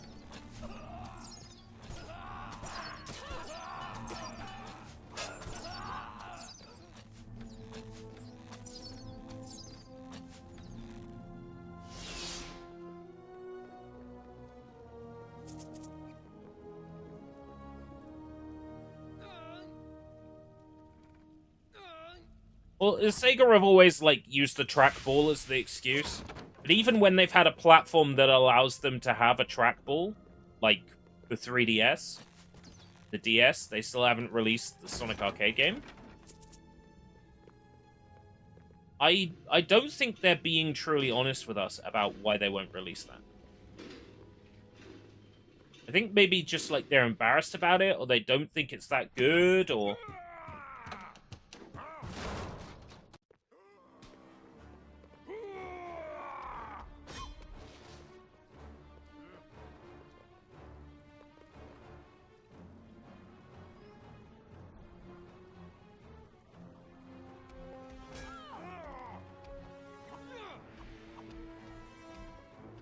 It's going to be this door. Yep.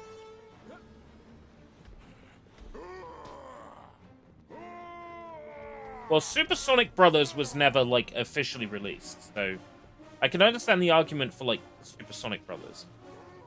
The Sonic car games, like Sonic Waku Waku Patrol Car and Astro Space Ship, like, I understand not releasing those because they're, like, tied to, like, physical, like, plastic peripherals that you, like, climb into. Not releasing Sonic Popcorn Maker makes sense. It's like, how would you set that up digitally? So, like, what's left in terms of Sonic arcade games? Sonic the Fighters? We got 2 decent ports of that. A modern re-release of the Sonic the Fighters one would be nice.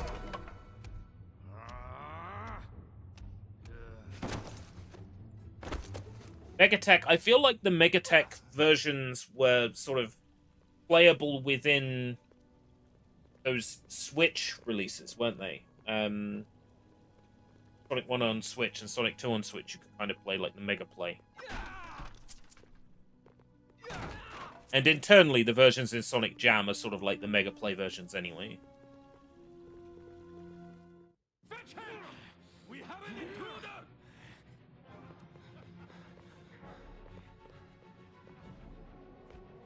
A chieftain!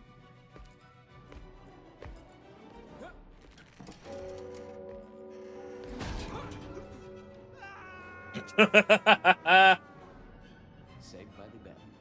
They moved the dip switches. Caspian, there's more!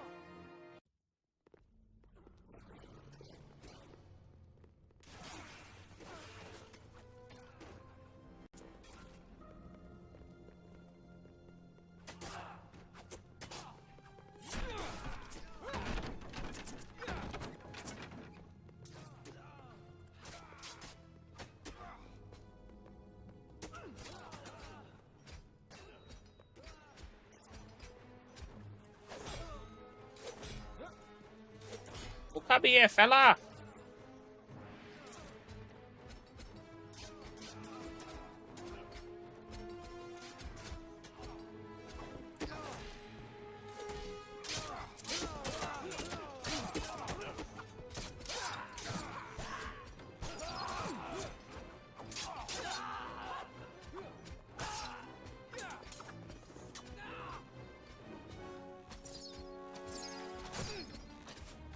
Why can't I attack the chieftain with the arrows?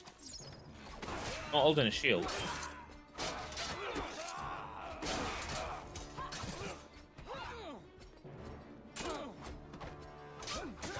Yeah, M2's usually hot about that sort of thing. M2 will go to the effort of reporting games. For, like, the Sega Mega Drive Mini consoles and stuff. Like, they'll go to the effort of actually, like, reporting games for those, like, plug-and-play arcade systems.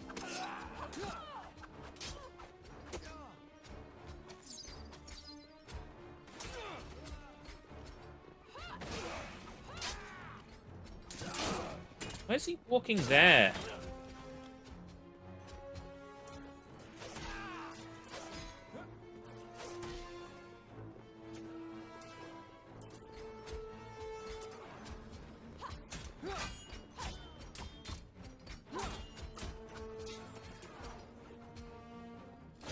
Because he wants us not to interact with that.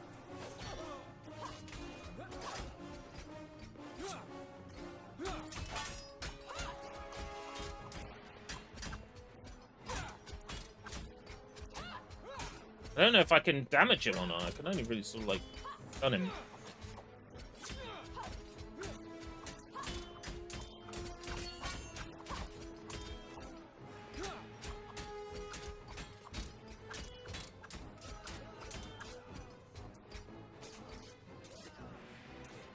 That worked.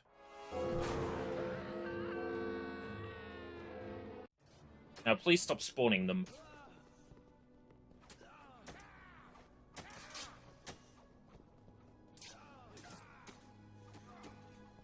That's why they make that take 60 fucking years. So they can spawn a chieftain in to fuck with you.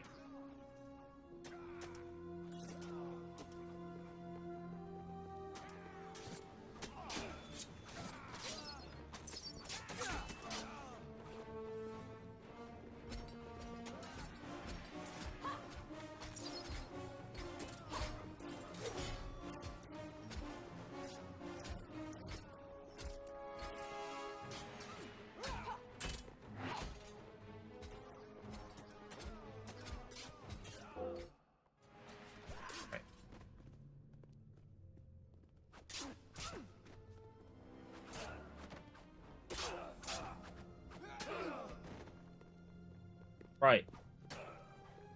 How's that?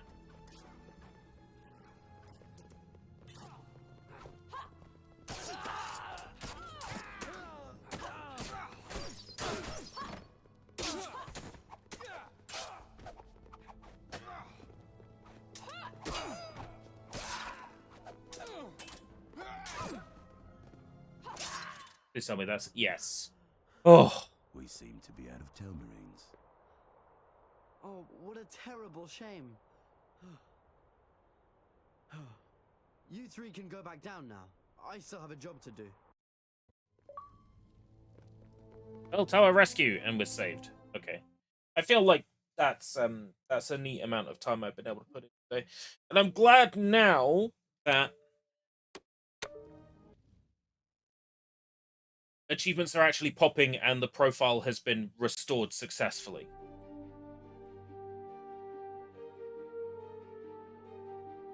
Yeah, 6 areas, each with their own separate levels. So 14 of 17, so I'm missing a couple. Yeah. Right. That's the whole reason I play these Xbox 360 games. Well, that's not the whole reason, but it's a significant part of it. It's because I like to see numbers, because numbers tell me I'm progressing. Numbers tell me I'm doing well. You don't have like decent anime pigtails for Xbox avatars, so this is the best I can do. And then the Paz outfit from Metal Gear Solid Peace.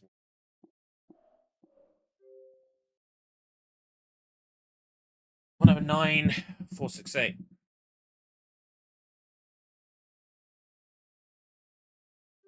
Like fully completes on stream, like in the last year. Lego Batman 2, At World's End, Disney Pixar Brave, Night of the Museum 2, Chronicles Heroes the year before that. Love to clear off more of these sort of movie titles because they're just great to play through. I'm enjoying Prince Caspian. Kind of sounds a bit creepy when I say it like that. Enjoying his company. Until next time, if we live that long, take care, everybody. Thanks for coming. Bye-bye for now.